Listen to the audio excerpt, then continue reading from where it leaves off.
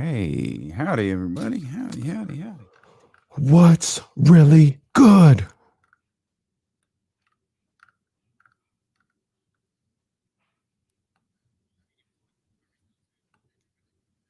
They just getting them for every little photo op, and that's everything.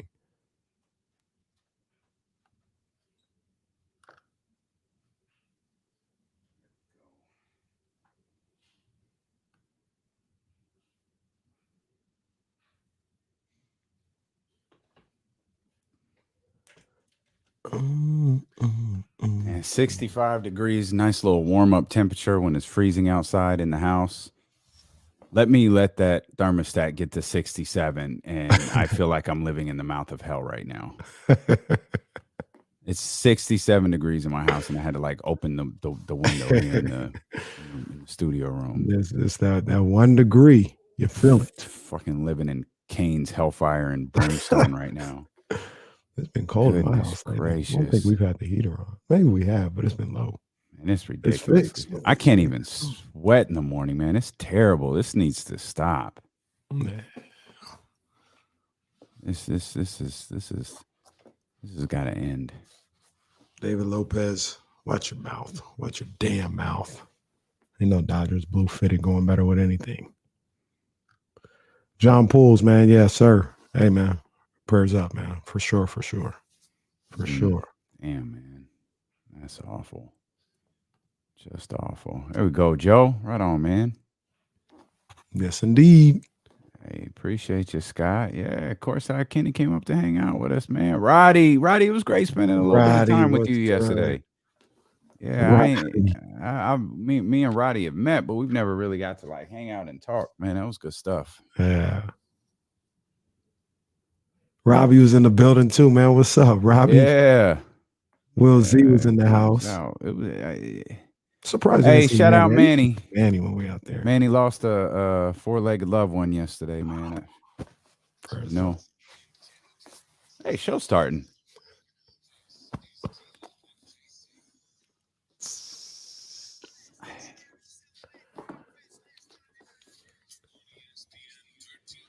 We made it to a Friday, baby. Welcome in here to D-Lo and KC, brought to you by McQueen and the Violet Fog, the smoothest gin in the world, handcrafted in Brazil.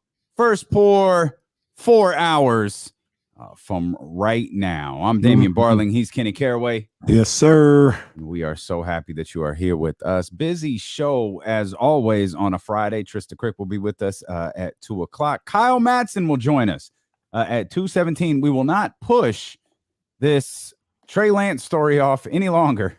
It's been on the rundown since Tuesday. Hasn't made the cut. There's no chance it gets missed today when Kyle joins us coming up at 2:17.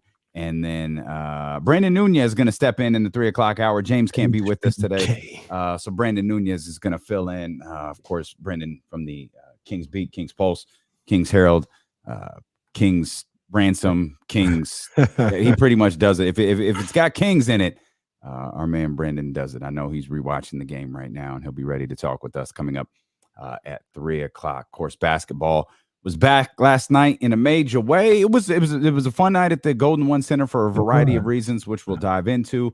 Big night from Domantas Sabonis. Felt good headed into the fourth quarter. Lively crowd, and actually like a lot of people there. And they're legit. It was hellfire and brimstone getting into the arena. I left the house maybe 5 minutes later than I normally do. Got to the arena about 35 minutes later than I normally do. Like between the traffic on the way and then the traffic getting into I was like, man, there's 93,173 people here. Like, is this WrestleMania 3? Like, where are these people coming from? Man, it was something, but it was quite a crowd. It was treated to some pretty damn good basketball until it wasn't. It was a sketchy lineup there in the fourth quarter, and that lead ballooned to double digits, and then really, really ballooned from there. And ultimately, no matter how many good takeaways we try to take from this game, it ended with the Kings losing. Tough loss. Tough loss because, all intents and purposes, they have fought to get themselves in the game and have an opportunity, to do a little something. And like you said, that lineup that they had to start the fourth, unfortunately, that wasn't it. that wasn't it. And with the team like Denver, with the player like Jokic, who I was sitting with Dame yesterday watching the game, and we just want to reiterate when we talk about MVP and we talk about, all these guys, by no means are we not saying Jokic isn't just a phenom, just a stud. Like this guy is amazing. We're not saying that. He is amazing. We're just saying let him be great. We don't need the extras. We need you to keep the same energy, like my partner would say in the MVP situation. But I say all that to say, last night, I mean, him and Sabonis were going at it, and Jokic is nasty, bro. He is nasty. You know what I give him the most credit for, and Deuce really pointed this out as we were talking. Domantas Sabonis came out late in the first half, the end of the second quarter, and Jokic got fat. He just started eating. He went back for seconds and thirds. It's like he started salivating with Domantas Sabonis left. And whether, there's definitely a size difference between those two, but Sabonis knew right away, hey, this kid Dame Jones, he ain't it. No. My man Damian Jones does a lot of good things out there on the court. Legs are too skinny to mess with with Jokic. It's going to be a while. And hey, Damian Jones, you're in good company, Father. By the way, I mentioned how hellacious it was getting into the arena for me last night. I missed the tweet of the injury updates, and I looked over at you like, oh, it's Dame. Okay. All right, let's watch this. I didn't realize till like halfway through the second quarter that Rashawn wasn't even active. Yeah, we didn't know until he came out in street clothes. Came to the bench. Kenny and I are talking about, man, Rashawn really ain't going to get any run today. And I look over, Kenny goes, "Is that Rashawn? Did the sweatsuit?" I was like, "Wait a minute, I missed the tweet. I missed the update from James Ham that Rashawn was out with back soreness." So I was a little bit relieved right there, like, damn, he ain't even going to get an opportunity coming out of the break to play.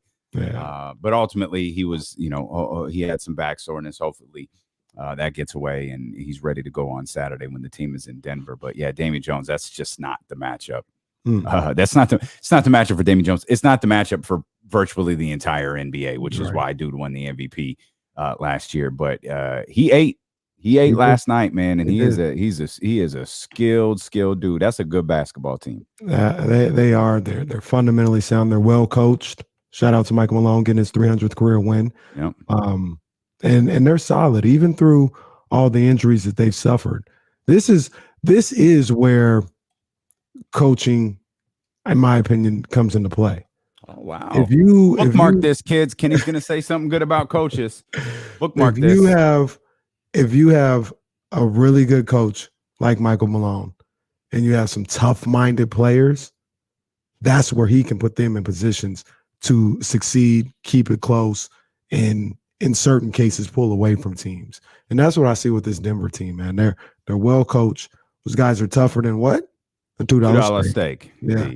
And then they've got this great ball player in Jokic, and that's a good team. That's a really good team. And the Kings, if they want to split these first two games, they're going to have to bring their A+ game on Saturday night in Denver. The sad, and I think this is perhaps this is one of the many frustrating aspects to the remaining portion of the Sacramento Kings schedule, especially when they play a team like Denver, is they can absolutely bring their A+ game against the Denver Nuggets. But if the Nuggets play their A game, it's the same result. Like they're going to have to force a team like Denver, and of course that's their next opponent on Saturday. They're going to have to force Denver into some mistakes. And as much as Nikola Jokic was eating last night, maybe let's not let Will Barton stuff himself at the buffet. And I think that was the most glaring thing, like, because we were marveling particularly on the offensive end. We were watching the ball move. Like we were whether the shot was falling or not. And for the most part, I think the Kings shot 50%. They did. That's probably this is another game to add on to one of those Will Z stats where you have a team that shoots as well. No, they were 50, 30, 83. It wasn't that outrageous, but they did shoot 50% from the field. But we saw the ball moving and we're looking like, man, this is I've already taken one L using this line, so might as well take another. Yo, this is different. Like this is a different basketball team. Like it's not the same basketball team like you see it. Just visually, if nothing else, this team is different. Mm-hmm. The problem for me, the problem where they're frustratingly the same is they're still not good defensively. Right. And adding a good defensive player like Dante DiVincenzo, that's not going to be enough. Right. And that was glaring yesterday. The one thing that I came away feeling yesterday is there needs to be a mentality switch with how they play defense. They're attempting, they're trying, but they still need more horses on a defensive end. And I just think there needs to be a bit more of a focus on the defensive end. I really do. And I think that's something that, has to be a collective group effort between the players and the coaches and the coaching staff, and saying, look, we're going to score. That's not an issue. We have the offensive weapons.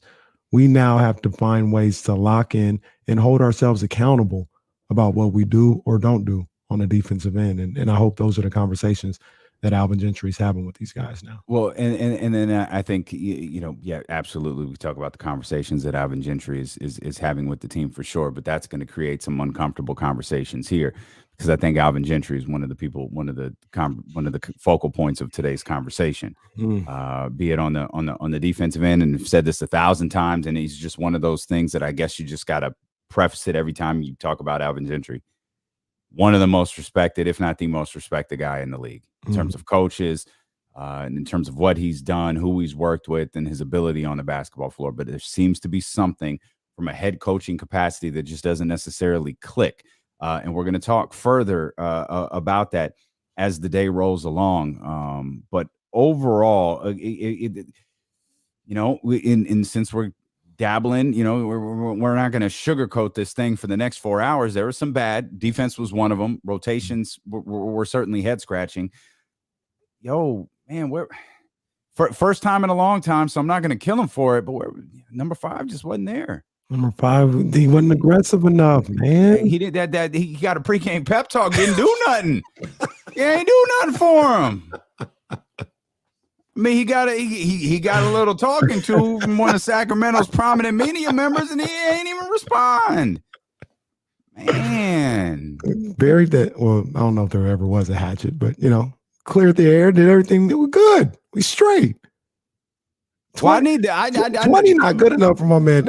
I need 25 a night from him. 20. He's listening. And the 20 was a little he's late. listening. So talk to him. Yeah, the 20 was kind of fake. Yeah, like he had 14 halfway through the fourth quarter. Yeah. So just ain't it. Like they can't survive. But like, I will say this about him and his game last night. I still want to see more, but this is what I talk about. The shot attempts is, says a lot for me. 18 shot attempts last night, 9 of 18 from the field. I don't think that's terribly bad. The thing that he was missing yesterday was the 3-point ball. He only had 1, but only 2 free throw attempts. Yeah. You know what I mean? Like you see stat lines from him like that, and he might have 7 free throw attempts, and that gets him to 25, 26 points. Only 2 last night. Get back to attacking that basket, man.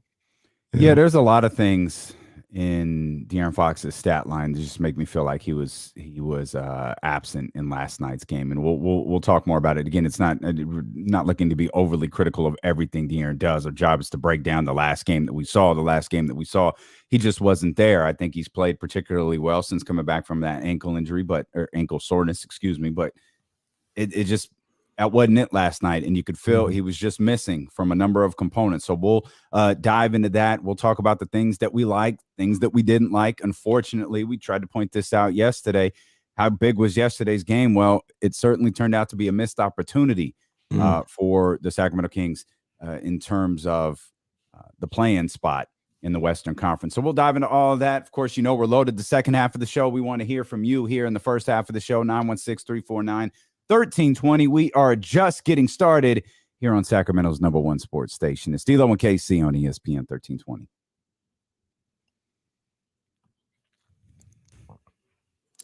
Did you guys see this story about the new Sacramento Monopoly? Like the game. No. Oh, no. They're coming out with a Sacramento version of Monopoly. I did not see this, no. Now, I don't need anybody in the chat's snarky comments about what are the first places on Monopoly? The first places? Like the very first properties. Oh, I don't know. I don't remember. Anyway, I don't need you guys in the chat telling us what those places are going to be. We don't need any disrespect towards Antelope. But what's Park Place and Boardwalk? Park Place and Boardwalk. Baltic. Thank you, Keith. Yes, we don't need anybody calling Antelope Baltic. What are those? El Dorado Hills, Fabulous 40s. I was about to say Fab 40s. Where does Southland Park fit on there? Is that? But isn't Park Place and Broadway like bad buys on Monopoly? Like everybody wants to get them because they think they're prestigious, but like it's like a money sucker. Isn't that El Dorado Hill?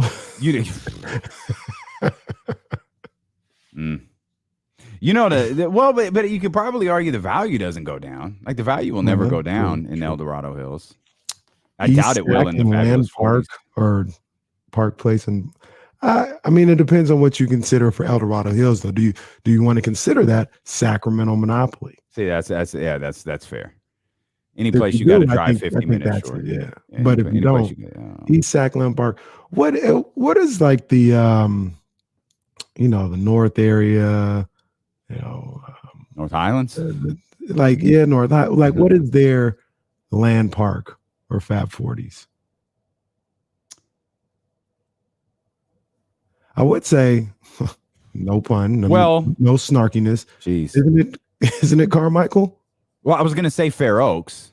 Yeah, wherever Jesuit is. Yeah, I was going to say Fair Oaks. So Fair Oaks, Carmichael. Yeah. Yeah, wherever. I remember, I didn't know this for a long time, but I did something in that area around Jesuit. And, I would just go there and go to the games. I've never been in the neighborhood, but this time I had to go to some neighborhoods there. Man, they have some houses over there. Yeah. Like sneaky. Yeah. They're like busheled around. I think that's where your boy lives. Your favorite GM or lives or lived. I think Vlade and Paige are both. Yeah. What's that area called? Arden Hills? By the country club? Yeah, somebody said that right now. Yeah, it like over there, I think that's where Vlade and Paige lived. Dave Garcia, no, sir. No. Well, it's not true. I mean, man ain't wrong. Not true. Man ain't wrong. Granite Bay, that's too far away. Can't be in Sacramento Monopoly. Yeah, that's Placer County Monopoly.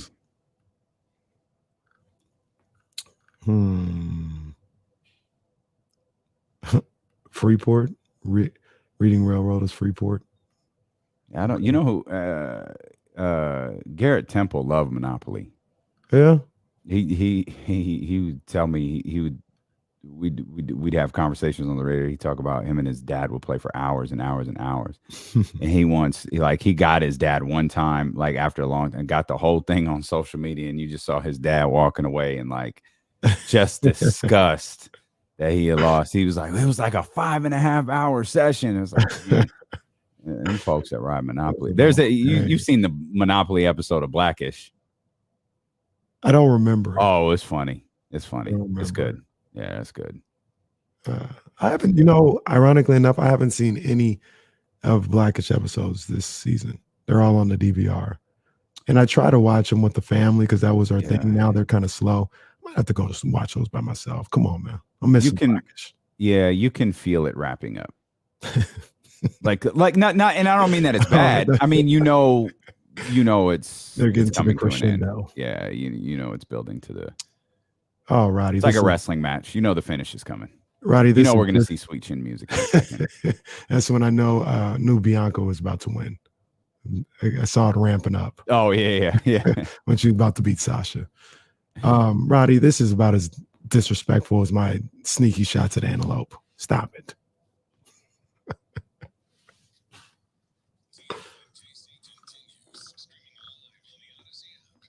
Live on the Odyssey app, live on Twitch, YouTube, live on Facebook as well. Search ESPN 1320 on Facebook and hit the like button. Even if you don't like Facebook, like ESPN 1320 on Facebook, you can watch the show live there.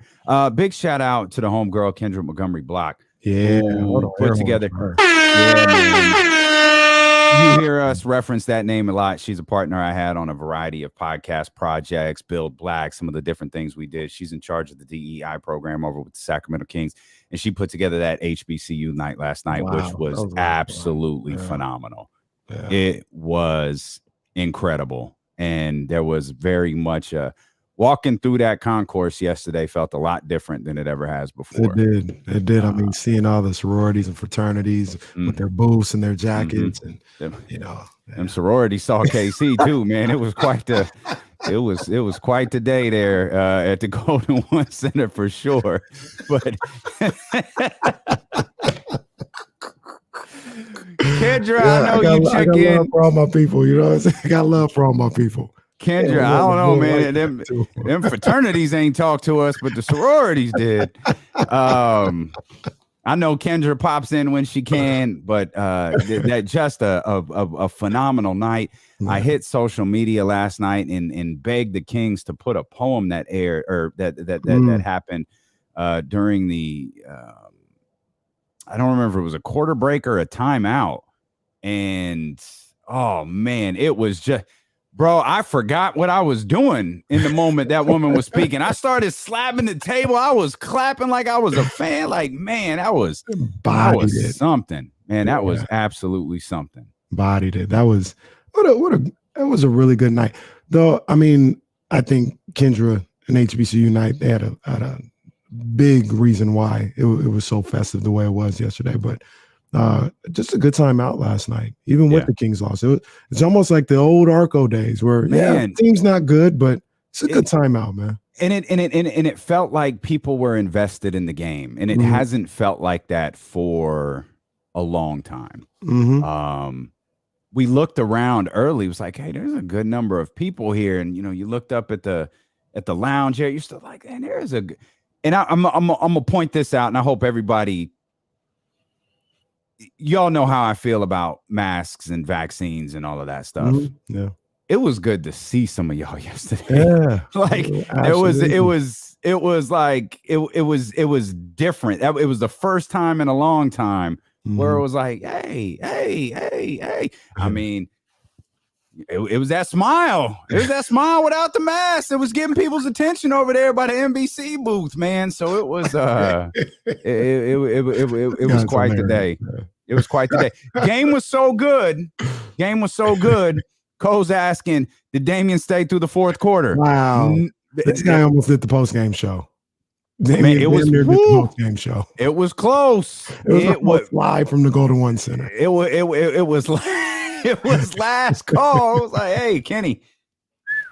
Boy, like, hey man, I had to go back and watch this morning and figure out how the hell the lead got to 20. Like, come on now. Yeah. But yeah, an amazing night. And Kendra texted me. She's listening. Kendra, you bodied last night. I can't wait for next year's. For next year's now. We doing this again. You make sure the Sacramento Kings, we are absolutely doing this again, man. They made me want to just enroll in a summer course at Morehouse, online, go pledge real quick and be involved next year. I need to be in somebody's booth. Hey, don't be surprised. Don't be surprised if I come in on Monday. Hey, your boy, you remember that course I was telling you about at Jackson State? Yeah. Yeah, I spent $15,000 for an online degree just so I could say I went to an HBCU. Got Casey.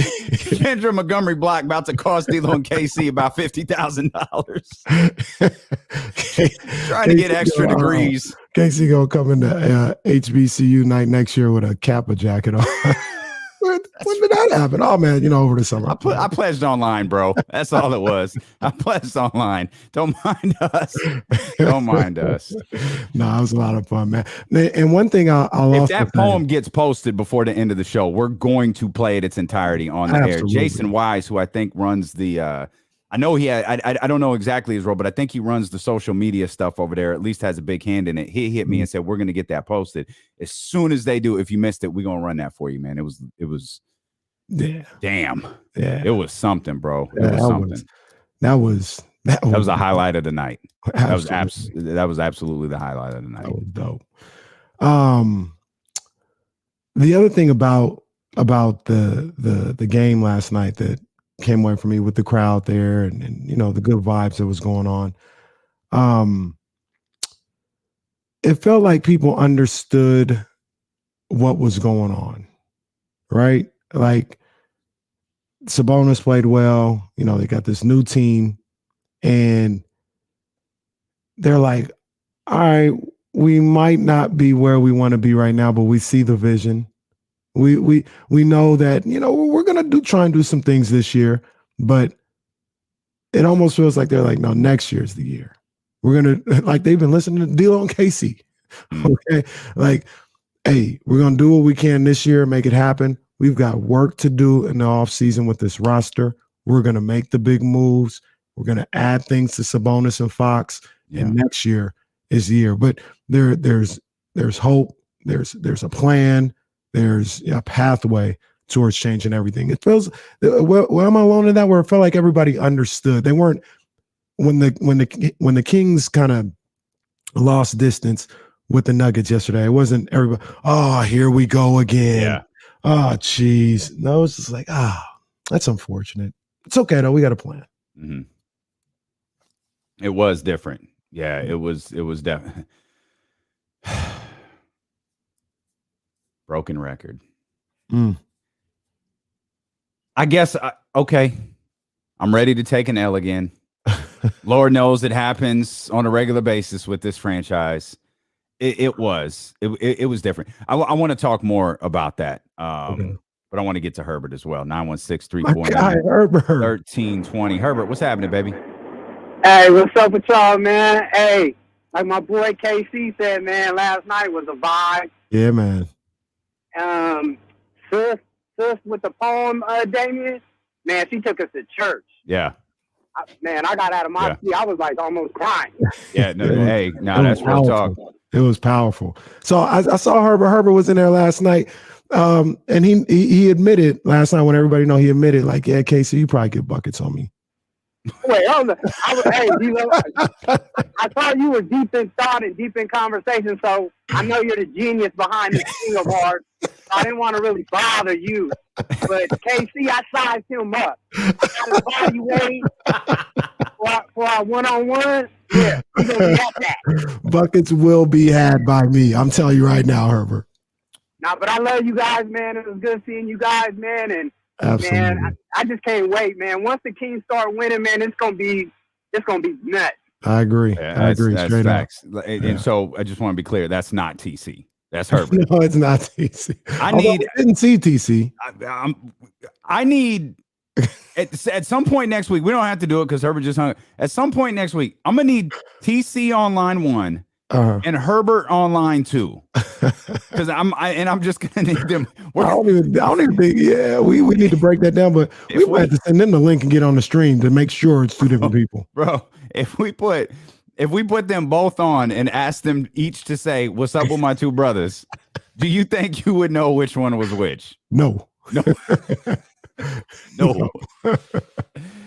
Yeah, man, it's a great point by Herbert right there, and I think what Herbert was saying too is I think it speaks to, did anyone who went to the game last night go in thinking, all right, let's go 18-2 18-4. That's what we about to do. You know, playing time. We're going to get the 8 seed. Like, nobody went in thinking that. Shoot, you was going against the Denver Nuggets. You're going against the team that's competing at the, you know, for a playoff spot, like a real playoff spot.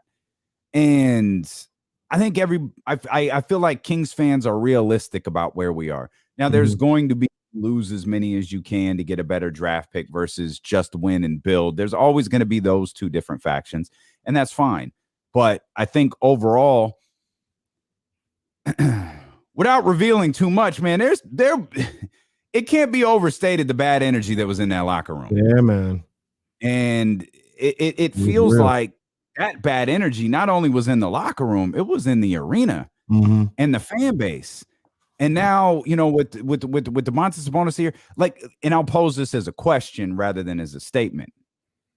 Do you feel like, and this question is for Kenny, and this question is for everybody watching or listening, do you feel like this franchise is taking a step forward?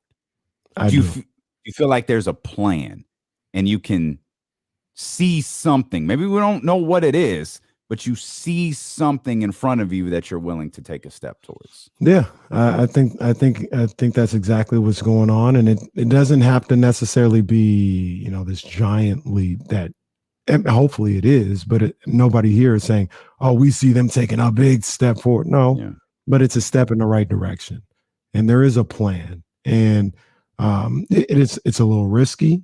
You know, you got to make sure you hit on all your stuff. I have all the confidence in the world that my guy, Young Monty, aka Money McNair, is gonna take care of business. Your new BFF.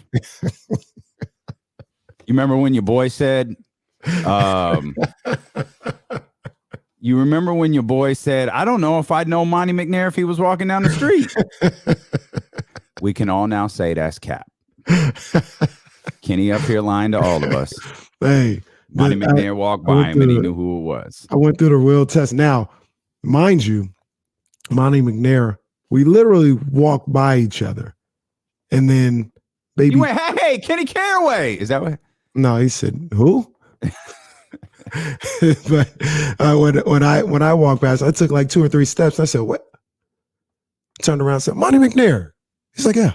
I was like, hey, how you doing, man? Kenny Caraway. D-Lo and KC, ESPN 1320. Oh, yeah.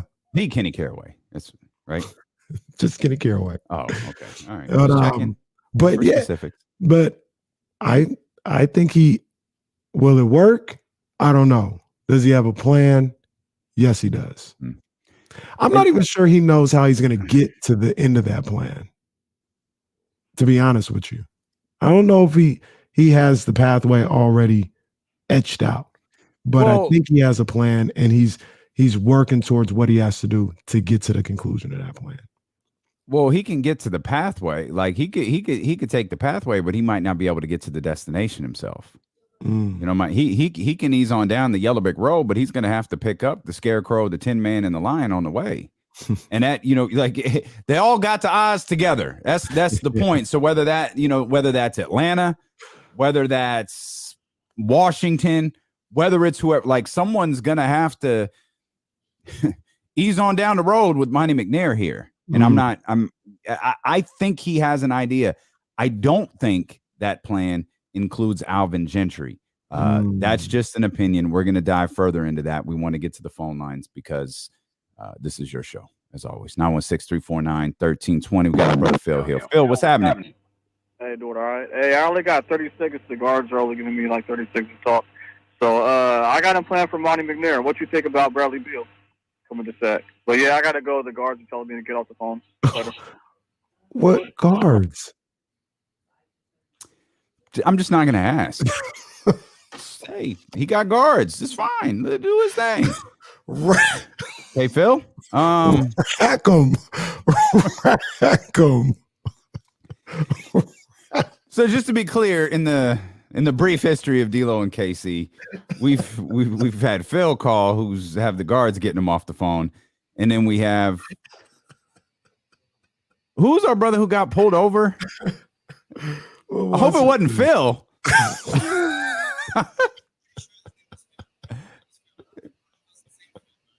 Maybe Phil's working a bit. Maybe the next time he calls us, he's going to be on the electric chair. Hey, guys, I got to go.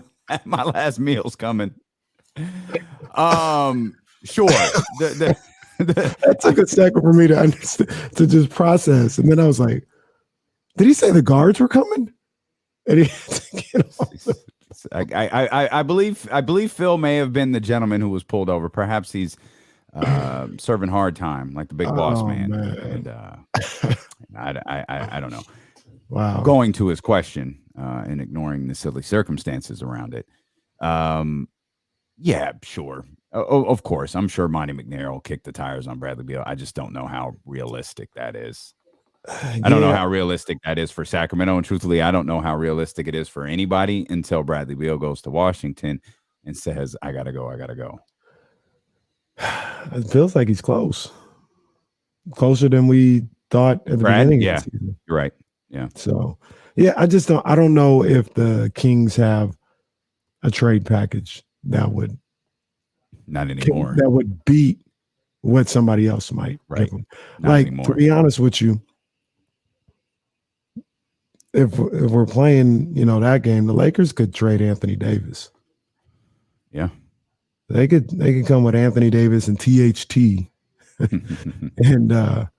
and that might be enough to get Bradley Beal. You know what I mean? Like, I think there's at least a couple of teams that would trump whatever trade package the Kings just but I don't mean, have I would love to. The Kings, any acquisition of that caliber, you already made.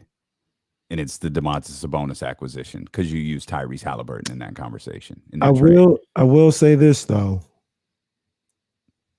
Nah, that's not enough. I was going to say Davion, Rashawn, this year's pick, which will be a top 10 pick. Okay. Because when I talk about the Lakers, you probably got to throw in another pick. Yeah, you probably got to do two. But when I talk about the Lakers, just threw them out there hypothetically, they don't have a pick to give Washington. Washington will literally be getting Anthony Davis and THT. And yeah, it's still probably I wouldn't even do that if I was Washington. That's what I'm saying. That ain't the deal. Yeah, that ain't the deal. That's leading you to nothing. Yeah, that's leading you to nothing. So I don't think that works. That's all they got. Yeah, I don't think that works. I mean, the other thing about it is, as much as this nauseates me, Golden State could put together a better package than Los Angeles could. Golden State, they can put together.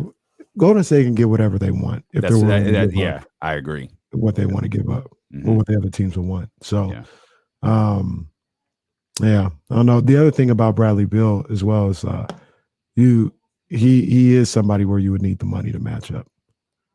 Right. And I'm not sure how much he makes right now. I want to say he's probably in the 30s. But I think he's getting close to the end. I can't remember when he signed that extension. I think next year is his last year. That's my guess. Okay. We'll look that up.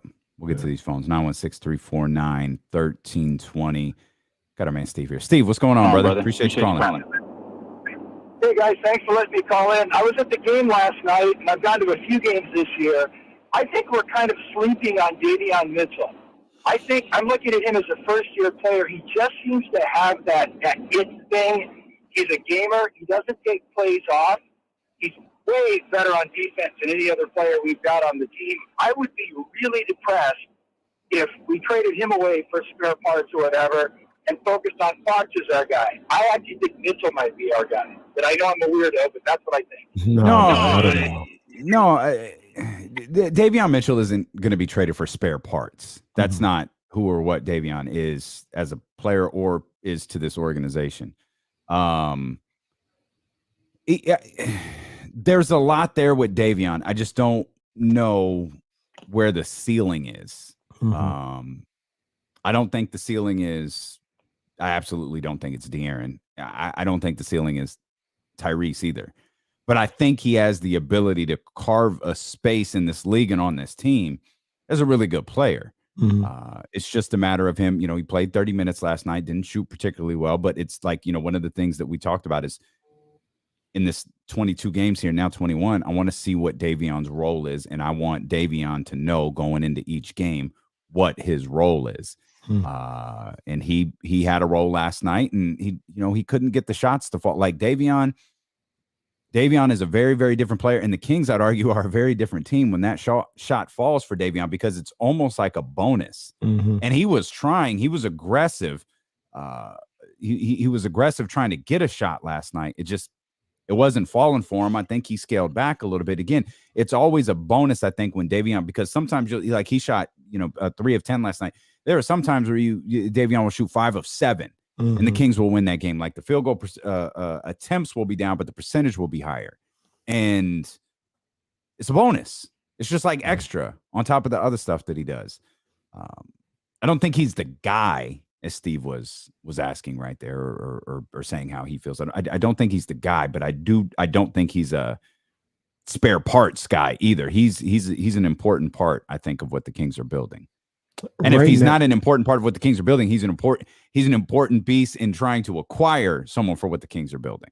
Yes, yeah, like you just mentioned, you're not going to get some random guy for Davion Mitchell. Like if you're trading Davion Mitchell, it's to get a big piece. You know what I mean? So I feel like that's the biggest thing with him, though, is the consistency in his shot. If he can find that, we got a really good ball player on there. I mean, he's already a good ball player, but he can go next level as either a starting 2-guard or a 6-man if he can get more consistent with the shot. Because right now, he's feast or famine. Like when he's on, he don't miss. That's right. When he's off, you can't throw it in the American River. So, like, he's got to get a little more consistent with his shot. He's averaging 10 points a night. That's solid, for a guy that's had a herky-jerky rookie season as far as like your role and your minutes played and things of that nature. But I point out too, him, it's going to be for a guy that I feel could potentially be an all-star. I point out too, I know he's older. Doesn't mean he's done growing. He's an older first-year player, but he's still just that. He's a first-year player. Yeah. Like he still has some growth that he could do. 916-349-1320. Real quick, Bradley Beal. Let me make sure I understand this right. Jesse, Bradley Beal has a $36 million player option for next season, and then he's a free agent in 2023. Okay, gotcha. 916-349-1320. Ryan, what's happening, brother? Hello, Ryan. Oh, hey. How's it going, guys? What's up, Ryan? All right. So I have some questions about the defense because, I know we got rid of Bagley and Buddy that were, really bad defenders and brought in DiVincenzo and Holiday and stuff. And the defense, the individual players are a lot better. But I wonder how much of the defense being bad now is more scheme than anything, because it seems like when the offense passes the ball a couple of times around on the Kings, that they do so much switching that there's always an open man for 3. And so I wonder how much more it's to scheme than anything. Now, I know we have a new defensive coordinator, or whatever you want to call him. I think he's the short guy on the bench that kind of looks like Hornswoggle a little bit. But it's just I kind of wonder how much it's more scheme than anything now. Yeah, I think that's a fair question, which is kind of brings us into some of our concerns about Alvin Gentry. Thanks for the segue. Yeah, nice. I mean, Ryan's riding with the rundown here. Ryan, we appreciate you, buddy. Alvin just, I don't know if defense isn't a focal point of his, isn't a strong suit for his, but it's a below average defense is a characteristic that follows him from team to team to team. Yeah. Whether you believe various New Orleans Pelicans teams were talented enough to win, whether you believe various Phoenix Suns teams were talented enough to win, none of those teams have a hallmark of defense. And I'm not asking for a Tom Thibodeau situation in here where all of a sudden the Sacramento Kings are giving up 80 points per game or something like that. Like there's a happy medium here between the two. I'm not saying I wouldn't love for the Kings to be a great defensive team, but I'm not trying to do the gimmick where you go from one extreme to another. There's got to be a happy medium somewhere. Hell, Mike Malone might be that happy medium. You know what I mean? And I'm not, you know what I'm saying? That type of coach, like the type of coach Mike Malone is, he might be that guy who can who can effectively run stuff on the offensive end, effectively understand who his personnel is, who they need to focus on, while still, hey guys, we're not going to let things lapse here on the defensive end. Casey, we got to talk more about that. We got to talk more about, defense coaching. We got to talk more about the missed opportunity that the Kings had last night, as well as what's ahead. And of course, we want to hear from you on this Friday, 916-349-1320 in Stilo and KC, brought to you by McQueen and the Violet Fog, the smoothest gin in the world, handcrafted in Brazil, here on Twitch, YouTube, Facebook, Odyssey, and ESPN 1320. I didn't even realize it was 42.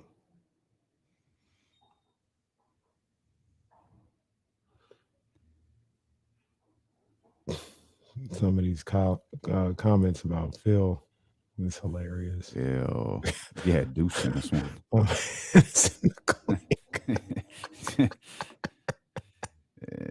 Yeah, I don't know, dude. I don't know, bro. Oh man, I watched the beginning of the Deuce and Mo podcast twice. It legit made me laugh. I saw you tweet about it. You gotta go watch it. Like, I can't do it justice. It's pretty funny. Deuce asked Morgan a simple question, and Morgan just, she was like, I don't give a fuck. You asked, I'm gonna tell you. It was funny. She made me laugh on like 4 different occasions within like maybe 45 seconds. I gotta check that out. No, it's funny. It's funny. Pac-Man, Wacky Pack. It's for the Office fans out there. Oh boy, what you got going on this weekend, Davion? Nothing. I got nothing. Got the gotta help my mom out. I'm doing some work over at the Sacramento Black Expo. Oh, there you go. Sac State. Mm-hmm. I haven't been to the new State, huh? Okay. Well, what a coinky dink. What a coinky dink. Hey man, I didn't put it there. Mm-hmm. I haven't been to the new Black Expo. They're not calling it that. That's what I'm saying. But what I do know is the Black Expo, when it was at Cal Expo in, I don't know, what is this? We're talking 02, 03, 04. It was one of them events. Yeah. Saturday was one of them events. Yeah. And I was like, yeah, Mom, I'd definitely go to the Black Expo with you. Yeah. You need my help. I got you. They had a fashion show on Saturday. They had I feel like they had some, it wasn't like no names, but they have some musical artists. Like it was one of them events, boy. Between Cheryl and Elk Grove and Kendra, boy, we got the Black community on lock with those two queens, man. Come on now, we everywhere. They ain't never there. There ain't a Black person in Sacramento we can't find because of Cheryl and Elk Grove and Kendra. We just connect those two. That's the book here. Absolutely, Michael, fam. Those things went back on Monday. They gone. And the only reason they went back on Monday is because I didn't feel like leaving the house on Sunday. Them things is gone. Tragic. Gone. Yeah, I tried to read up on this NFT. I just NFTs is just not my thing. So I saw a lot of people messaged about it, and I caught up on it, unfortunately, through a Darren Ravel article, and it was like, oh, that's Darren Ravel. Yeah, it's not good that I had to read Darren Ravel. I think Shawn Michaels is a better wrestler. I also think Shawn Michaels is a massive asshole. And I think Andrew asked me this yesterday, and he's a big Bret Hart fan. And I said, he asked me, and he said, Bret Hart or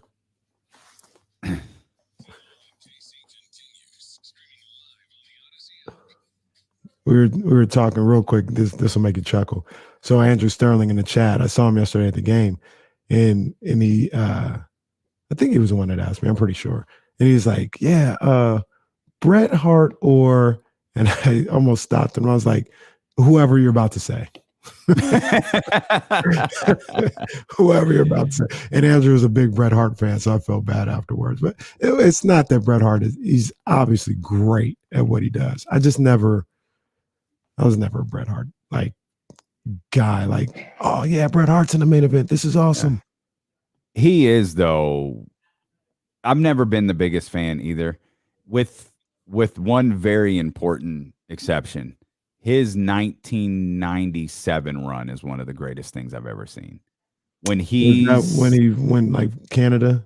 Yes. Was that? Yeah. That was really good. That was really, really good. That was Bret Hart at his absolute finest. Like being a bad guy in America and a good guy everywhere else is just insane. Like I thought it was incredible. Nah, I do agree with you on that. He bodied that whole little. It was about a year and a half. It was about a year. It was a little less. It kind of ended. It didn't end with Montreal. It ended more like a little bit before.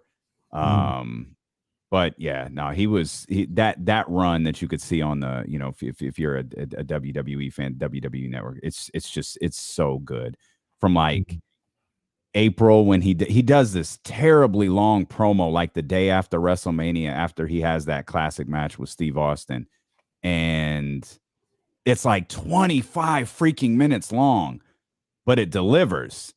And he did that. He did a great job. My only issue, you know what ruined Bret Hart for me, is I read his book. And like Bret's one of those guys who I don't think understands, like, he knows wrestling's not real, but he believes everything that comes with it is. And it's like listening to Bret talk about himself sometimes is really weird. It's cool hearing other people talk about Bret, but hearing him talk about himself is weird. It's like, if you ever heard Goldberg talk about himself, like he thinks he's Michael Jordan. Like he thinks he's LeBron James. Like it's like, fam, nah. No. So Goldberg is Draymond Green. Is that what you said yesterday? Facts. Goldberg is Draymond Green. Yes, Goldberg is Draymond Green. He just has a completely warped perception of who he is. The things I will say about, and we'll get back to sports because I know it's a busy. This is sports, pal. Still real to me. But you talk about Bret after that WrestleMania match with Stone Cold. Him doing that, they stumbled into that, right? Because the whole Stone Cold thing was organic. Sort of. Right? Yeah. Right. It was. So they might have made a decision within 24 hours to say, hey, let's try this. No, not exactly. It was built like you could sense it coming. And so they did the idea where Bret was starting to get booed. And the reason Bret was getting booed is because the way he was talking, he thought he was right. Like, when they did the 1997 Royal Rumble and, Stone Cold was eliminated, but he snuck back in and he threw Bret Hart over and he's like, you screwed me. Everybody screws me. And they're like, dude, quit being a little baby. Like, shut up. And he's like, he thought he was rallying people. Whereas everyone was like, dude, you're coming across like a clown. What are you doing? And then he got Stone Cold wagging his head, doing, saying things that to that point in wrestling hadn't really been said before. Of course, it would be taken to the extreme a year later. But at that point, that type of stuff hadn't really been said before. So I think they made the idea to do that. They did a double switch where within the court, the match starts and Bret's supposed to be the good guy and Steve's supposed to be the bad guy. And they work and they work and Steve is the bad guy and Bret's the good guy. And then at the end, they switch. Right when Bret puts him in that sharpshooter, that's where the switch starts. Because Steve doesn't give up. The crowd gets behind him. He's got the blood pouring down his face, which is a better visual than any movie could give you. And Bret doesn't let go. And that's the moment where Steve's the good guy, Bret's the bad guy. They did that really well. Shamrock pulls him off of him and he steps to Shamrock and Shamrock's like, let's go. And Bret looks at him and he backs off. Yeah. And it's like, oh, now Bret's a little bitch. Okay. Like, all right, cool. Like, that's what it is. So Bret's the full-on bad guy at that point. Steve gets up. He's stunning guys, pushing guys around. He's got blood pouring down his face, but he's walking to the back. And that's where Probably the most important switch in professional wrestling history happened. That's where wrestling storytelling is just like, that's the when way you described it, the way they planned that out. I mean, it was just, they did it knowing this is how we would react to everything that was being done. When you do it right, it's beautiful. Like it is a tremendous story to watch.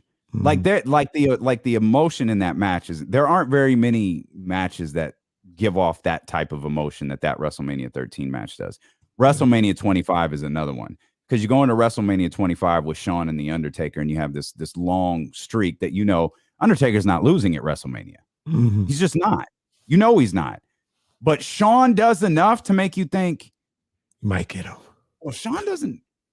Is he going to get him? And that match was so beautifully told. It was like you think the outcome, but then they make you question it, and then you ultimately get an outcome that makes you satisfied with the overall story. It was just good stuff. Good stuff. Bret Hart, Niners fan, and he would have enjoyed the game last night. Why? Were you trying to transition us back? I'm trying to figure out why he would enjoy the game last night. The game. Oh, okay. The same reasons we enjoyed the game. He would have enjoyed the game last night. He would have enjoyed the hell out of the game last night. That's big facts. Bret Hart, accurate. You're going to have to read between the lines of that one. But if you walked across the concourse, that was a hell of a game last night at the Golden One Center, man. That was Golden One Center at its finest last night. And we saw some good basketball. I'm anxious, I wonder too if it's like absence makes the heart grow fonder. I think so. I think that had a lot to it feels like the King hadn't been around for a long time. Right. So and remember, the last game was the Sabonis game. Yeah. Last time they saw right? him. Yep. Is that right? The last game was the Domantas Sabonis debut, which no one planned for. Right. So it was like, I'm going to go show. And now they're gone for, 11, 12 days or whatever it is. So you got your chance to there's a good chance, whatever that first game back is. I think it might. Oh, it's New York. It's New York on a Monday. Yeah. Could be sneaky lit on a Monday night at the Golden One Center. And I don't, we don't do this here in Sacramento anymore with looking at the schedule. I'm just saying, if the Kings play well, it sets up to, the Kings are back home and they're a game and a half out of the 10th spot. Honestly, I don't even think that matters. I think there is an excitement around this team. And again, maybe this, and that's why I posed it as a question. Like, are you excited about this team? Maybe that's something we should put up on YouTube. Are you excited about this team because you feel like there's a direction? Are you excited about this team because you feel like there's something to be excited about? You don't have guys who don't want to be here anymore. I mean, this team been going, like, you see two teams lock arms together with Alex Lynn yesterday. That's something like, we throw around the term, hashtag Sacramento proud all the time. That's something that's making headlines across the country right there, what those two teams did last night. Yeah. And like, I think it feels like for the first time, whether the talent level is there or not. And the fact is, and this is what we'll dive into, it's not. The talent level is not there yet. The distractions, the I don't want to be here's, the get me out of here's, the agents, the near trade, that stuff's gone. I can guarantee you that's over. I can guarantee you that's over. Thank you, Mr. Halliburton. And obviously, we're not talking about Tyrese. He wasn't the problem. Yeah, you and your son was not the problem. He, in fact, was not the problem. Yeah, but no, you're right. And here in Sacramento, we talked about it all year long about what this fan base and what this city is all about. Like, you can lose. We've seen losing basketball. Just show us you give a damn. And that team out there, since this trade has been made, I mean, they're busting their ass out there. Like, they're really working hard to try and win a basketball game and turn their season around. And we appreciate that. Do we want you to win? Absolutely. If you lose, are we gonna Kings fans ain't gonna boo a team that loses, that just loses. They'll boo if we don't think you're trying hard. They're gonna boo a team that don't give a damn. Yeah. And this team, for 50 some odd games, however many of them were at the Golden One Center, 40 some, they didn't give a damn. And it was infuriating. It was infuriating for man. I'm having all sorts of revelations. We probably should point this out too. I kind of made the remark how it was great to actually see some people last night. That may very well play a part in it too. I know there are still. I think testing is still a part of it. I'm sure vaccination is still a part of it. But the environment within the arena was very different, and maybe that played a small part in it as well.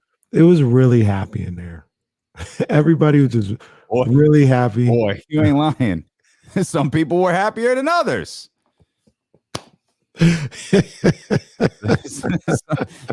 There were some people at the Golden One Center last night were happy. Some people at the Golden One Center last night were elated. It was a good night. It was a good time out. And you know what? This is what I talk about.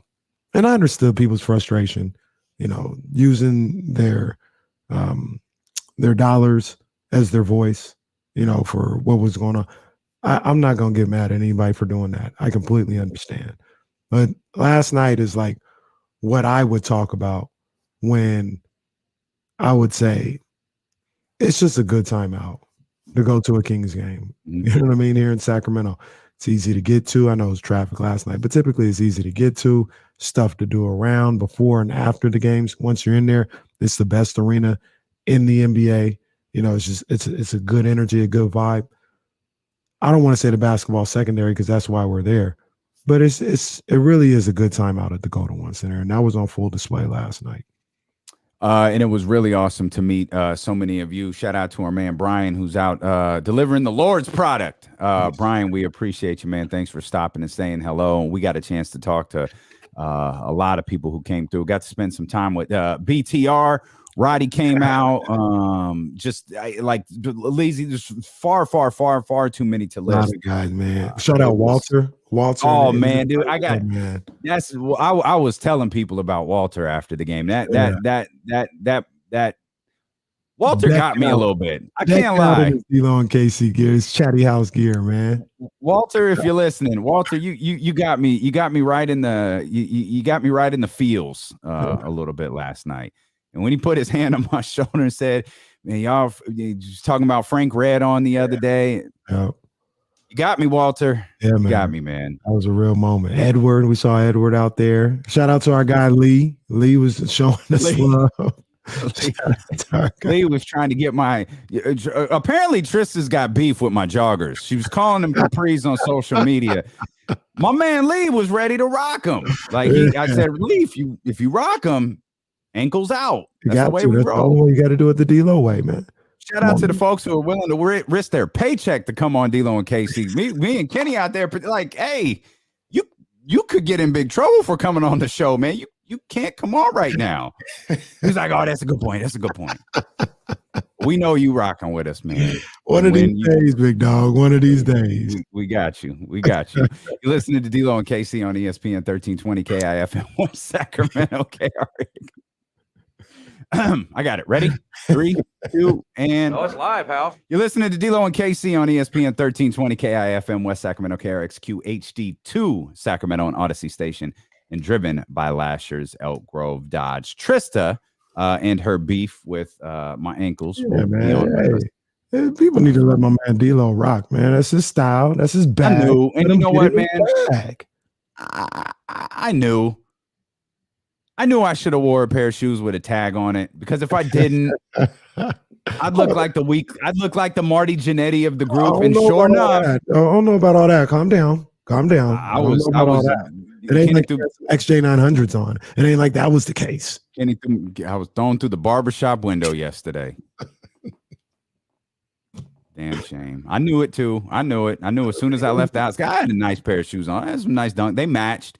They went with the, wrong with the shoes, the B history, hoodie and the pants. And it's like, this is a good look. And I was like, this dude's gonna have a tag on, man. I know it. Sure enough, we're talking. I ain't thinking about nothing. And we at the table, and I kind of glanced down. God damn it. I knew it. And then I didn't want to go nowhere anymore. I just wanted to stay with my feet under the table. My partner making me look bad. Shout out Rico Hines, man. I was talking to Rico before the game, man. talking to everybody. Ensemble. You get to do that now. Right? That's You get to see everybody. Saw our guy Doug, dapped up with him for a quick second. That is one aspect of what I do that I really, it's a small aspect, but I really enjoy. Like the Queen Bee, she gets upset, 7:00 game. I'm like, yeah, I'm leaving at 5. Why are you leaving at 5? It takes you 15. Nah, I like to go down there for the game. Like, talk to the people, get, smooths and stuff like that. And with the start of the season, that was kind of cut out. Like you kind of see it, and maybe a quick little fist bump as you guys are crossing paths, but you couldn't get on the court. And now, you're down there and you get to talk to, some of the players and some of the coaches and stuff like that for an extended period of time. I really enjoy that aspect of everything, man. So yeah, I talked to Rico for a quick second, man. It was good catching up with him. Good stuff, man. Good stuff for sure. Do you think there's because we got asked this yesterday, and I think the way we were talking about, particularly on the offensive end, should we still be talking about chemistry and this team gelling together, or does that, given that the All-Star break is behind us, and I know All-Star break was like a lot of days, it was only 2 practices, but do we got to kind of put this feeling each other thing out behind us? And it's like, no, like it's enough now. You guys have 4 games, a couple of practices. Now it's 5 games, a couple of practices. Like the chemistry issue, like fine tuning stuff for sure, but the project shouldn't blow up. There shouldn't be any explosions in this project. I don't know, man. I feel like the number that comes to my mind, it's an arbitrary number because, you just feel it when you feel it as a group, but about 10 games, and one of the things I would say is the All-Star break might have hurt that a little bit. You know what I mean? If they had those 3 games and got to play all the way through, no All-Star break and, had 2 games and then this game up here against Denver, that would speed up the process. But whatever symmetry you were gaining going into the All-Star break, it was a pause. Yeah. Now you had to re-pick that back up in practice. And practice is one thing, but it's not the same as a game. And this is kind of, one of their first games together again. And Jeremy Lamb played last night. I don't think he's played with DiVincenzo because he was hurt before. He might have played. I think he was hurt. I don't think he played in the Washington game. So, there's little things like that they got to get a feel for. Davion Jones hasn't played much with these guys. Yeah. So that's a good point. I was keep thinking who was injured, who wasn't around, Davion Jones just wasn't playing. Mm-hmm. And he played last night. And that's, God bless Rashawn Holmes, man. He just can't, like, season from hell, man. And I don't know what last night, and I think that's the biggest frustration. I don't know what last night would have looked like had he not been ruled out with back soreness before the game started. Mm-hmm. But we ain't gonna find out. Like I guess we'll wait and see what happens on Saturday. Hopefully, when it's a back, it's always okay. Like you're literally monitoring it day to day. Right. What type of, obviously it was enough discomfort for him not to play last night. So, that was certainly one of the disappointing aspects of last night's game. Win or lose, one of the disappointing things that I was really looking to see. Davion's role was one of them, and how they were going to try to get Rashawn Holmes going here or for the final 22 games. But as you just said, has been the case for Rashawn Holmes. It's just just can't happen. It's like when you used to be in grade school, you go to do double dutch. You just can't. You can't get. Timing is everything. You can't get in. I was really good at jump rope, but I can never do double dutch. It's the entrance into the 2 ropes that's hard. That's the part where Rashawn just can't time it right. He can't get in there and start double dutching. Poor guy's had the season from hell. I feel bad for him. You know what I mean? Nothing has gone his way, and nothing has been his fault. Like, he hasn't been reckless or negligent with any of it. He's just had bad luck. And the one thing I talked to you about it yesterday, one thing that I am grateful for Rashawn is that this happened after he signed the contract. This didn't happen in his contract year. Yeah. So, not a lot of people will feel the way that we do on that, but just what we're saying is we like Rashawn Holmes. He busts his ass, and He deserved that. He deserved, he deserved to get that money, and he's going to wind up being a good ball player. Whether it's here, whether it's somewhere else, if he could find his role here, dope. If he can't, he's going to land somewhere. Like I think he has a lot of skill to him. I think he's a good dude. Even all of that aside, just as an athlete, I feel for athletes who have seasons like this. Like I felt for Marvin when he would go through this regularly. I feel for Rashawn. Like it's just random thing. It's not like a torn ACL where it's like, all right, season's over, or popped Achilles. All right, I'm out for a year. No, it's he raked his eyes, McMahon, as you said last week. He got the old Roddy Piper to the eyes twice. Then he got the health and safety protocols, and now he has back soreness. Yeah, and that's and I thought last night was going to be an important game for him. Yeah, and that's not even taking into account, whatever personal things are going on with them that are unfortunate. So, man, rough season. You mentioned Marvin Bagley. The Marvin Bagley led Pistons with a big win last night. You see that? Yeah. Who did they beat again? Because I feel like we pointed it out. That's right. They beat Cleveland. What Marvin go? 32? 34? No. Oh. It did go for 16, though. Okay. 16-4 for Marvin off the bench. And that's man, that's the Detroit beating Cleveland. That's a wild one. Yeah. That's a wild one. Unfortunately, go ahead, partner. Sorry. No, I was just gonna say, I mean, Sabonis is what do you have? 33-14, 33-14-5. So downplayed. Can you imagine if Tyrese Halliburton had that? Oh yeah, I would in a loss. They be going crazy over Tyrese in a loss all the time. I wasn't gonna bring that up, but it crossed my mind. I scoured social media a little bit, and I was like, hypocrite. Y'all ain't tweeting about. Okay, all right. Y'all don't want to tweet about Domantas Sabonis. That's okay. Go ahead, watch the Pacers, tweet the box score later, and see what happens. But yeah, no, I definitely thought that as well, for sure. Sabonis was a problem yesterday, man. They did everything through Domantas Sabonis, and rightfully so. Like I love the way the offense flows when they get him the ball first. Why do we keep landing back here on Alvin Gentry? Bro, what I feel like Alvin said, and please correct me if I'm wrong. You, Jesse, anybody listening, correct me if I'm wrong. Didn't Alvin say we're gonna work to keep De'Aaron or Sabonis on the floor? Like one of them is gonna be on the floor for the entire game. They're not gonna sit at the same time. They in fact did.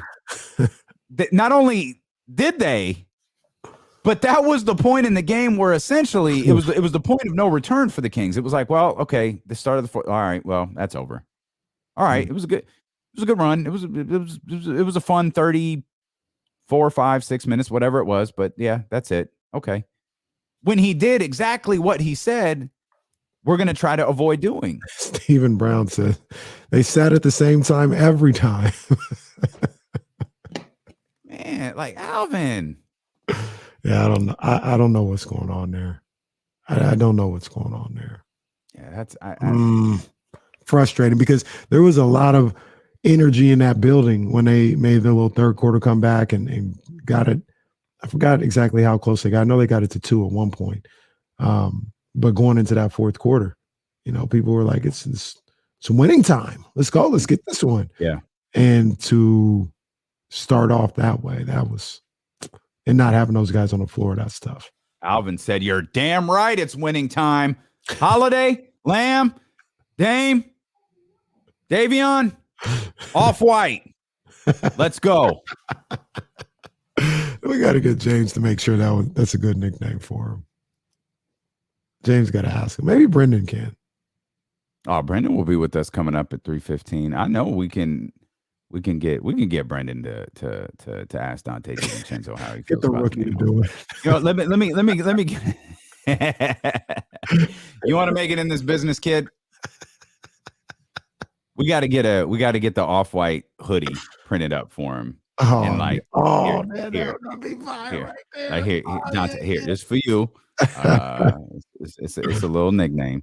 Yeah. We'll talk to Brenden about that when he joins us coming up at 3:15. We still got Kyle Matson set to join us. We got Trista and her beef with my jogger. She said we got to talk about blocker. this. She sure did. And your boy co-signed it. Oh, The professor. come on. The professor posted his favorite gif of Michael Jordan looking at the iPad and cackling. The professor is an S starter. Oh, 100%. 100%.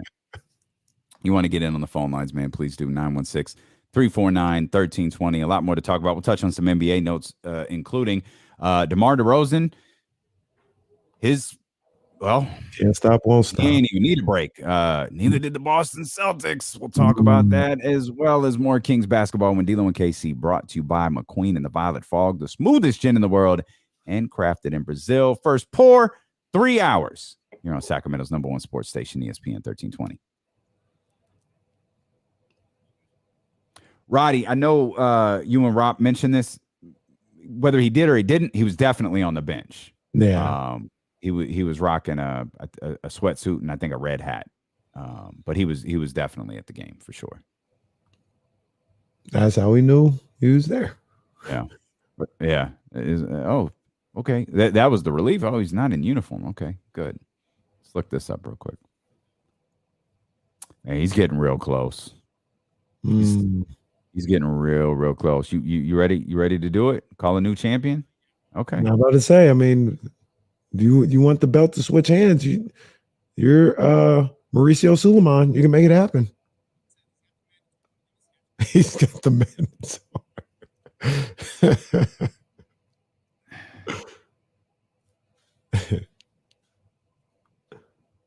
I'm not even following my guy Pino.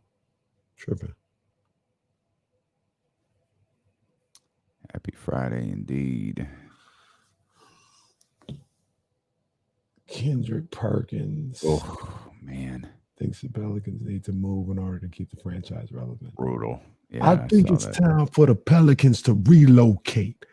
A city like Seattle, a city like Las Vegas is more deserving of a basketball team. Big Vucevic. It's my jam. I always want to relocate instead of adding teams. There you go, Dr. David. Oh yeah. I don't know if y'all have the Vylon also, and I don't know what made me do this. I must have seen it on I don't know why I did it, but you take some of the Bumbu original and you top it off with the Vylon. Bumbu original. Mm-hmm. I think I might try that. Well, I got to get up early tomorrow. I have to try that on Saturday. Yeah. Huh. Yeah. Okay. Yeah, I like that. Yeah, it's good. It's good because the Vylon has that extra little, almost like cinnamony kick to it. You put that on top of the Bumbu, man, it's perfect. I haven't had the Vylon. Oh, there you go. Yeah, man, I haven't broken out a cigar in a minute. I always want to smoke a cigar, and then I remember I don't like smoking. So I usually have a bunch of cigars for when the crew comes over, but I don't ever. My cousin's a big dog in here. What's happening, Murph? Yeah, Murph is good. Murph in Vegas, right? Yeah. Murph, what's going on in Vegas, man? What's good, man? Get that Airbnb a room at Murph's house. Murph, you guys ready for NBA basketball? It's coming. I don't know if somebody should move. They should just expand. We have like the Omaha KC Kings YouTube guy in here. I saw something yesterday or the other day where they sell Kansas City Kings merch like in your local sporting store in Kansas City. And they say it does really well. Like it sells. Obviously like throwback jerseys and stuff like that. But yeah, Kansas City Kings and then, a jacket with the red, white, and blue. Kansas. Yeah. Okay. I don't know if they talk about they should bring NBA back to Kansas City. I don't know if that's a I don't think we need to do that. I don't think we need to do that. But if they have the delegation set up, they can they get cities like that. Pittsburgh don't need basketball. Neither does Louisville and Kansas City. No, not at all.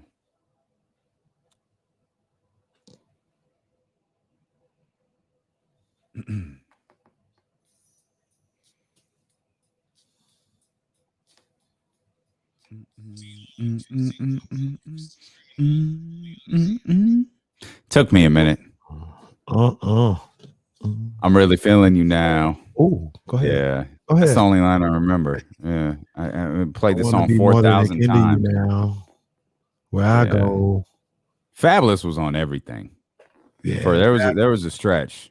Fab really found his bag when he got after that song. Like his bag was like, oh, the Lady Thug Lovin' rap. That's I got to get at least one of those out. At least one every album. I got to have that. I'm a big Fabulous fan. I like. It's like Nelly. Nelly was like, wait a minute. All I need to do is sing with these country artists. Got you. Say less, dog. Nelly like a country music sensation. The ultimate version of that is Timberland. Timberland was like, wait a minute. This is how much money I make for making working with Nelly Furtado. Yeah, I'm never making rap music again. Never in life. What the hell is Magoo? I'm good. Nah. Revoke it. This is the kind of plaque I get for working with Justin Timberlake. Yeah. Oh yeah, no. Ain't no more rap songs going on. Yeah, that's the new comp. Kenny's Timberland. I'm Magoo. Wait. Hey, ain't me searching for Nelly Furtado out there to get the pop star money. This goofy hip hop money, man. Give me that pop star money. That's like Pitbull. He was like I think he was like a I don't want to say a real rapper. I'm not trying to disrespect nobody, but he was like a rapper, like almost an MC with the reggaeton. But then he started making the Lil Jon and the Let Me Love You for Life. Never look back. There was no more fitteds in Pitbull's attire.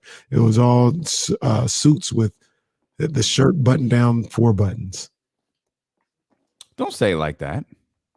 I don't like the tone you used when you said that. What? Just because you go button all the way up here to the top to your esophagus. No. You ain't no. No. I'll go Razor Ramon. I'll definitely go Razor Ramon. I'll throw every chain I have on. I think I saw an IG story where you went Razor Ramon in Vegas. Yeah, okay. Absolutely. Right. I went to the it was in LA. I went to the oh no, I did it in Vegas too. Yeah, I'll tell you, I'll go Razor Ramon. Okay. Just making sure. DeMar DeRozan is going Razor Ramon on the entire league. Hey yo. 37 and 6 rebounds last night, 15 of 21 from the field. He's the 7th player in NBA history with 8 straight 35-point games. He joins Wilt Chamberlain, Elgin Baylor, Michael Jordan, Kobe Bryant, LeBron James, and James Harden. Wow. The longest streak by Jordan. Well, rephrase that. The longest streak by a Bulls player is Jordan, obviously.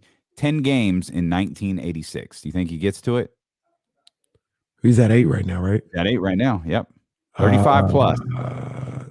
Jeez. No, I don't think he gets to it. 35 plus, that's a lot. And he's balling. But that's, and the 35. It's 2 more in a row of that. That's a lot. The 35 plus on 50% from the field, that's already a record because every game he's done the 35 plus, he's done it on 50% plus shooting from the field. That's already an NBA record. Damn. He is going off. Having the best year of his career. I don't want to say at the end of his career, but I mean, he's not in the prime and he's just going off right now. It's a sight to see. It's really cool. Jesse, you ready to do it? You tiptoeing around it, man. Just if you was talking about it during the commercial break, if you're ready to do it, do it.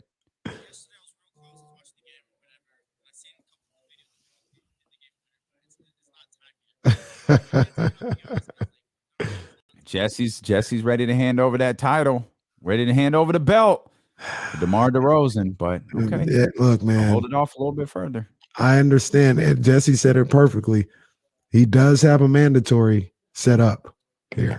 And let me see. Let me make sure here, because the mandatory defense for Giannis's belt, I can't remember. Yeah, Giannis got it back from KD. I don't even think he got it back. He took it from KD. I don't know who had it before, but KD had it. But, Giannis has the belt right now. He has the KCC belt. You know what I mean? But DeMar DeRozan, he's got a mandatory set up on March 4th. Friday, March 4th. Bucks versus Bulls. If he goes off, Jesse, does he get your belt? Oh, Why don't we just simplify it? The winner of that game is the new unanimous champion here on D-Lo and KC. Everybody go with that? Everybody go with the terms? Are you ready? Because I'm getting closer to ready, because that's got to be. It's the 25th. It's a short month. What'd you say? It was the 4th. So that's next Friday.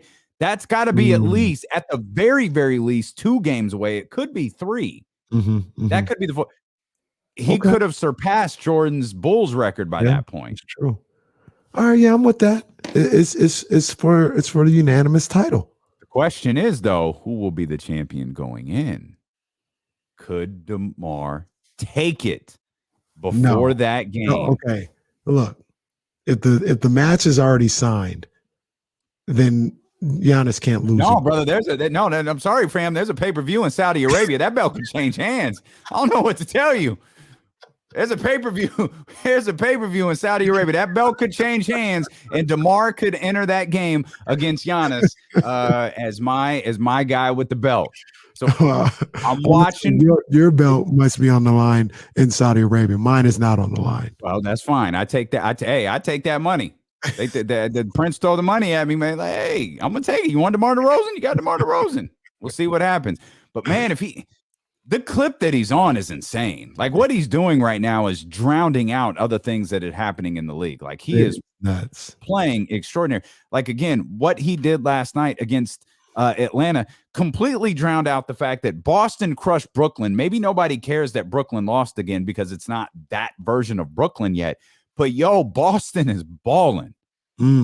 This is a consistent stretch of Boston playing really, really good basketball. And not only have they beat teams, again, you could say whatever you want to about Brooklyn and Jesse. I don't know the exact number, but Boston has beat the hell out of teams during this stretch of basketball that they've played. They're starting to. So they're not starting to. They have for the last month and some change now have really kind of hit a different gear. So we'll ask Jesse this because he's watched more than I have. But one thing stuck out to me last night with their win over Brooklyn is Tatum goes for 30, Jalen goes for 18. Have they defined who needs to be the leading scorer every night, or is that still Tatum needs his 25, Brown gets his 25? Because that, to me, if either one of them, I don't care who it is, but if Tatum is the scorer and the other guy is the complementary scorer, I think that's the formula that they need to have. Is that what's going on?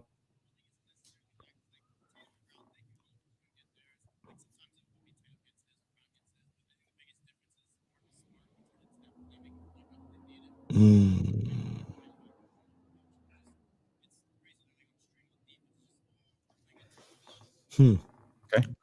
All right. Defense. That's key, man. That's a key. That can turn your season around when you're playing defense, hard-nosed defense. And that's what I want this Kings team to have in their back. They may not be able to do it every single game or every single possession. I'm not saying that. But when it's time to get stops, I want them to have the ability to lock down and get stops consistently.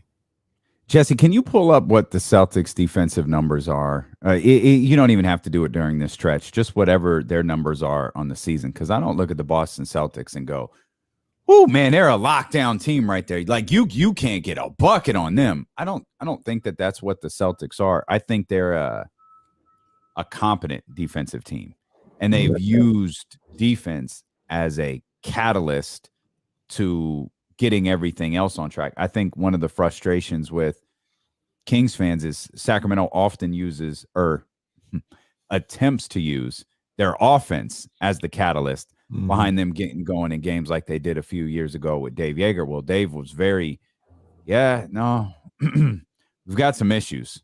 We've got some I know y'all are watching the flashy side. We've got some issues on the other end. We got to correct. No. Just keep running. We're just talking about a competent defensive team. Jesse says Boston has the second best defensive rating in the league behind the Warriors. So shoot that theory square in the ass because you have to be a top. Of course, Boston is now. I mean, Boston is venturing into keep your eye on them territory. Like they're venturing into Milwaukee, Miami, Chicago, Philadelphia territory. Keep your eyes on them. Well, 35 and 26. Sorry, this my is not on the Celtics. Matter of fact, my head is turned on the Celtics right now. It's explain why. I don't think they could beat Milwaukee in a series. I'm not sure they can beat Philly in a series. Philly is who I have my eye on. Of course you do, because you're attracted to nonsense. And I hate that I had to turn on Philadelphia. I love Joel Embiid. Yeah. No, he's not. He absolutely is not. And his new partner is. First year, James Harden is not nonsense. He may be nonsense next year. Not first year, though. It's going to be nonsense when his hamstring hurts when it matters the most. And I don't know if they can beat Miami in a series. They're playing great basketball. They're doing a great job. I feel like Boston and Miami could be similar. They could be. Same with Chicago. Like Philadelphia, all kidding aside, significantly. If I was rooting for the Celtics, significantly more concerned about Milwaukee. I think we both think Milwaukee's coming out of the East. Mm-hmm. You reserve the right to change your mind. You sure as hell know I'm not picking Philadelphia. So that's a team in terms of a Boston matchup that I'm a little bit more uncomfortable with. But those other teams, I like it. The right now, the way it's set up, Sixers Celtics in the first round, that would be phenomenal. Oof. Standings stay the same. Don't change. I don't want Cleveland to go into the 6th spot. As much as I would love Philly, Brooklyn, obviously that's the number one choice. If you gave me Philly, Boston, 5 and 3 are separated by half a game. Yeah, ain't nothing changing. ain't nothing staying the same, I should say. Yeah. Because that thing is going to be moving around a lot, including the Celtics. Celtics might, get into the top 3, top 2. I mean, they could. I mean, there's work ahead for them. Watching Cleveland moving forward will be interesting. You mentioned Detroit got one against Cleveland. I don't know if we mentioned Minnesota got one against Memphis. So it was a hell of a night back in the association last night for sure. I saw Ja went down. Did he come back into the game? I didn't get a chance to follow. I don't know if he went down. I mean, I'm sorry. I don't know if he came back. I just had the score in front of me. Sorry. I'll pull it up and give you his run. I didn't catch up on that. I think I just saw that the injury wasn't he played 35 minutes, so he must be I'm just kind of shot like hell, but I'm kind of just, rubbing my eyes and trying to collect my thoughts right now, because as I'm looking up this whole thing, trying to see what happened with Ja, looking at the Memphis. I go to their page on ESPN.com, and the second video there is Jay Williams. Grizzlies will be in the finals. Okay, Jay. All right, Jay. I hate that we had to just dump that rejoiner. Jay Will's on probation from riding with the Chatty House and D-Lo and KC. That stuff he says is just them dudes on that network just be saying wild stuff for no reason, man. I hope this doesn't mean Troy Aikman's going to start saying a bunch of stupid stuff. I sure hope not. Let me tell you why the Jacksonville Jaguars are going to win the Super Bowl this year. Now with Tim Tebow as the offensive coordinator, man, it could be something like, wait, what? No, Troy, no, don't do this. Don't do this. Hopefully they don't drag Troy on these shows all the time. Just let him be the announcer. Oh, no, for 17 million, he gonna be my on brother. That is not how ESPN works. For 17 million, he gonna have a day on First Take every week. You're gonna see him on Monday. It is going to be Troy Aikman television Mondays on ESPN.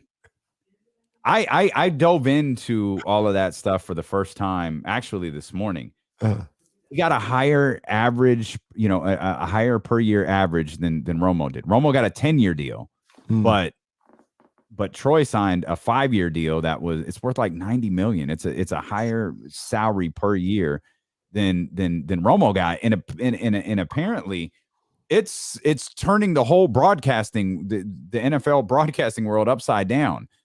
Because you already had the Al Michaels thing. Al Michaels was hoping to be paired. Al Michaels hasn't signed with Amazon, though it's long been believed that he will. He hasn't. Al Michaels wanted to be paired with Troy Aikman. Now Joe Buck is sitting at Fox, who has like 2 of the 3 next Super Bowls. And Fox is like, oh, God, we can't have our main announcer be a lame duck announcer. So they're trying to figure out whether they're going to let Joe Buck negotiate with ESPN or not, because apparently ESPN just wants Joe and Troy on Monday Night Football. Wow. That's a good team too. I like Joe and Troy. I'm all on board for that. And Joe can continue to do Major League Baseball if that sport ever resumes, because ESPN looking good. That's obviously has their package. So, but yeah, and then that sets up Tirico. Chris Collinsworth signed like a $12 million per year extension over at NBC. And now it's like, is it going to be Gus Johnson? Like who? Like now it's like there are going to be names elevated. It's just a question of who it's going to be over at Fox if they wind up losing one guy or 2 guys. Your boy factored into this. Who? John Lynch. Why? Amazon wanted John Lynch. Now apparently it ain't. Now I guess my boy's not going nowhere. I guess it. Well, you say that, but they're throwing around some money though. Bruh. You see the thing where they talk about Aikman has made more announcing than he ever did playing? I think Troy's Tony's the same way. Like it's not even Tony might be a little closer, but Troy is like probably 3 times as much as he's ever made playing in the NFL. So Lynch got an offer, and I guess the story is he turned it down. But there's already a discussion, like there's a Sean McVay discussion out there. Oh man, where like again with the money that was thrown at Troy Aikman, there's a Sean McVay where is it money? Because we can throw more money at you than you're going to make on the sidelines with the Los Angeles Rams. And if you're Amazon, I'd say, look, I get it. You got one more year with this team. You got another window to. We'll do the Drew Brees gimmick. We'll sign you to your contract now, but next year, hopefully after you win, this is how I'm pitching it. Of course, this isn't what I hope. Hopefully after you win your second Super Bowl, your team essentially is dead. Yeah. Come over here, make $15 million a year being an announcer. You get more time with your fiance. You guys are having a family. You don't want to live that coach's life. Be an announcer. Thursday Night Football here on Amazon. It's crazy that they throw this money around, because if anything, you would think the NFL and that product, the announcers don't matter. And what I mean by that is it's already been proven. People are just going to watch. You know what I mean? So yeah, throwing the money around to make sure you have the best announced team, it's inconsequential. Like you don't feel like you need to do it. What I want to know is, what is Fox going to do though? If Buck leaves, so Fox is looking at Gus. Is that the Fiend? For those watching, and just for reasons known to no one, just got a little dark in my room here.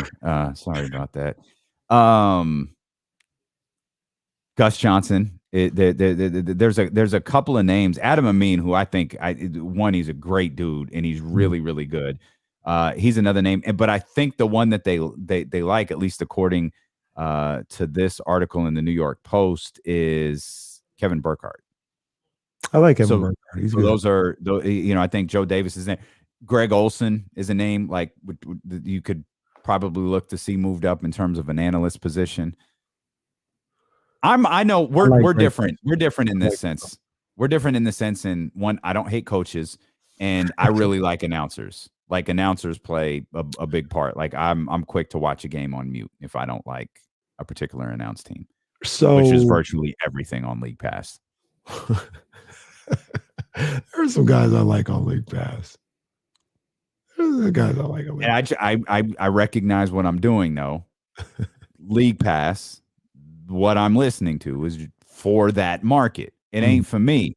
It's for that market. But I like to learn. I like to listen to other broadcasting crews and learn about other teams sometimes. The only ones I really don't like are the Warriors. Had a lot several years ago. Not a Bob Fitzgerald guy.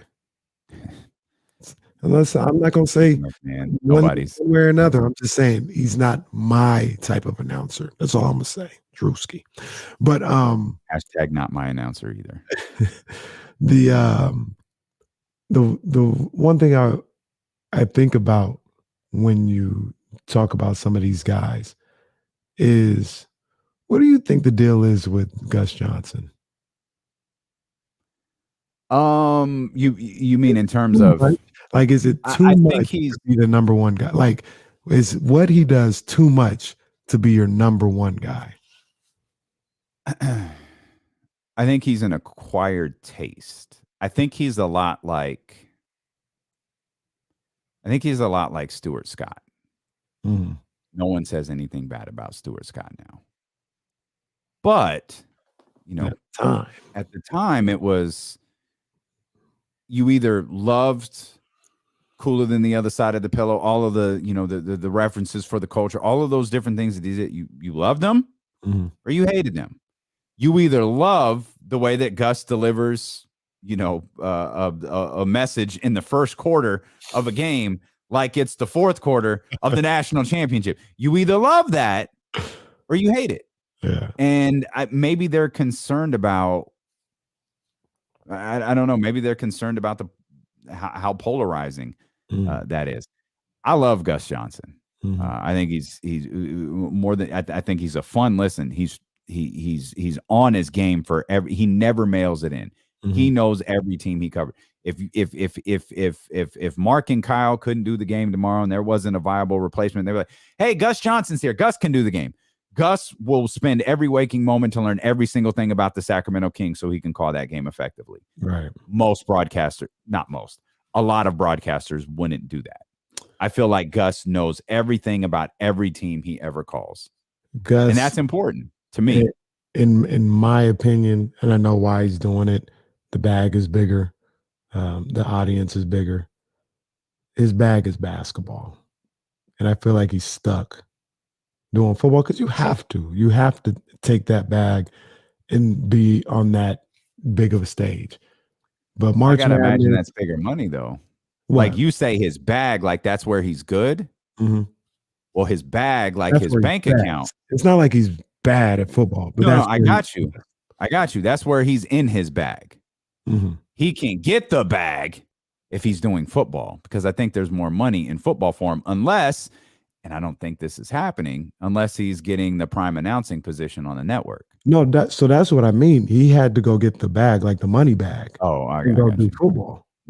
But he's best at basketball. And unfortunately, it was a situation like if he was in a Joe Buck and Fox situation where, baseball and football are controlled on Fox, he'd be fine.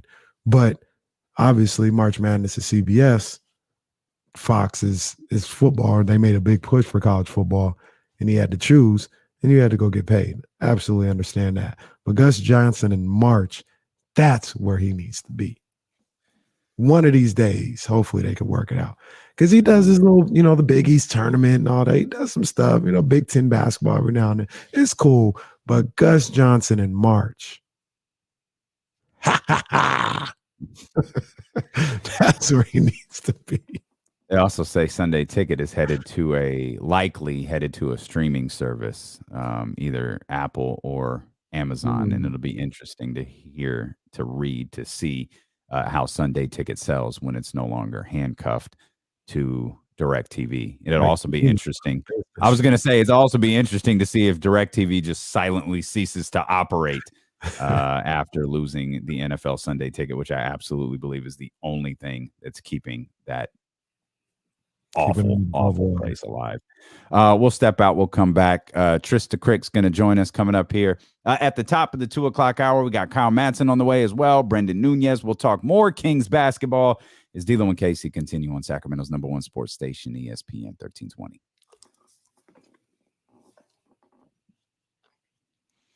I just got a text from Kendra. I think she sent me the poem. Oh yeah. We're gonna run that because I don't know if it's. I don't think it's on the channels, is it? Nope. It sure is. There's gonna be D'Lo KC exclusive. Right on, KB.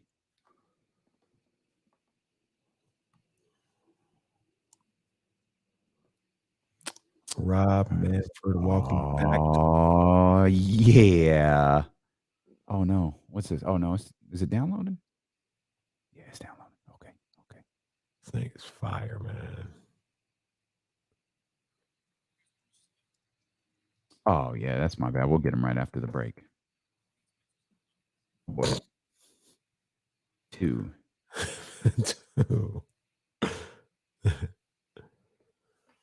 Just load it in the StreamYard, and we might be able to just run it right here on the stream. Why wouldn't I want to spend a few thou on Fifth Ave shopping sprees in an interview now? I ain't concerned what other men would do now. As long as when you growl. Son of a gun. Let's see. How is it too long? 2 minutes and 20 seconds. What? Open. Whoops. That file's a bit too large. Oh, come on. Oh, it's bare. Okay. All right. I see what we're doing. I'm gonna fix it. When they leave, I'll be talking again. All right, I'll fix it. We're gonna, y'all, if you missed it, y'all are gonna see this, man. It is legit. I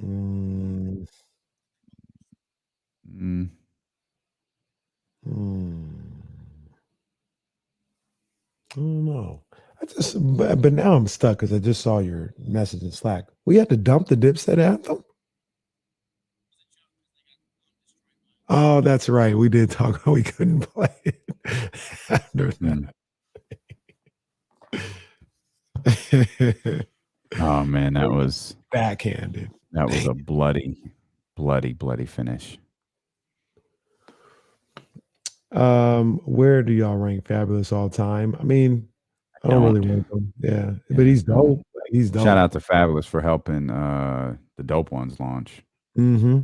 And he was a big part of that. So I'm a big fan of all the soul tapes, man. I love the soul tapes. But I don't know. He's just a good rapper.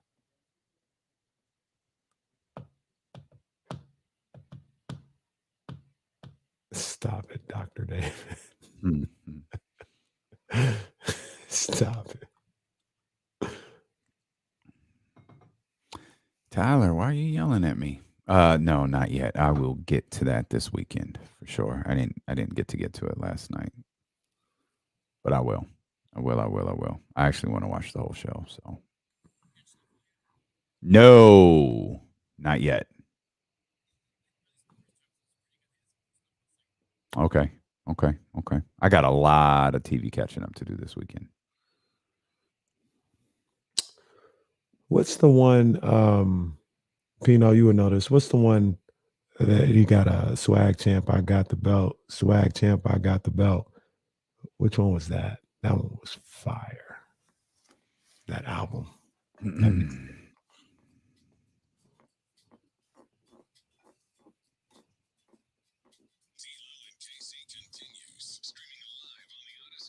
Live on the Odyssey app. What's that? How many times you play this song? Oh God. Trillion. Yeah. Yeah. This You couldn't get it. This is one of those couldn't get away from. this was the hour 15-minute joint. I mean, it was a hit. Like it was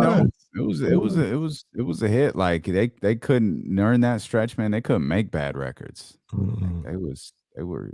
I mean, I know Snoop, the doggy style is, that's always the one. Yo, but he had a stretch where Beautiful came out, like Drop It Like It's Hot came out. Like he was putting out massive records during that stretch, like huge crossover records. Drop It Like It's Hot was it's one of my favorite Snoop songs. Really? Yeah. I don't think any song that I played 4 million times is ever going to be one of my favorites. I mean, there are exceptions, like there's some Usher records that I still love, but most of the time, if I have a playlist, they're in the power rotation song on from that era, because I've heard this 4 million times. Shout out to our, speaking of hearing things 4 million times in the same seat that you sat in, shout out to our girl Mia. She was in the building last night at the Golden One Center. You know what I mean? Yeah, indeed. Odyssey family. Absolutely. The queen of Sacramento radio. Did I mention Trista, top of 2 o'clock hour, Kyle, coming up? Well, finally, we even got sound from Adam Schefter and everything about Trey Lance, and we just talked about we've talked more about John Lynch than some of the wild takes out there about Trey Lance. And Kyle wants to come on the show, like, regardless. We just happen to be talking 49ers today because, well, we've put it off for 4 days. So we'll talk to Kyle coming up at 2:17, and then Brenden Nunes is going to be with us at 3:15 to talk Kings basketball the rest of the day. That's good stuff right there. Good stuff indeed. Kings, of course, dropped one last night to the Denver Nuggets, and well, dig into the film, fam, because you've got an opportunity to get it back on Saturday. De'Aaron's going to have to be the De'Aaron he was before the All-Star break. We're going to have to, we were singing his praises. Oh, could you imagine if 26 the rest of the season? Obviously, that's still very doable. This is one bad game, which is why I don't want to harp on it too much, because he had a great stretch of, I think it was 5 games or whatever. I think it's 5 games. That's right, because 2-2, he came back before the guys played that first game against Washington, in which he played really well. Team lost. He played really well in that. So he had a good stretch of 5 games. He's got to be more consistent. Like, I feel like this is kind of I don't know, man, maybe that's unfair to say it's a common occurrence. I feel like De'Aaron disappears sometimes. Yeah. And that's like the biggest knock on him as a player for his entire career. He really disappeared last night, though. Yeah.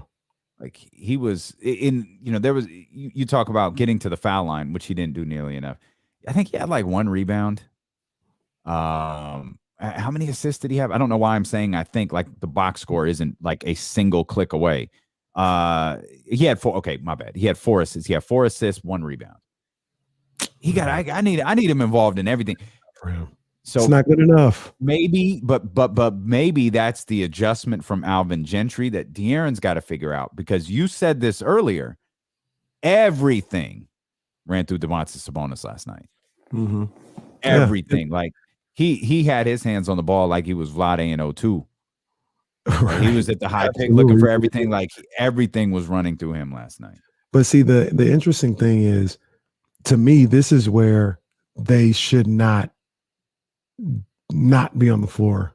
One of them should not be on the floor at the same time. Because if you can run it through both of them. But when they're both on there, if you want to run it through Sabonis, that's fine. That's cool. When he gets his rest, then it's Fox's time to go to work. Yeah. You know what I mean? And let him facilitate and run the offense through him, and vice versa. When Fox is off, back to Sabonis, and they figure it out when they're both on the floor together.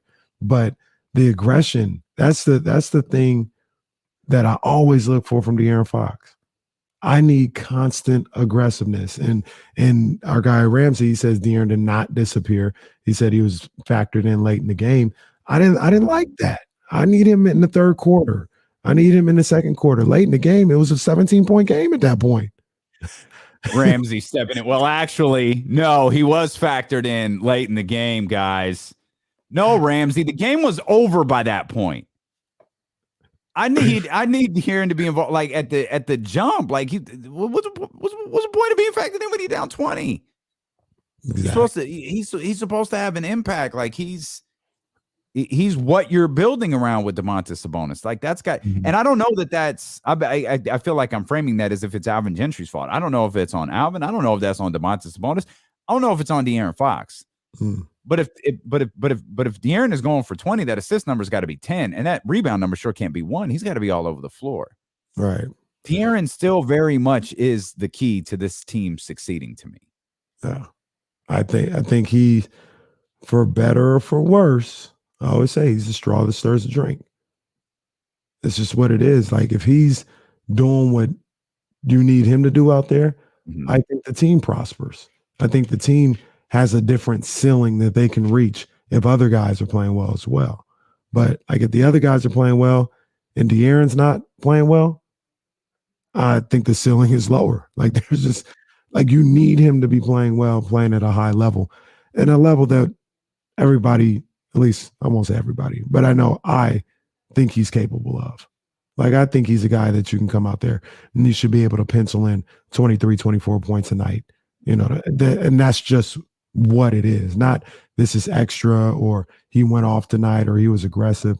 He just walks on the floor and should be 23, 24 points. You know what I mean? And if he's really turned up that day, that 24 can turn into 34. You know what I mean? But it's the aggression that you look for every night, at least that I look for every night. If he's coming out, he's attacking, he's aggressive with the shot attempts and getting to the bucket, feeling good with his jump shot, I feel like it's going to be a good night for him. It's a nice when you talk about like last night where you feel like he's not there, he's disappeared. That's where not only does he get in trouble if he has stretches like that, but the team suffers when he has times like that.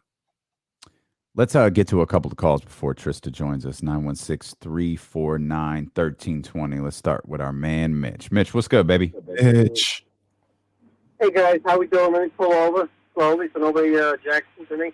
Yep, good idea. We don't want no problems. Yeah. Now I'm safe, I think.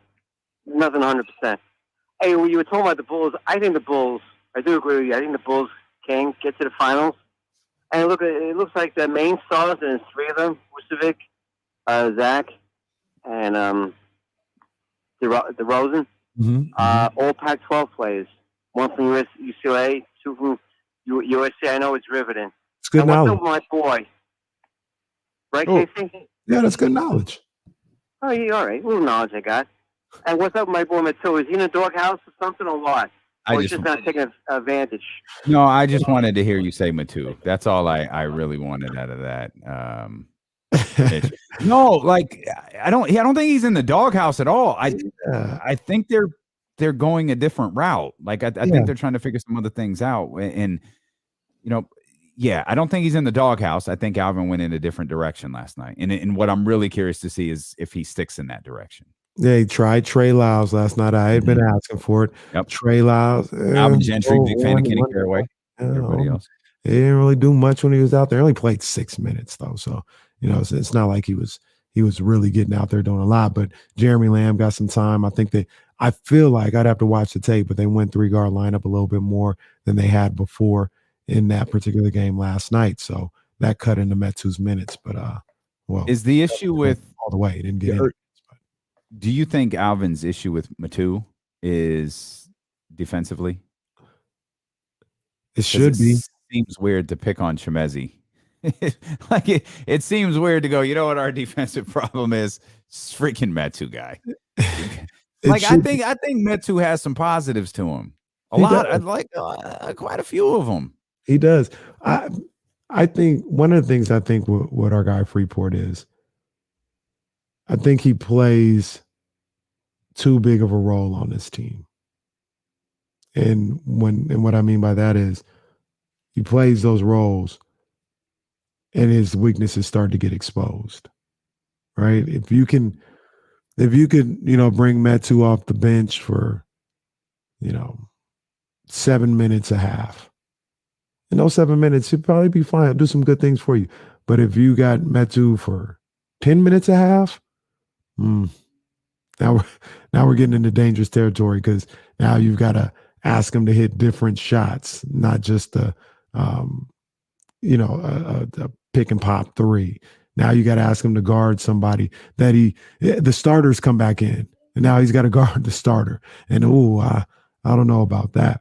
So I think that I don't want to say I know he's not blaming Metu for anything like that. Like you said, I think you know what you're getting with Metu.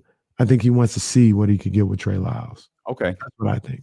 Okay, no, I'm perfectly good with that. How many more times do you try to see that? Because Metu, unless he played late when it didn't matter, Metu didn't play at all last night.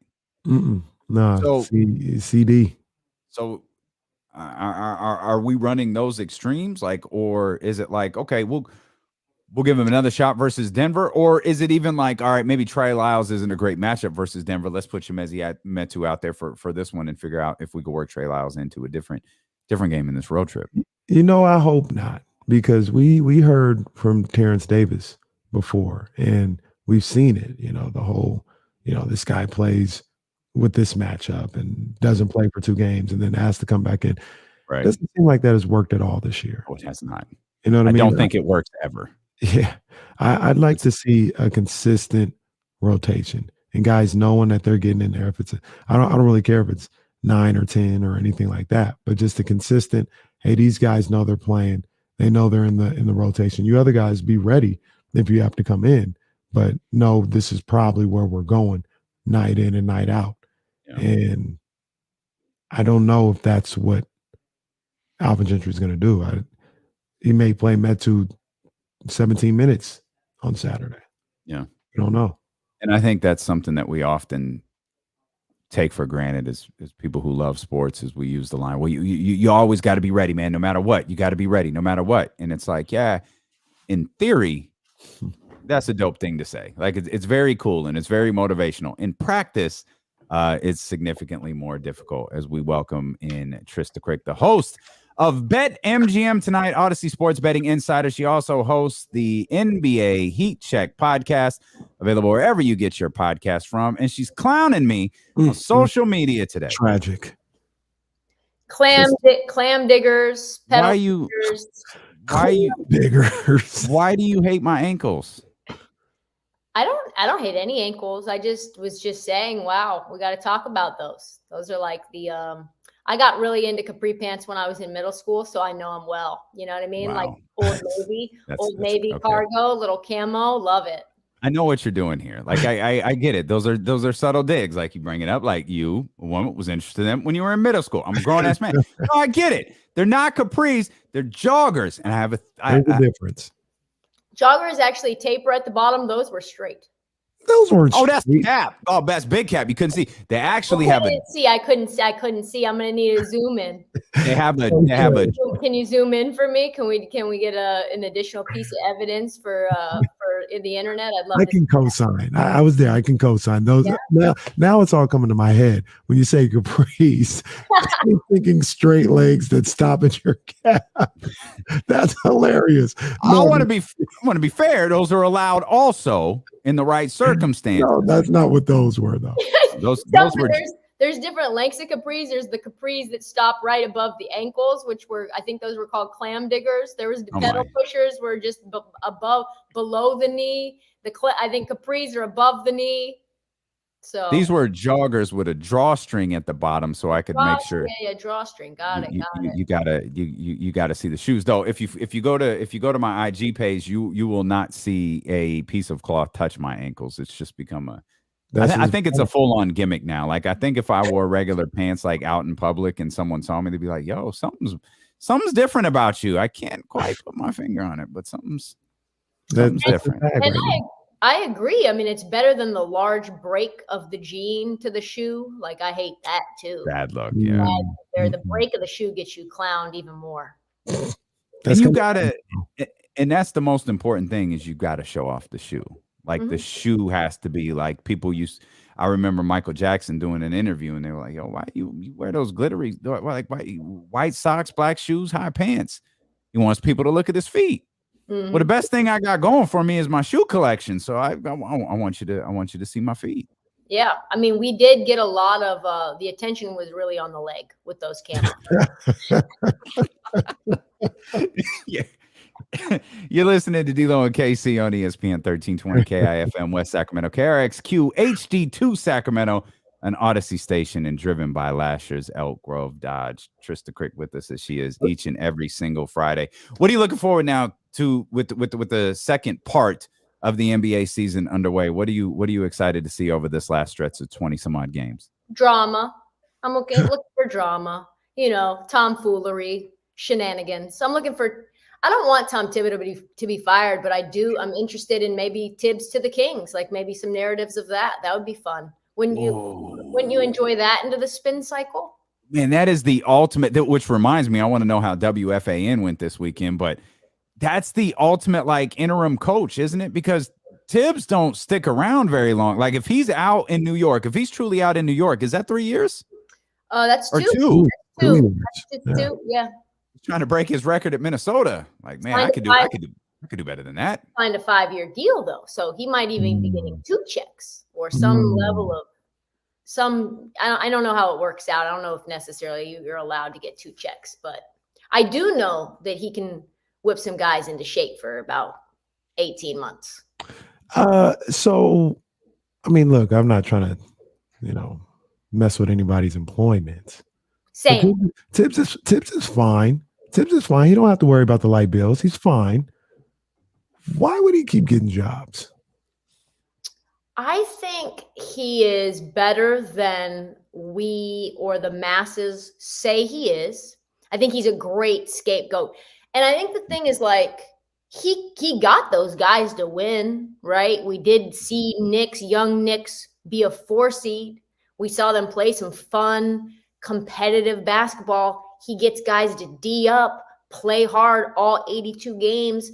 That obviously has a shelf life. I don't think any human being just wants to work that hard, like over time. I just don't think so. I think you're like, okay, this is good. We're winning. I can buy in. And then the second year you're like, woo, I don't know. So I think he's good at what he does. I just don't think it's something it's able to be done for very long. And it works.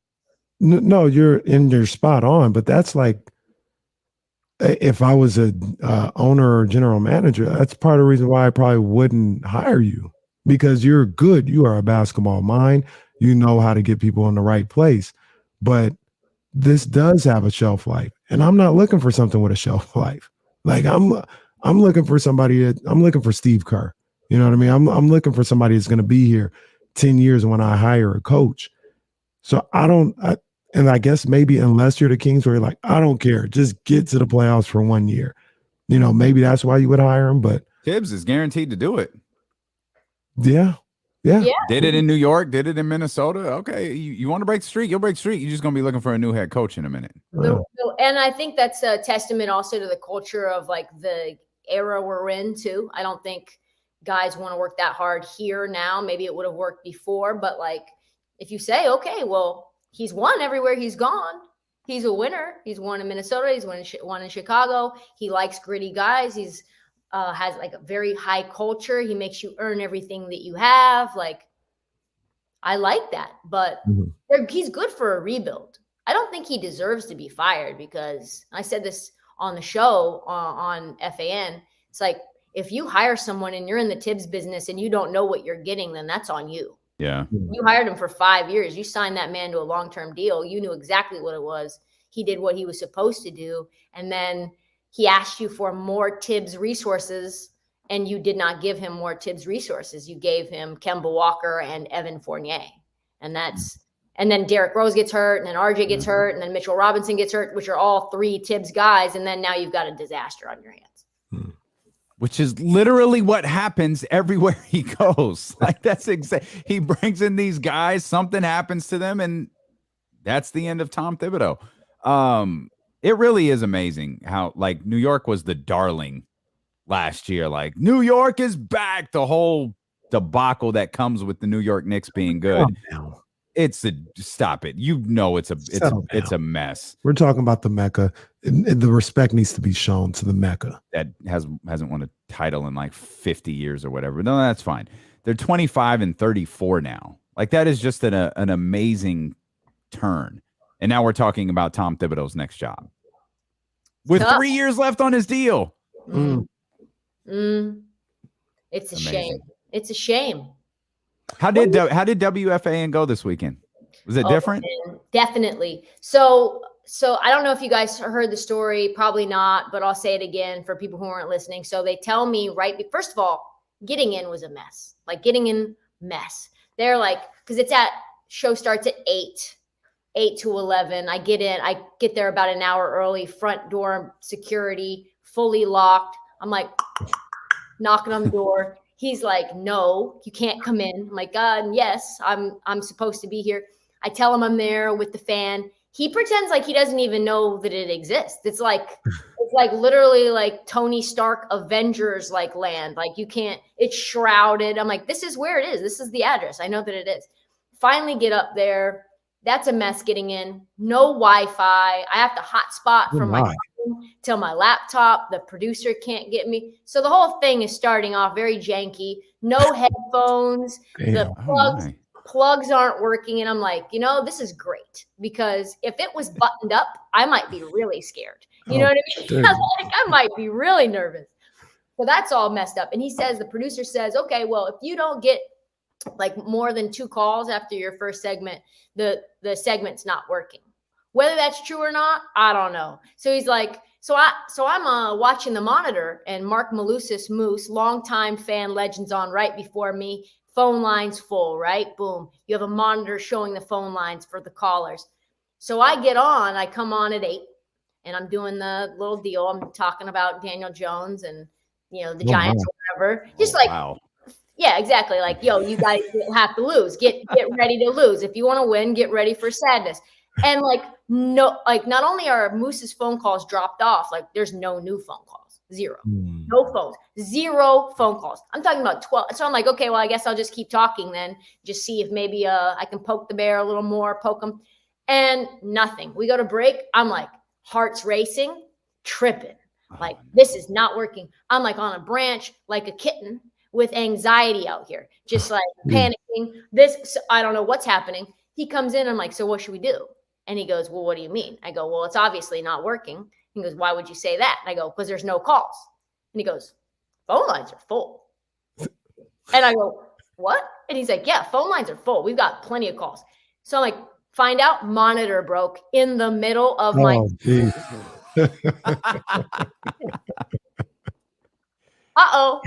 So once I got over that, because that took some time to come down from, you know what I mean? Sure. Yeah. Sure. Thinking in your head, well, if I have to scrap this full segment, and now I have only prepared for 4 or 5 things for 3 hours alone, no callers.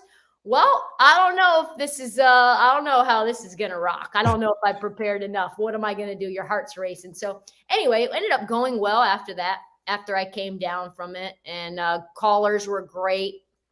You know how it is. Like, I don't know what you're talking about. Daniel Jones, he's just, I don't like him. I don't want to see him no more. Get him out of here. Or it's more like, Trista, this is Joe. This is Joe from Long Island. How do we know Daniel Jones isn't Josh Allen? Not Brian Dable. I think we should give him a year or 2. It's like, hold on. So are you saying you should extend Daniel Jones? Do you want to sign him to a long-term deal? And it's like, no. Wait. It's like, that's hilarious. It's like, Blake Martinez is the heart and the soul of New York. I'm like, he's coming off of an ACL tear, bro.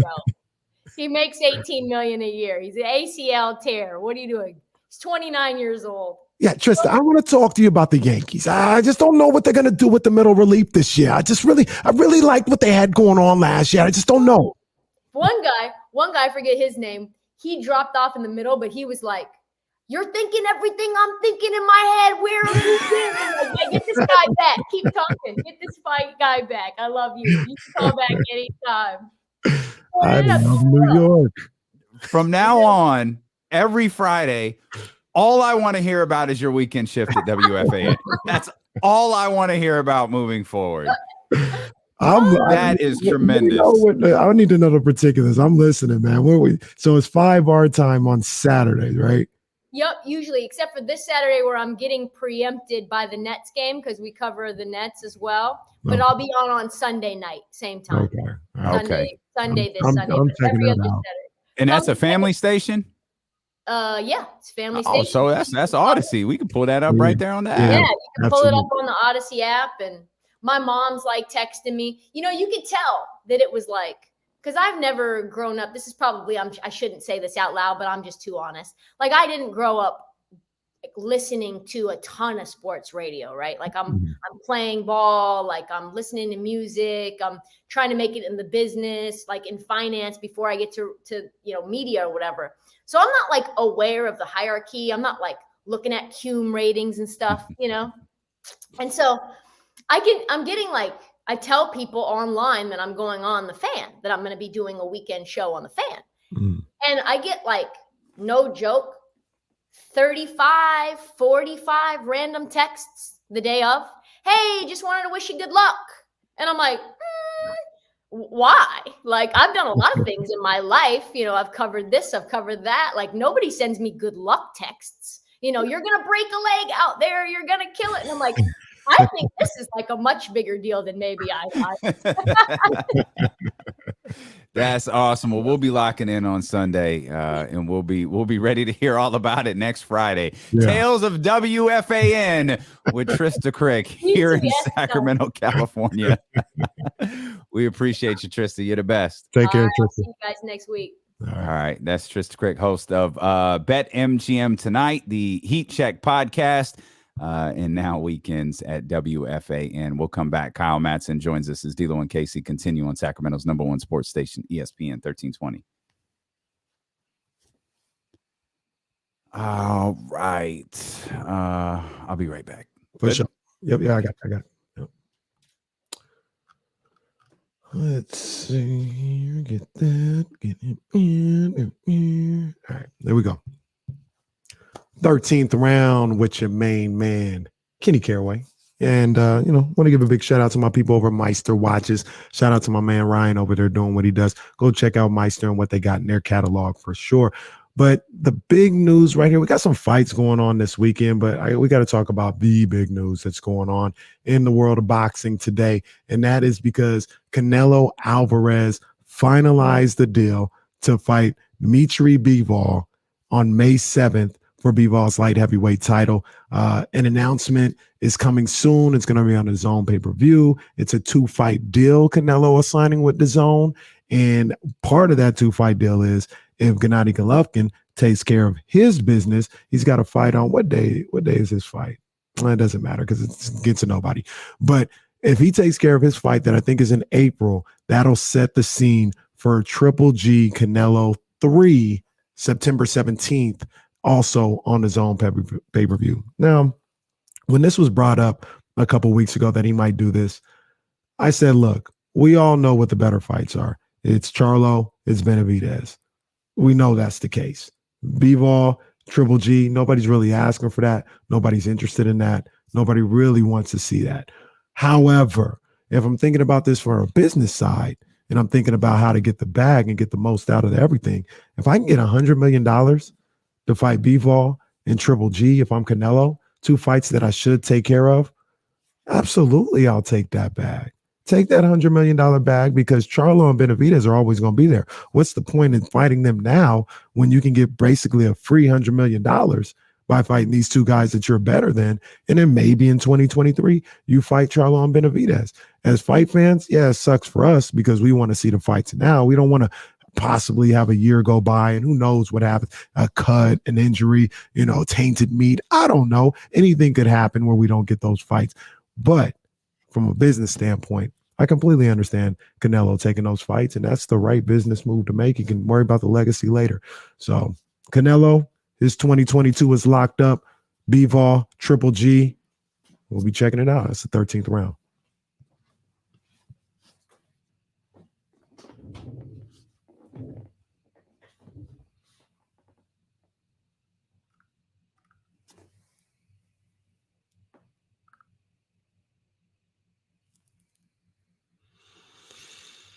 Let me take this down.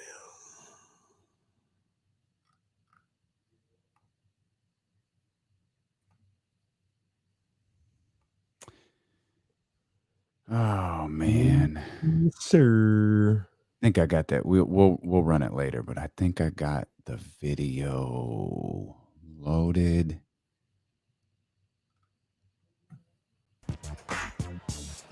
Folks, oh yeah. Very cool. Yeah, we'll run that. Soren, I actually thought Triple G won both fights. He absolutely won the first fight. The second one, maybe that's a little more debatable, but the first one, he won fairly easy. But I think Canelo just dog walks him in this third fight. What'd you just ask, Jesse? Oh, it's coming, Pino. It's coming, Shakur. It's definitely coming. Jesse just said, what's more likely, Stone Cold comes back or Ben Simmons plays against that game in Philadelphia against the Stone Cold.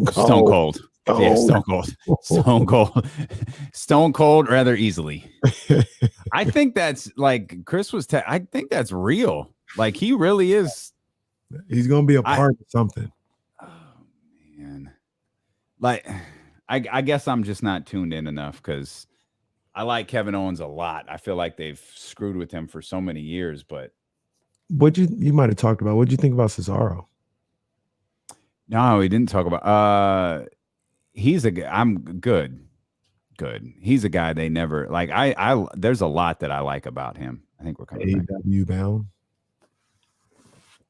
Makes sense.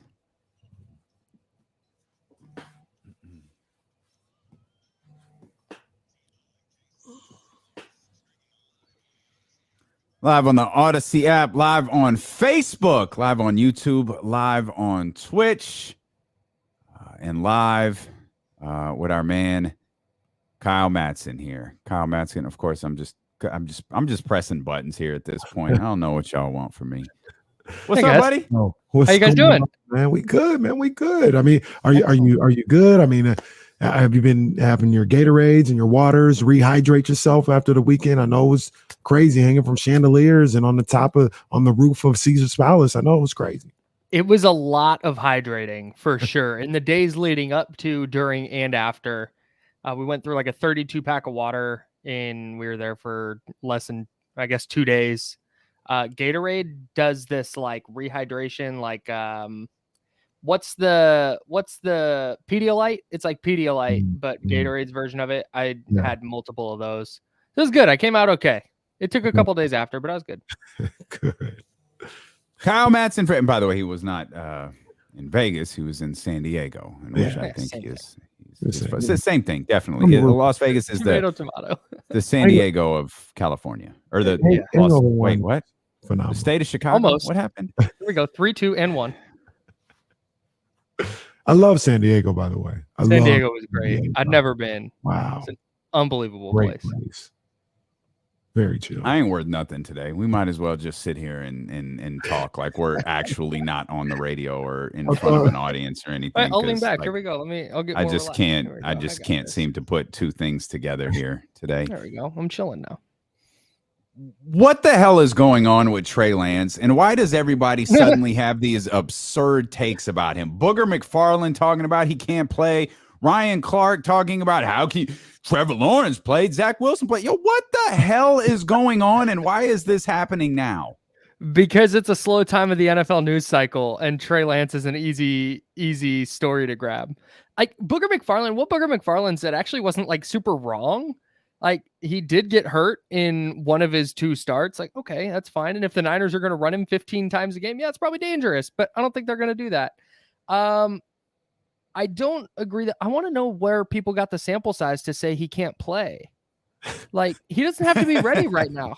He's going to get a whole, like, first of all, he looked fine against the Texans. He looked like a guy making his second NFL start. But he's going to get another entire offseason, an entire training camp, an entire preseason, getting all the starters reps. Like he's going to get so much work in this offseason that he didn't get last year, on top of being able to hit the ground running with the playbook for the most part. So maybe he's not ready today on February 25th, but by September 10th or whenever the first game is, he's going to be at least ready to start. And then it turns into on-field development, which he needs at some point. The whole like the Niners aren't going to trade Jimmy Garoppolo thing is insane. It's actually insane. Chefs It's are wild. That He's is dude, I hope his back doesn't hurt from carrying the Niners water. Seriously. The very cap-friendly $25 million that And it's Jimmy Garoppolo is owed. It's $27 million for the Niners. It's 25 for the acquiring team in a trade. like They're not keeping him on the books. like That's somebody crazy. somebody mentioned in the chat earlier this week. The man gave a farewell speech. He told everybody goodbye. Bro, his teammates were like, "Been nice, Jimmy. We'll see ya." Dude, you know how awkward it is? Like when you say goodbye to somebody and then you walk the same direction.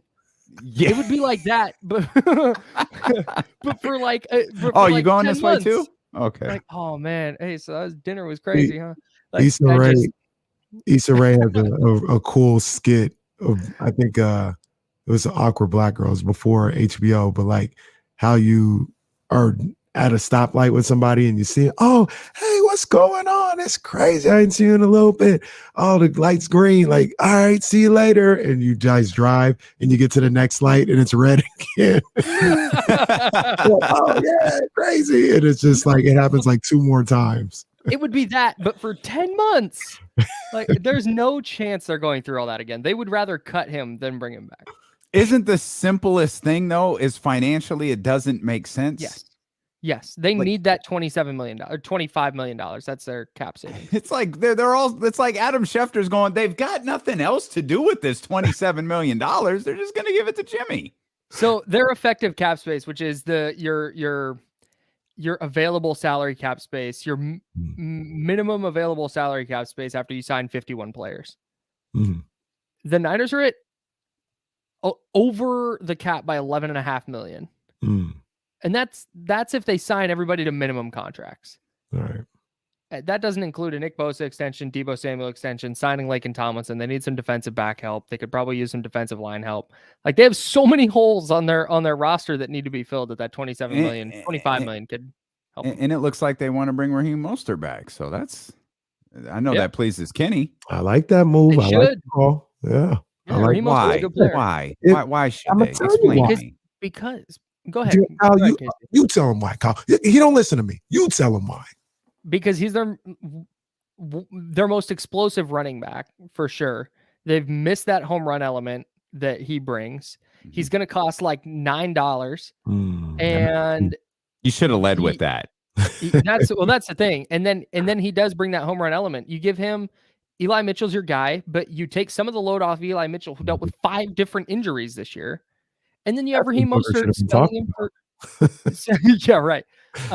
You have Raheem Mostert spelling him 10, 12 carries a game, and if he gets hurt, all right, he cost you $9. When he gets hurt. When he's banged up. When he gets hurt, like this. When he gets hurt, it only costs you $9. I guess that's the answer to my question. I like Raheem Mostert, but we know what's going to happen. He's going to get hurt. Now here's Raheem most hurt. Now here's the argument. Now I think I agree. Like maybe I would bet that he gets injured, right? However, I would bet that he gets injured, but the last 2 years hasn't the issue been the knee? And allegedly he just got this knee fixed. Like it always needed surgery and he kept putting it off and it kept hurting. Isn't that what was going on with him?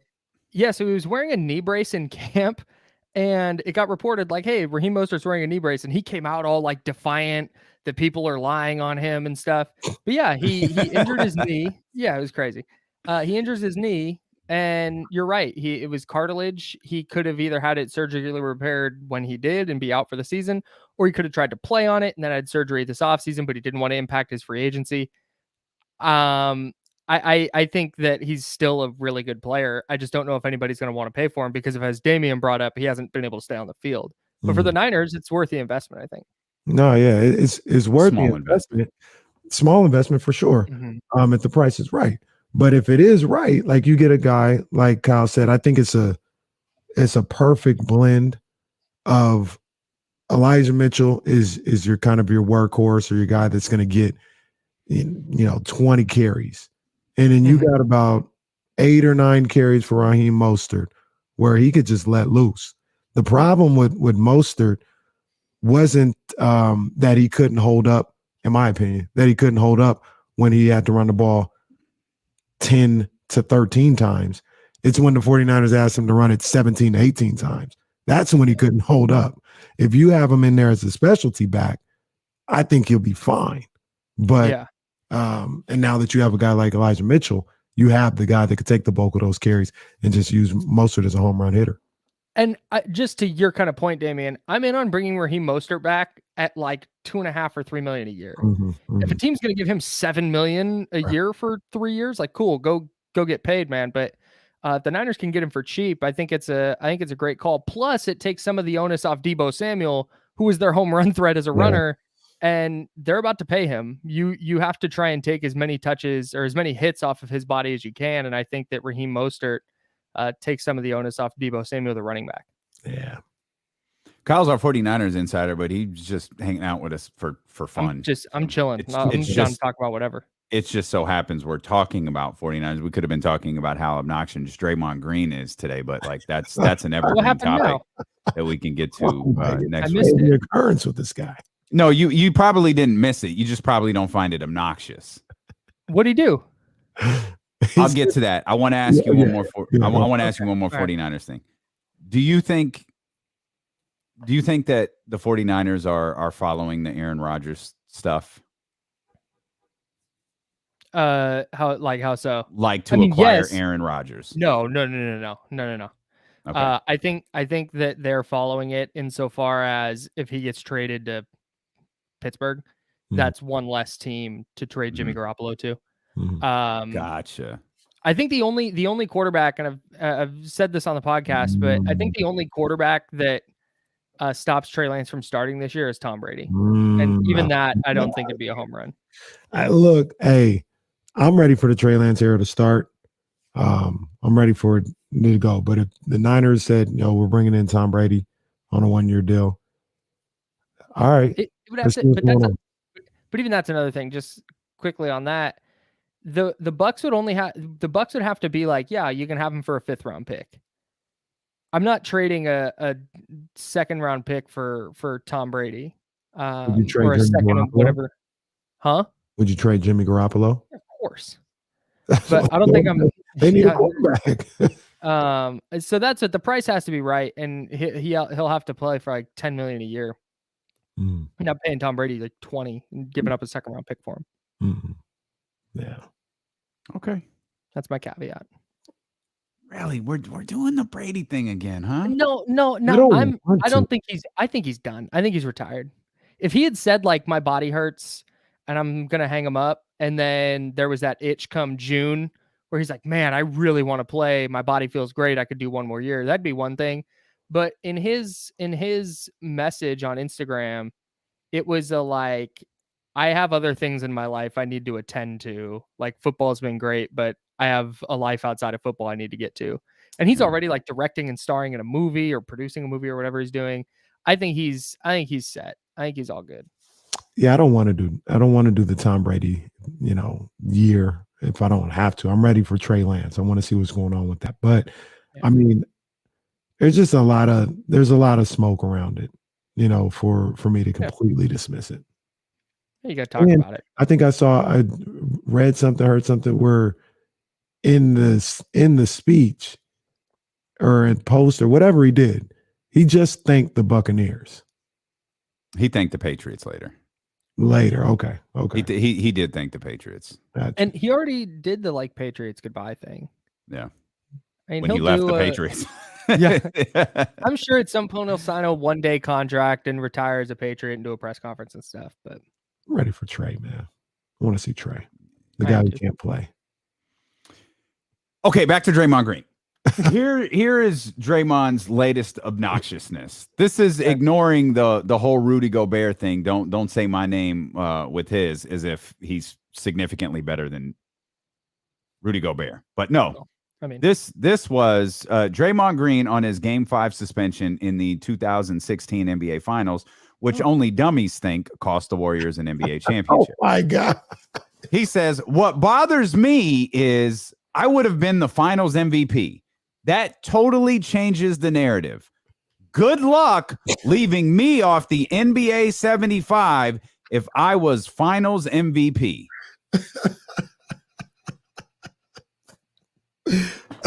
What's wrong with that? Okay, you don't buy that. You do not think Draymond Green. I know you are Captain Save a Draymond. Like, you are the biggest Draymond Green fan. He is not a top 75 player, whether he wins an neither's NBA. Neither's Damian Lillard or freaking Russell Westbrook.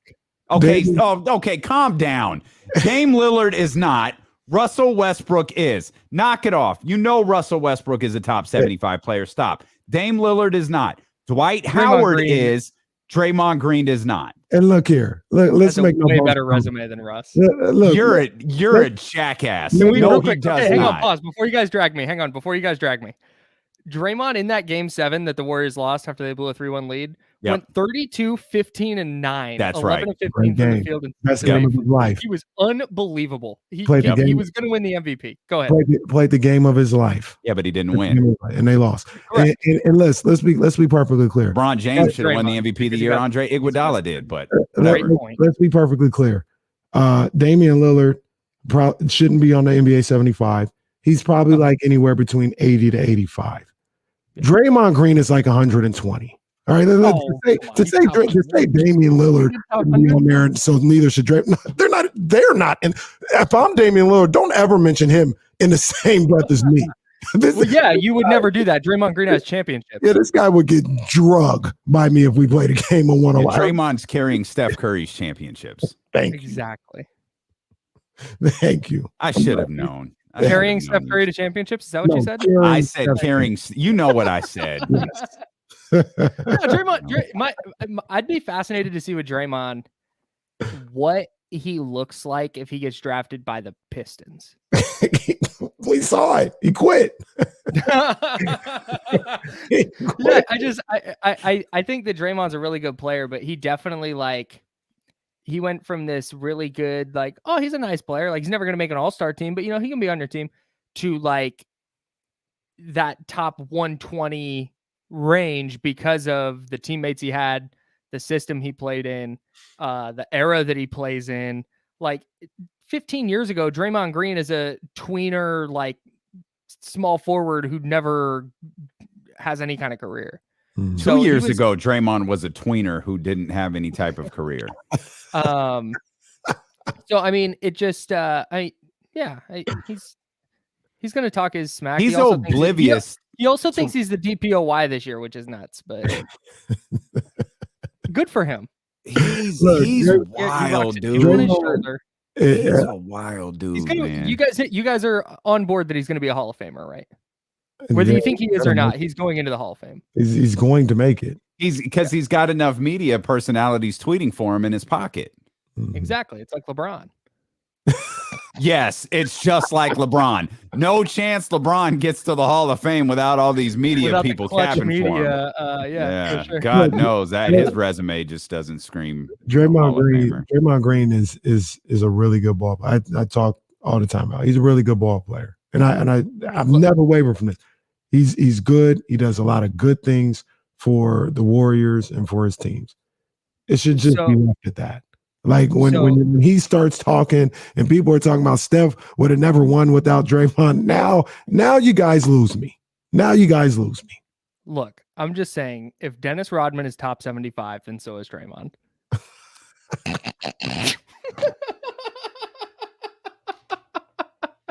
I can't deal with you sometimes, dude. I can't deal with you sometimes. I'm joking, guys. I'm joking. A little. How do Golden State and Phoenix match up? All healthy. Man, that's tough. I think Phoenix is a little bit better because I think that the Warriors would have a really tough time, assuming everybody's again healthy, would have a really tough time matching up with DeAndre Ayton for 7 games. I think a player like that generates enough problems that they just can't run him off the court the way they did, with Clint Capella or with what they do with Rudy Gobert or guys like that. They have a lot of switchable wings, which we know like Memphis gives the Warriors problems too. Because they have that. They have a lot of switchable defensive wings. They can beat you up inside a little bit.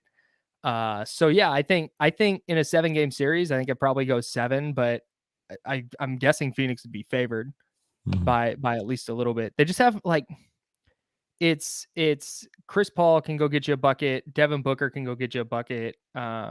Cam Johnson's a good player. Cam Payne had a really nice playoffs last year. And when you start going player for player like that, the Warriors' biggest problem this year is the second shot creator. Like Klay Thompson is not like that's never been his game. He's obviously a really nice addition, but like Jordan Poole is their second shot creator. Like I don't feel great about that in a series with Phoenix, which is super well coached by Monty Williams, and then as deep as they are. Hey, I got a question for you that just came to my mind. You think that the Warriors are going to move on from Jordan Poole? No, I think they're going to extend him. You think so? Where are you going to play? Well, right now in that kind of like sixth man type of role where he's coming off the bench, almost Jordan Clarkson style. But I think at some point they would like him to turn into a playmaker they can start. But that's probably 3-4 years down the road looking post Curry. The Warriors have good problems to have. Like they're like that question I just asked you. It's like Jordan Poole is nice. Like where are you going to put him? You got Damian Lee, you got Gary Payton II, you got Moses Moody. Like, so I think want to get paid. I think a guy like Damian Lee, like that's an expendable player. Like he's a nice little player, but I will take Jordan Poole over him 10 times out of 10 for sure, at least long term. And Gary Payton II, what's funny about the Draymond Green DPOY thing is GP2 probably like advanced metrics wise and just games played probably has a better case than Draymond does. He's not. How much longer is Draymond out? Do you know? No, they've not given a firm timeline. I didn't think so. He said it like they would like 3 or 4 weeks after the All-Star break. So it's a back thing with him. So I think they're really making sure like, hey, he's good to go because he's going to have to play a lot of minutes at center. Yeah. If I was the Kings, I'd be circling the Jordan Poole waters, seeing because is his contract up this year, like restricted free agency or something? I'm not I don't know for certain on that. I do know they're talking about an extension though. Yeah. Maybe you guys want Rashawn Holmes. We'll take Jordan Poole. I would do that. Can we do that just like for this year? You can try Jordan Poole out, see how it goes, and Rashawn Holmes can help the Warriors with some of their size problems. I'd try. I don't know. Get Monty and Bob Myers on the horn. And let's figure this out. I don't know that Rashawn helps you with your size problems though. He can't bang down low for 20 minutes a game. He'll try. Yeah, he'll try. He'll try. I don't know how that's going to go against DeAndre Ayton because that's all we're talking about, right? We're talking about Memphis and Phoenix. I just need bodies to throw it. I just need bodies to throw it bigs when Draymond Green's not playing the 5.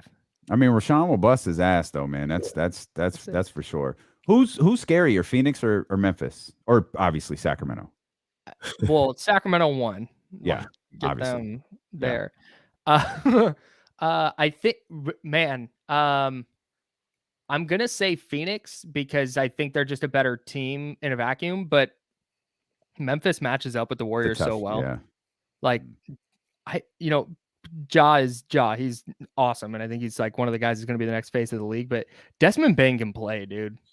I love Desmond Bane. You talk about dudes that'll fight too. Like Desmond's that's what every single guy on the Grizzlies. Yeah. Like they're ready to throw down every time. I love it.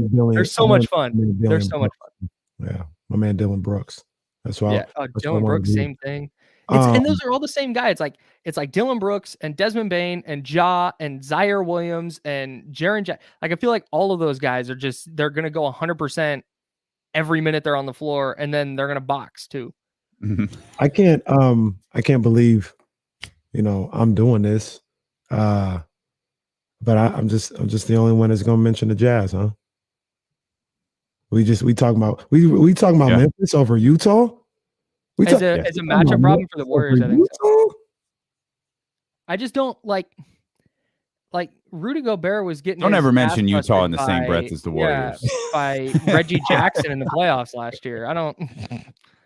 And I mean, maybe Utah's a maybe, but until like they do it in the postseason, That's it. And I Reggie feel Jackson's not What is getting into Memphis Rudy doing? Gobert's chest in crunch time.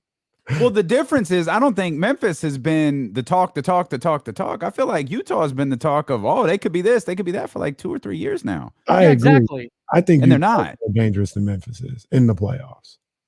I think for About a year okay, and a half let ago. me put I it know this how way. much you love Salt Lake City, man, but damn. let put it this way. I think that Utah is more dangerous for most of the teams in the West, but for the Warriors, I think Memphis is just a really hard matchup. 7 the game in San Francisco on your Odyssey app. Candlestick Chronicles, Niners Wire. He's got a lot of jobs. Covers 49ers. The longest off season ever is upon us. I can't wait for training camp. Let's go. Trying to generate content right now with football. Ugh. Hang in there, buddy. You got it. I'm trying. We'll come back. We'll talk Kings basketball when we return. Plus, you'll hear from Alvin Gentry and De'Aaron Fox as well here on Sacramento's #1 sports station, ESPN 1320. All right, we're clear. My main man, Kyle. I'm always leaving him. Talk to you later, Kyle. All right, bro. Good to see you. Kenny's break time. Everything good with you, though? Yeah, man. Just cruising along. Okay. 3 weeks, 4 weeks, 3 weeks from tomorrow. Yeah. 4 weeks from Excited. tomorrow. 3 weeks. Oh my God, 3 weeks from tomorrow. That's It wild. is in fact 3 weeks from tomorrow. Yep. Yes, indeed. I got my shoe. I got my reception shoes. Oh. Or not reception, but the Friday Ceremony? thing. Friday reception. Oh, rehearsal. Yeah, rehearsal. And then Okay. I got the wedding shoes. Yeah. I got the wedding shoes. That's Oh right. yeah. Oh yeah. Yeah. I I got just those. picked up. I just got my suit tailored. It's all picked up. Ready to go. Yeah, see, that's the bad part. I haven't picked out everything else out yet. Just the shoes. I had to start with the shoes and build up, and I'm having trouble. I have a vision, just having trouble finding somebody to execute it. I'm expecting some ankle for sure. Oh, come on, man. You already know. Like, come on, man. It would be ridiculous if I wore pants that went all the way down to the top of the shoe. It'd be absurd. I would be, I don't want to say upset. Yeah, I'd be there's no shook sense. though. No, I'd there'd be a no little shook. bit shook. I don't even know the last time that's happened. Like, I mean, I do now, but I have the socks pulled up, so it kind of does the same thing. Like the bottom of the sweats are tucked into the sock. Like it's kind of the same thing.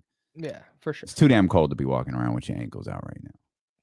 I was gotta gonna go. try and get loafers to match. I'm wearing like a blush vest and a blush tie, and I was gonna try and get loafers to match them.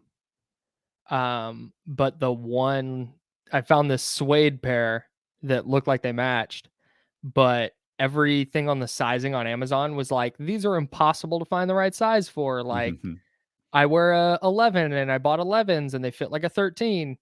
And the only sizes that might have fit me were all sold out, so I didn't even try it. How many people? And it's plush. And what's the other color? Blush, like your pink It's bottle the back pink, there. right? It's like the rosé. Yep. And then what's and then a slate blue. Okay, that's what I thought. It was blue. Okay. And how many people are in your wedding party? In the wedding party, Yeah. including Heather and I, Yes. or me and Heather. Yeah. 10, 4 on each side, 10. Okay. plus me and Heather. Got it. Gotcha. Okay. I got Yeah. Got an idea. So, yeah, man, we're just doing Good we're stuff. down to like printing out signage and putting it in frames and table numbers, and Good stuff, man. you're at a good table. Oh, good. Me and Dave. Yep, you and Dave. Me and Dave's invitation. Oh, I'm excited. I'm happy. I made the good table. It's good You stuff. did. Good stuff. We're gonna wind up having like less than 100 people, I think, at the wedding. Okay. That's all right. Yeah, that was kind of what we initially were like, yeah, 75 will do, and then we started writing down names, and we are like 160. Like, Oh, man. That's tough. sorry, friends from my old job. And then there'll be people who show like, how did you were not on the list? Like, how did you know? There'll be That's a what few. my coworkers at 95.7 are now running material on like, well, hey, we know where it's at. It's at a golf course. They were like, we'll go play 18 that day and then just stumble into the reception. I was like, oh boy. Let's drop by. Oh boy. Hey, if y'all contribute to the honeymoon fund, come on, man. It ain't nothing. Come hang out. Open bar. We're I hanging out. will take your money. That's fine. Don't be so proud. I'll take that money. Yeah. All right, we're gonna go do a radio show. Enjoy. Thanks, buddy. We'll see See you, you. fellas.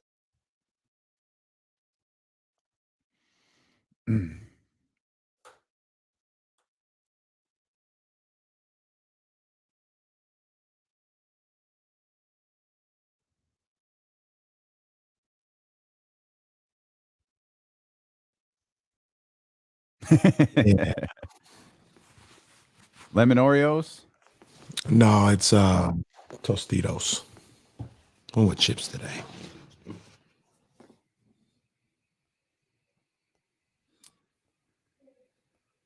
Oh yeah, I'm kind of hungry. Can't lie. KC do love them Michigan Wolverines, that's for sure. Come on, man. Got love. I love Ramsey. Phoenix and 6 max. Oh, so you heard him. It's tough. It's a tough matchup. That's why I asked. Like that's Phoenix team is good, man. They're really good, man. I didn't repeat this. I was gonna say they really gonna get back there.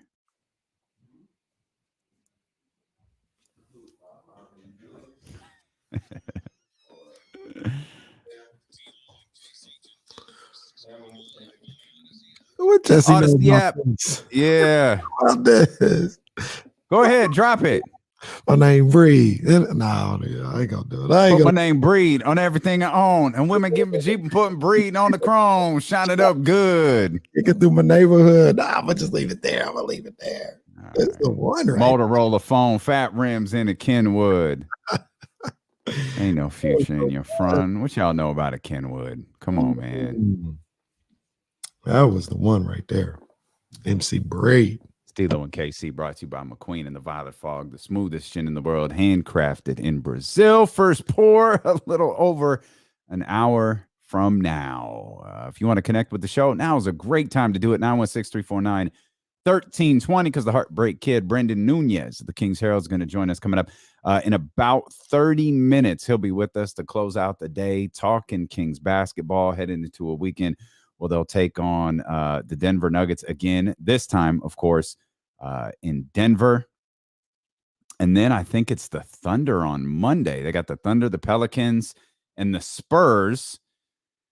That's an interesting week next week. Mm-hmm. The Thunder, the Pelicans, the Spurs, and then Kenny's favorite, the Dallas Mavericks. And then the Knicks will be in town on Monday. Fate might be sealed next week. One where, like, you're either in this or you're out. Yeah. Well, yes, you're right. I agree. Because those are games that you, in my list here, those are games, a lot of them, not all of them, but you're supposed to win. You got to beat the Thunder. Yeah, you got to beat the Thunder. Got to beat the Thunder. Got to beat the Pelicans. You got to beat the Spurs. Yeah. And if you can't do that, then I don't see enough wins. I don't see enough games for you to be able to turn this thing around. Man, why we got so many damn games against the Denver Nuggets? Oh no, man. Good Lord, they come back, play the Knicks on a Monday at the Golden One Center, and then they play the Nuggets again 2 days later, or a day. Well, the Wednesday. I have them winning that game. Man, and then the Bulls are here. Oh, moving that game. Oh yeah. I don't know. I might have to go see DeMar DeRozan. Oh, I see the next game I'm going to the Bucks on the 16th. You got it here. Public, yes. Yeah. Public service announcement. If you have the ability, if you're looking ahead of the Kings game, see the Bucks in person. See that dude in person. See Giannis Antetokounmpo at the Golden One Center. If you make any plans, if you're looking at, hey, maybe a game here, maybe a game here, is what there's 9, so what, 8 left? Yeah. Try to see the Bucks. It's absolutely special. Like Giannis Antetokounmpo is he's one of those that you walk away from telling people about. That dude can go. And we were certainly my favorite player in the game right now, Giannis. Love Giannis. Trying to figure out. I mean, Russ is still my guy, but who are we kidding? Yeah, Giannis might. Yeah, you know what? Truthfully, and this is I hate this. I think my favorite is Joel. Like I really like Joel Embiid. I freaking hate that James Harden is on that team. I just cannot get over my I need a therapist or something, like a sports specific therapist. You do too, by the way. Like you know your memories of losing the pennant when you were 7. Yeah, that's what you needed for you. Like in NLCS, I was 6 years old. I went to the corner of my grandmother's living room and cried. Yeah, bro, but the fact that you still bring it up, that's not healthy. They were letting off those stupid fireworks at Busch Stadium, the first Busch Stadium. You hear this? How am I supposed to forget that? And then in '89, after Dennis Eckersley with that stupid fist pump, and my boy Uribe just sitting there in the dugout, I'm crying. Who wouldn't remember that? Do you see what I'm saying? I was actually 4 when they lost to the Cardinals, 6 when they lost to the A's. We both need to go speak to somebody. Actually, I might have been. No, I was 6. Yeah, it was in October. You gotta go speak to somebody. As do I, because there's no reason for me to dislike James Harden the way that I do, and there's no reason for me to stop watching Joel Embiid because James Harden is on that team. But if I think Joel Embiid is pretty close. I really like Jason Tatum too.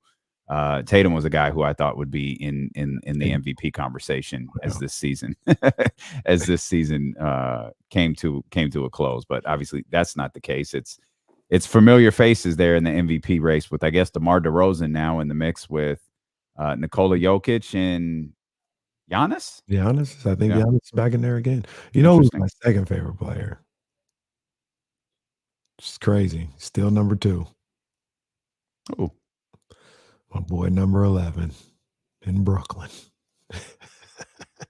Yeah. I don't even know. Like, what do you even base that on? Like what? It's literally just skill. Like Giannis, you holding on to memories of past because there ain't nothing from this season to hold on to. Giannis, Giannis, I just the guy, the man. Yeah. Like, yeah. I love everything about Giannis, right? Kyrie, yeah. I love to watch him play basketball. When he plays. Well, that's kind of like Russ. Like our connection was too deep to just like completely let go. But let's be real. Like I get it. I understand. I know who I'm talking. When I talk about Russell Westbrook, and you hear that clip that says, "Yeah, I still love Russell Westbrook," so what? I know what it is. Like I get it. But that's my guy, man. I ride with him. You're listening to D-Lo and KC on KIFM West Sacramento, KRXQ HD2 Sacramento, and Odyssey Station, and driven by last year's Elk Grove Dodge. As we mentioned, Brenden Nunes coming up in about 20 minutes. De'Aaron Fox spoke to the media last night following the Kings' loss. It was a lot of fun at the Golden One Center last night, by the way. If you weren't there was a ton of energy in the building. Hopefully that came across on the TV. It was certainly the biggest crowd I've been in attendance for this season, and that includes the whole home opener. And it was certainly the most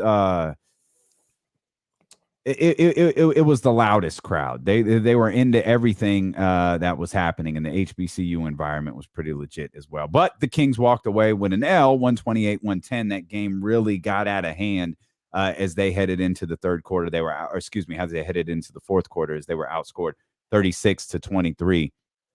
Here's De'Aaron Fox post game talking about the team's communication. I definitely think it's been a bit better. It's growing.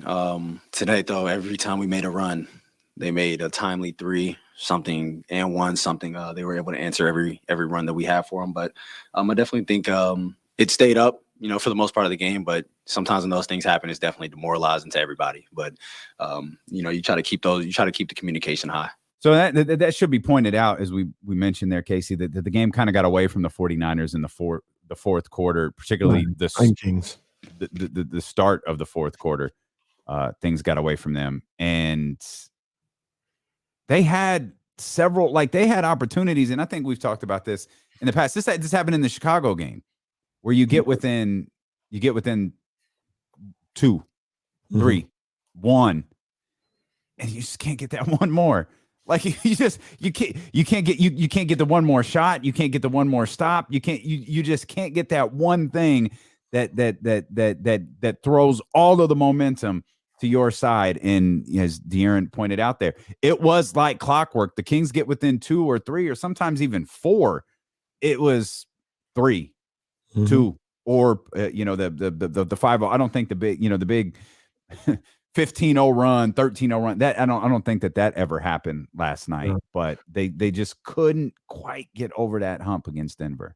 Well, Damien, is because of what I continue to talk about. We continue to talk about on there. They're down 11. So so I put it one part of me says, I mean, that's basketball. But on the other hand, Denver was never down 11. You know what I'm saying? No. Chicago, the other night, they were never down 11. Like, you got to put yourself in those positions, like those teams, to not be in those places where you get a nice little 8-0 run, you get the crowd going. That doesn't get you to within 2. That puts you up 5. Yeah. You know what I mean? And I got you. I would like to see what they could do without having those moments when they get down by double digits and have to fight back. Even though play with a lead for most of the game. How about that? We don't see that often. What's this lead you speak of? I know you and Olivia talked about that very conversation at length, and I need to pull up Will Z's stats because Will Z had something immediately following our conversation with Olivia about what the last handful of games for the Sacramento Kings look like as it pertains to big deficits. And as I slowly talk here and stall for time, as I attempt to find Will Z's stats. Because I'm guessing they've had a few. They were down double digits against Washington. They were down double digits. I think it was every game. Every game. Against Minnesota, against Washington, against Brooklyn. Chicago, I think that one stayed generally close, but I'm pretty sure they went down 10 or 11. And then they were down double digits last night. The last 5 games, the Kings have been down. This was prior to last night's game. 12, 24, 13, 13, and 25. Come on, man. The Kings, wow, what a stat this is. The Kings have had at least double-digit deficits in 41, again, prior to last night, in 41 of the 60 games. Wow, that's tough, man. So that would make it 42 of the 61 games because they were at a double-digit deficit last night. And their average largest deficit is 15.8. Oh my gosh. What? Good God Almighty, it killed them. They're broken in half. That is tough. Wow. Will, if Will's listening, and if not, enjoy your Friday, Will. But give me who you talk about. They were down double digits, 41 of the or 42 of the 61 games or something like That's that. right. Yeah. I would like to see, okay, Will's here. Who is like, give me some notable teams that have like lower than that. So I'd say Phoenix has probably been down double digits 5 of their 61 games or something like that. I like to see that. And then like a middle of a pack team, like how many times has Denver been down double digits or, Dallas or anything? Essentially trying to find out how common being down double digits is, right? Yeah. 41 of 60 or 42 of 61. That's a lot. The average largest deficit is 15.8. Gosh, man. That stat really puts a lot of the Kings' struggles into perspective. Because it does ring with what you just said. Yeah, they can't get over the hump because it costs so much damn energy to get to the point where they're down 3. Yeah. Or 4. Like, of course they're gonna. Okay, guys, we're within 3. They relax a little bit. Oh crap, they gave up a 3 to Will Barton again. Damn it. Yeah. All right. Oh, now we're down 6 again. Yeah. And we got it to 3. Now, we're down 6. Then we finally miss a shot and they score. Now we're back to 8 again. Like it's just shout out to Kenny Caraway, who finally found the one stat where Will Z was like, yeah, dude, no. Will said it was such a manual task. Had to go through all the game charts and note it myself. No large list out there. Basically, what Will Z is saying, Kenny, is F off, do it yourself. We found a stat that broke Will Z. That's amazing. That's exactly what he's saying. So, Jeez. and here's Michael's question, and this is a fair question because I see DJG from Cali here says Dante should be starting, and I go to Michael here. Michael says over here on YouTube.com/ESPN1320, YouTube, Twitch, great ways to interact with Dealing with KC, as is Facebook Live. All your comments come directly here to us, and you can interact with the show in real time. Michael says, so that leads to the question: how did the Kings start better?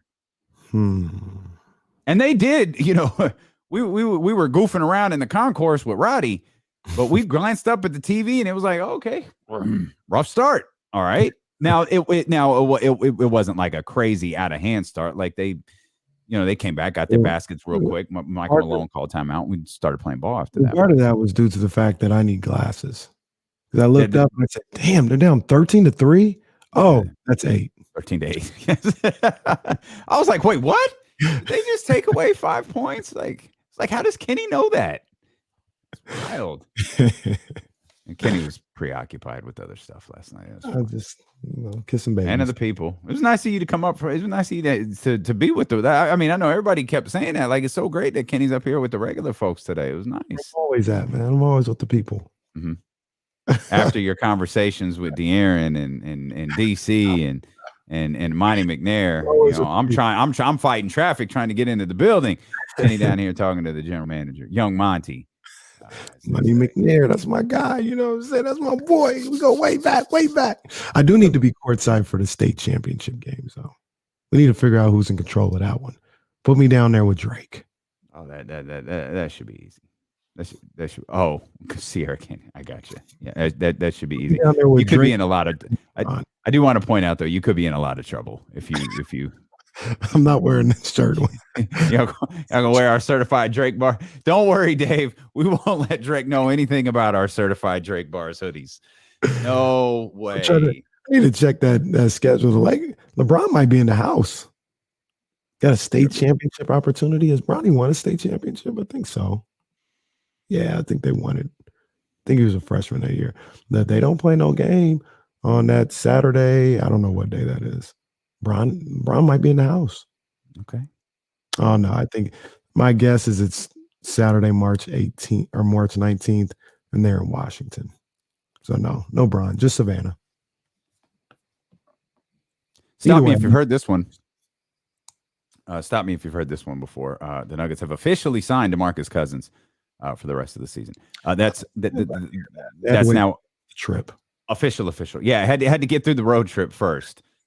So the Kings were able to get that done, or the Nuggets were able to get that done. Let's get back to the Kings question from Michael.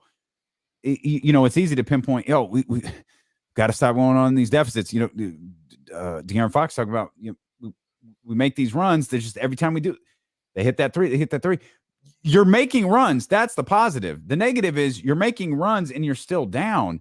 Is it a focus issue? Like what is the? We just accept it as commonplace. Runs happen. It's the NBA. It's part of the game. But why is the Kings' average deficit 15? I honestly couldn't tell you, man. I don't know what that is. Obviously, I think, maybe just the starting 5 needs to be a little better. And we talk about that, right? We talk about they're missing a piece. And when we say they're missing a piece, I don't think anybody's necessarily talking about the 7th man off the bench. They're talking about they need a little better from the starting unit. Does that mean Justin Holiday needs to play better? DiVincenzo needs to be at the 2. Davion Mitchell needs to be. I'm not exactly sure, but it seems like that's where the crux of the issue is when you talk about starting off well. Or it could be a situation, your best guys, De'Aaron Fox, Sabonis. Make sure you guys don't fall into a 13-5 start. Make sure you guys are locked in from the jump ball and not fall behind. But I'm not exactly sure why that is. It's just there's always a moment when they get down by 9 to 10 points. Whether it's the start, whether it's when the first sub comes in or whatever, I don't know. It happens all the time. It does. And Jay Stalls threw up a note here on twitch.tv/ESPN 1320. They got to have some better shooters on this team, which I think we all know that this team lacks shooters. It's one of the many reasons that Terrence Davis's injury is so frustrating, particularly at this point, because he has a skill set, at least we think, could really, really help this team. And I think his skill set could be magnified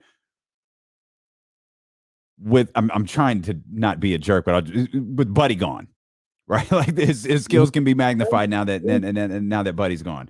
But if I gave you the option, because we've talked about, the shooting thing is going to be talked about all year, because it's not like we're ever going to notice that problem going away. Right. If I gave you the opportunity to hit a home run, and I was like, I'm telling you, and this is directed at all of us.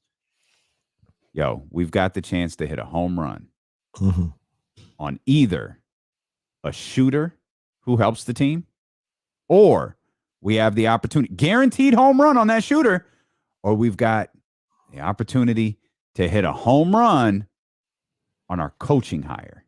But you can only pick one. Guaranteed home run for one of those two. Shooter, coach. Which one is it? First thing that comes to mind is player. Of course, Shooter. because you hate coaches, right? Despite the fact that you're Coach Kenny Caraway. I got you. Because I feel like you can hit a home run on the player and hit a double with the coach and be okay. You tell me, can you hit a home run with the coach and hit a double with the player and be fine? I think I was going to lean towards the coach. But you see what I'm saying, though? No, I do. Do you think that you can do that? Do you think that you can hit a home run with the coach, but a double with the player, and everything will be okay? And the team will be better? Yes. Okay. I do.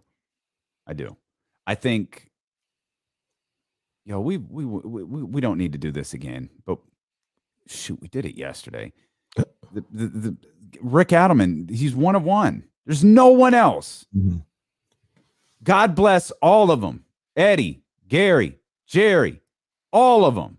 Eric, Reggie, Kenny, they all failed miserably.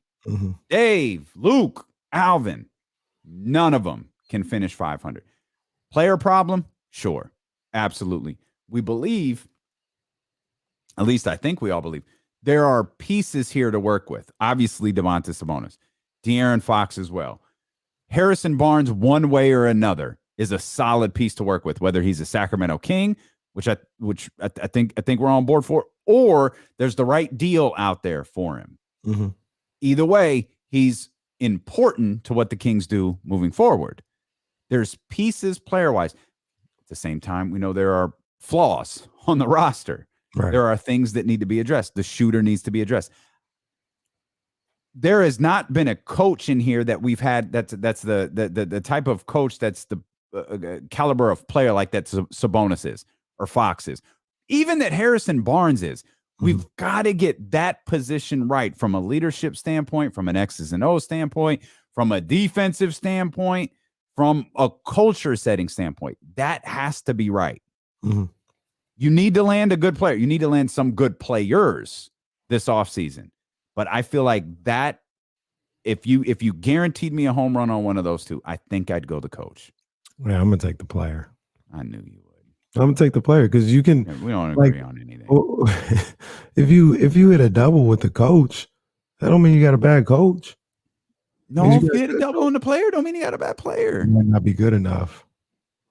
You might not be good enough. A double isn't good enough? It might not be. But what are we looking? So like for okay, I'll say this. The Lakers, this is extreme.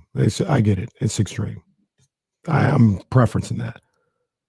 The Lakers didn't get Pat Riley when they got Frank Vogel. They hit a double. But they hit a home run on the players. Okay, that's not fair, though. That is extreme because you literally referenced the greatest player on the planet. Like that's not that's not fair. I was saying it. like is shoot. I just said something negative about them. Damn it. Is Utah better? Is Quinn Snyder? I feel like Quinn Snyder's in the upper echelon of coaches in this league.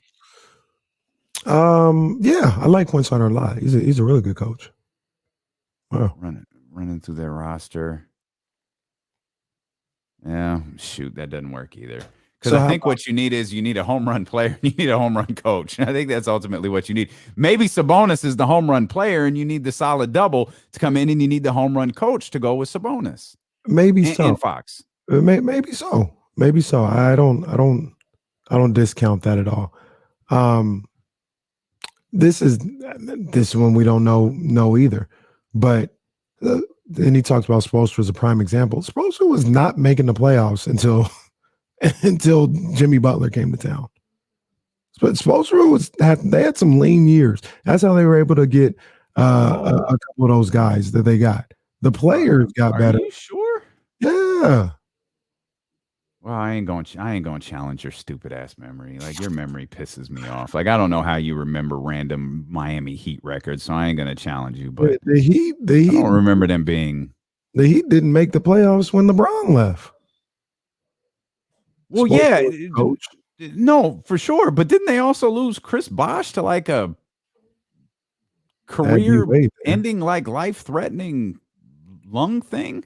Yeah, D-Wade, but Spoelstra's a really good coach, though. Like Spoelstra, that is a home run of a coach. He's absolutely. Yeah, I didn't take what you were saying as that it wasn't. He's a damn good coach, but the whole thing is, you gotta have the players. Got to have the players, and I don't think getting Jimmy Butler. I don't think getting Jimmy Butler is hitting the double. Spoelstra's never okay. You're not being fair. Spoelstra. Brenden Nunes is going to join us. Spoelstra's never missed the playoffs 2 years in a row. What if his rosters look for 2 years in a row? 2 years in a row. Well, damn, Kenny, I'm not going to do that. Like, I'm just looking at the numbers. He's never missed the playoffs 2 years in a row. I'm trying to think. You got to think about it. I already messed up. We're like, Brenden Nunes is going to join us. We're going to talk Kings basketball. We'll continue this conversation on the stream, but we'll talk Kings when we return on Odyssey, 1320 AM, Twitch, YouTube, Facebook, all that stuff. It's ESPN 1320. So, like, I mean, you got Butler the last 3 years. They're going to make the playoffs this year. The year they missed the playoffs, 2018, they were 39-43. Who was that? The other year they missed the playoffs in 2016, they were 41-41. Who was that team that they lost to Philly? D-Wade was on that team. That's who was on there. I was trying to think of who was on that team. Lost to Philly in the first round. I think it was D-Wade and Whiteside.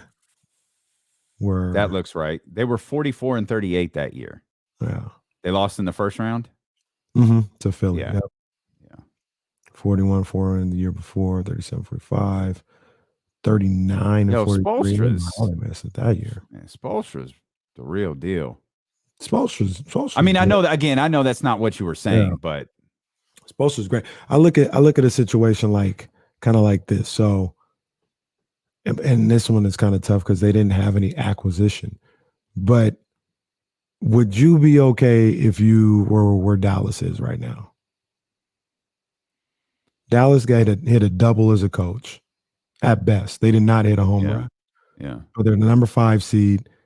They've got a player or two that's good enough. Would I rather be 35-24 or 22-39? Is that what you're asking me? I'm just saying that to me, that's what getting the player right and hitting a double for the coach gets you. Could get you. Okay. I mean, maybe a tad bit unfair because this is Jason Kidd's first year, isn't it? Yeah. Oh, my bad. Okay. I mean, I don't know. I get the gist of what you're saying. I just don't know that it's fair. It would be the first year of whoever gets hired, though. So if they were okay, I'll make. Maybe I'm making it too complicated. Yes, I'll take 35 and 24. what about The team's going to the playoffs. do you think because they didn't Sorry, Brenden, you walked into a fight. Sorry. I'm You're looking good. at Minnesota. They got a new coach. They didn't really have an acquisition though. But to be to be fair, you're kind of changing it from like a player. Like I said, a home run shooter. Mm-hmm. Now that may mean like specific skill set versus like home run player, which Right. I think is probably Domantas Sabonis. Right. I don't know. The shooting aspect. They kind of need both. They need a shot creator. Yeah. They got Aaron who can create his own shot. That's really about it. Davion can, but sometimes it's so hard for him to get his shot off. Like it's tough. They need a guy that can create their own shot, get to the foul line from time to time. So it's not all on, like they got too many guys that are reliant on somebody kicking out to them and shooting, catch and shoot for the shot. Yeah, and they definitely have too many of those guys to not have minutes without the few guys that actually can create. With like Fox and Sabonis being the two, and I think HB has moments of being that guy that you're talking about, but then other moments where he's just not, and I can't explain why. But I think we've seen too many minutes, and really it's that end of third, beginning of fourth yesterday in that Denver game where you don't have Fox, Sabonis, or HB on the floor. Yeah. And I don't know what you're supposed to do to create any offense when you're talking about Davion Mitchell, DiVincenzo, Jeremy Lamb, Justin Holiday, and like D Jones. Like if you're not getting stops, getting in transition, at that point you're in a pretty tough spot. But I think like you guys talking about Minnesota, like I think they need to make a coach change, the Kings that is. But I think that they're an interesting comparison. Like I've heard, and I've used Chicago before and Cleveland before as teams that could potentially take a jump. But I think that just thinking it through now, Minnesota kind of fits that, making a coaching change and then also potentially, this is relying Hit on pause the Kings. right there because I'm going to ask you to repeat all that when we go on the radio. So just I thought just we were hold. on. Yeah, let's Nope. No, we're just on the live stream. We were I got us to commercial slowly. That's my bad. We're coming back right now, guys.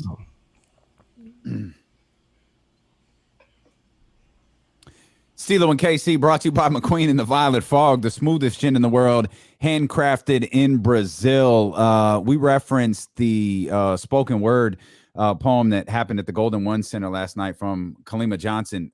It hasn't been posted on social media yet, but the Dope Kings social media team they've sent that to us. We're going to run that for you here on the live stream coming up as we wrap things up. So make sure you check us out on twitch.tv/ESPN1320, youtube.com/ESPN1320, and on Facebook Live as well. If you didn't get to see it last night, I don't think I've ever applauded at a game the way I did last night. I certainly don't ever think I've pounded the table, the media table the way that I did. But I happen to look over for some reason, and Damian was feeling it. I was just locked in. I was dope. just locked in on everything that she was saying, man. It was phenomenal. And we got Brenden right here into the conversation that we left you with before the commercial break, where we were talking about home run shooters and home run coaches.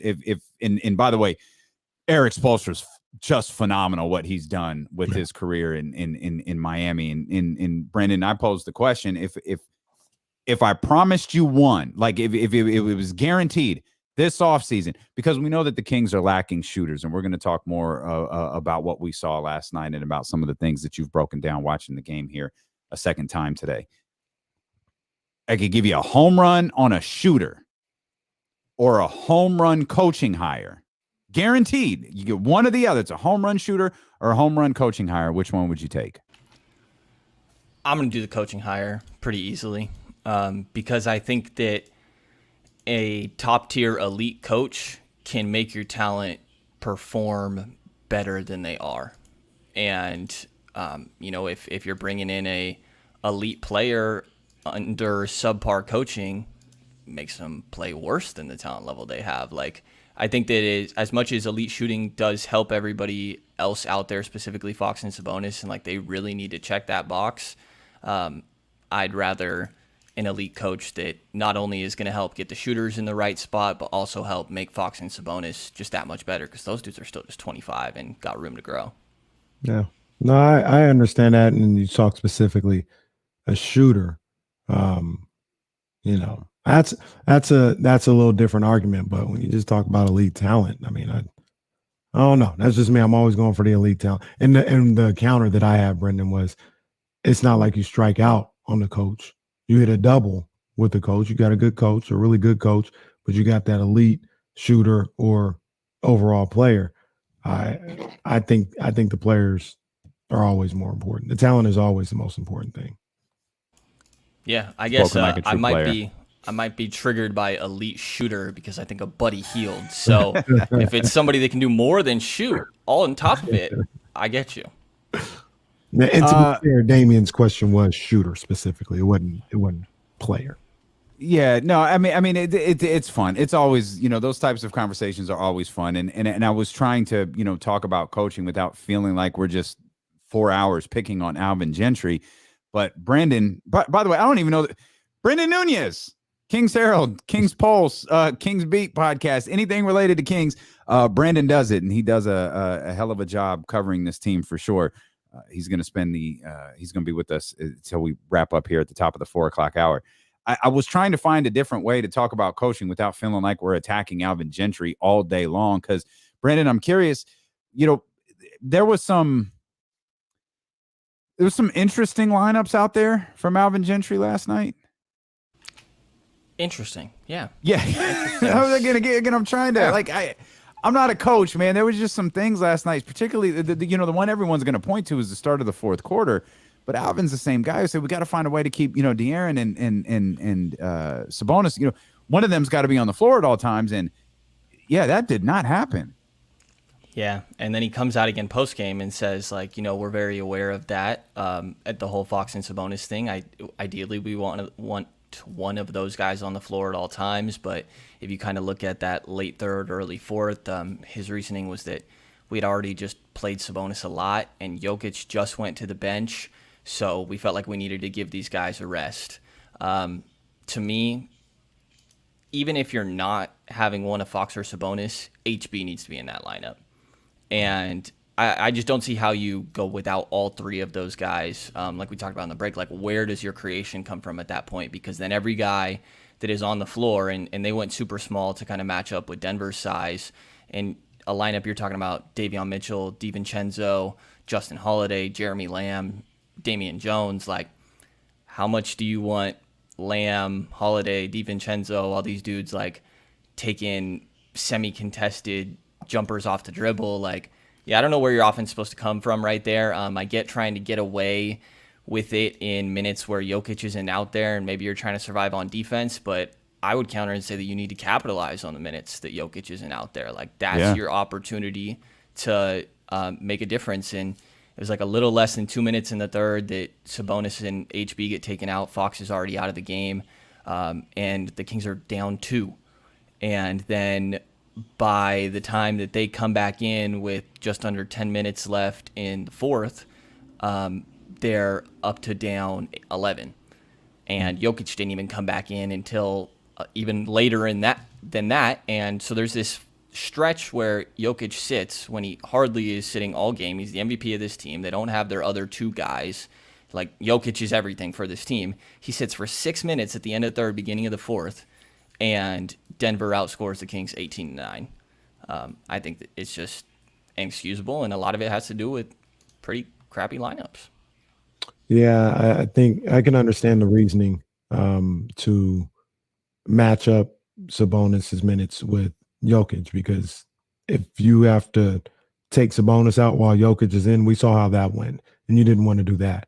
But to not have Fox and or Barnes in the game at that time, that's a missed opportunity. You know what I mean? And that can't happen. And we didn't. That's the whole point of having multiple good guys, is you should always have one of them on the floor at least at at any point in time during the game, I would typically think. And I don't know if it was just a miscalculation from Alvin Gentry last night, and it happens. People make mistakes, but you could tell us, Brenden, is this a trend in these first 5 games or so where, he typically goes without those guys on the court at the same time? I think that we've seen it twice now. 2 games. The other one's that Brooklyn one, right? Where there's just a moment where it feels like everybody, like you log on to Twitter during these stretches and everybody sees like, what are we doing right now with this lineup? No Fox, no Sabonis. And then Gentry said after both those games, like, yeah, we want to have one of those guys on the floor at all times. I will say, because I was really critical of this yesterday, and, I'm always picking James Ham's brain. Feels like the right guy to do that with. He is hesitant to kind of talk bad about a coach that's just getting 6 new guys and just playing with things. Like, I'm willing to give a little bit of benefit of the doubt that, like, you're just trying to figure things out. In that Brooklyn game, I see how Gentry could look at that small lineup we talked about and just be like, well, this is the best defensive lineup we can throw out there. So if we can get stops when they don't have their one guy that's creating offense for them out there, then maybe that's how that works. Like, I don't mind playing with that and trying, but only so many times, right? This is the second time that it's worked out pretty poorly, and Gentry came out and said that we want one of Fox or Sabonis out there. So while I'm good with giving a little bit of leeway because it's new stuff, only so many times over. Yeah, and it's not like Alvin has a ton of time to figure it out either. Like, there's only 22 games left, and I don't know what Alvin's specific goals are, but I know, and I don't know what he thinks about what his future is with this team, but I'm confident he knows if he doesn't win, there's no chance he's the coach. Now, there might be no chance anyways, but it's going to be a lot more difficult for Monty McNair to make a decision, or this organization to make a decision, if Alvin Gentry is winning games here during this final stretch, where you finally, as we used the analogy last week, you finally gave him some ingredients to cook with. You could put together a decent meal and you don't have, bologna and ketchup. Oh my gosh. not to, like killer cook, D'Lo. not to knock the fried bologna sandwich or anything like that, but like it's a staple for many back in the day. I'm just saying, like, it's like we were talking about chemistry earlier, and these guys on the floor, and and I guess I'll ask you the same question. There's so much talk after those first couple of games. There's chemistry, there's a filling out process, and we know they didn't get, even though they didn't play basketball for a long time, even though they were away for, a week or so, they only got to practice for a couple of days. Are you of the belief that, maybe the chemistry questions, the gelling together, we should probably put those aside now and focus on, regardless, they've got to go out there and win games? Yeah, I think like the chemistry between Fox and Sabonis can be constantly growing. And like, I think that's the chemistry that we can focus on. But outside of that, like, I think just being ready for passes is a little different. Like Sabonis hitting you on back cuts, or I think there's so many times that a guy's cutting to just head to a different spot on the floor, and the pass is maybe coming a little low, or they're not quite ready for it at all times when like you need to be with Sabonis. So I think there's like little learning curve things like that. But 4 games now, we've had time to, like, that's a mental thing, mentally just be ready for that. So I think that should be there already. Like Davion said that he doesn't think that their turnovers that they had yesterday, which they ended up with 15 turnovers in that game, most of them in the first half, I think, weren't because of chemistry things. Davion didn't think so. Davion just said, we got to be locked in better, and of course pointed to the defense, which they were pretty bad defensively. So I think that like growing chemistry with Fox and Sabonis is important, but the other guys, it's just fitting in and just understanding what you're playing alongside. And I don't think that like takes time to gel. I think that's just mentally accepting what your role is. We talked a couple of different times today and over the last couple of weeks about when the Kings go on a run, it's usually a run that gets them to being down 2 points, as opposed to a run that gets them from being up 2 to being up 12. And a lot of that, we feel, happens early in the games. Like they start down early. What do you attribute that to? Is it just the starting lineup? Is there one particular position in that starting lineup that, in your opinion, might need some help or might be able to fix the problem? Is it Fox and Sabonis not, being the leaders and not having these guys ready to go? What do you attribute that to do, in your opinion? I mean, it definitely starts with them just still being horrible on defense.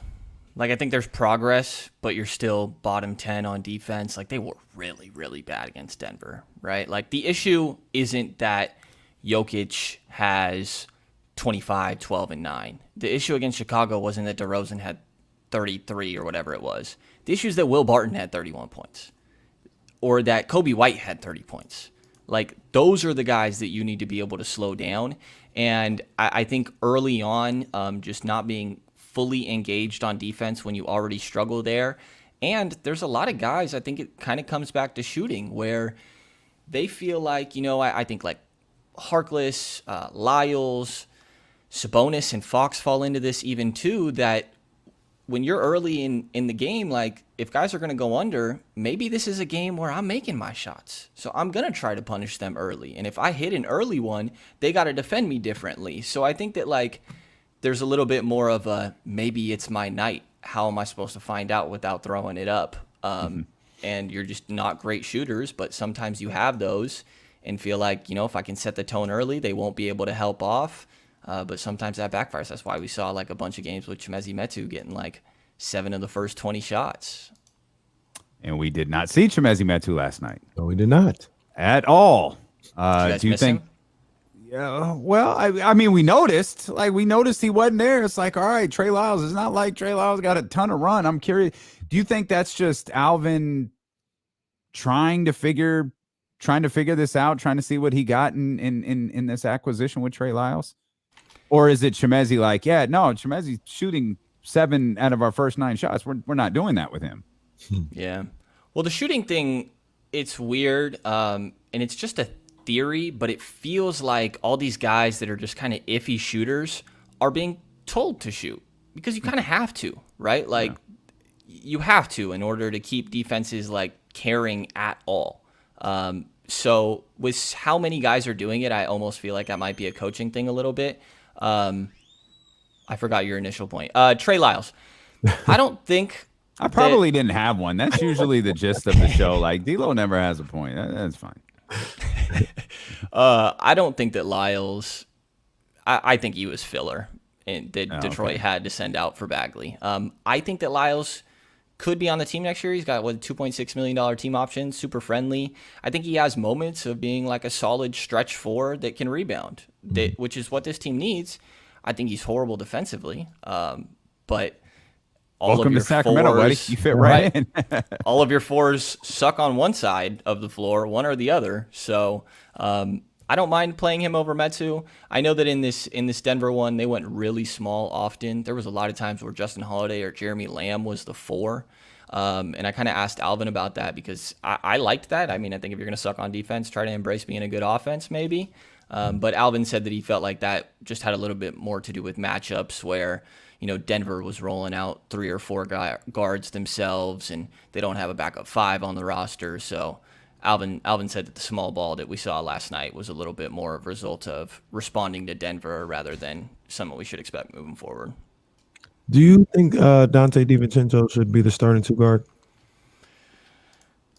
If you asked me before last game, I would have said yes. But now that I'm like getting more and more tastes of why did you just shoot that with Dante, it's starting to. It's the 2 guard position in Sacramento. Like it just lives there. Yeah, it can't go away. And maybe the counter would be that if he's with the starting lineup of Fox and Sabonis, that he's doing more catch and shoot work. Where like I think his catch and shoots have been okay. It's the off the dribbles that have been pretty ugly. He's 1 of 9 on off the bounce threes and 5 of 14 on catch and shoot. Like neither of those are very good, but 1 of 9 on off the bounce is pretty tough. I started keeping a log yesterday of because when I did my rewatch of the Chicago game, got like to halftime, and I'm like, man, how many shots are you going to take that are just maybe kind of open, but there's still 18 seconds left on the shot clock? And I don't want a decent shot with that much time left. You have time to look for a good one. And I noticed that a lot in Chicago, and then just decided to keep a log from the beginning of the Denver game. I had 8 of those for just before we even reached the fourth quarter, because the fourth was a disaster anyways. But Dante is a handful of them. I think that Davion doesn't really do that, but you see Fox do it, Sabonis, Harkless. So I guess I do like Dante. I love what he brings on defense. I think they need that defensive versatility. Their stuff as a passer that intrigues me. But he's just doing a little too much sometimes. And I'm, again, triggered by dudes that are doing too much out there.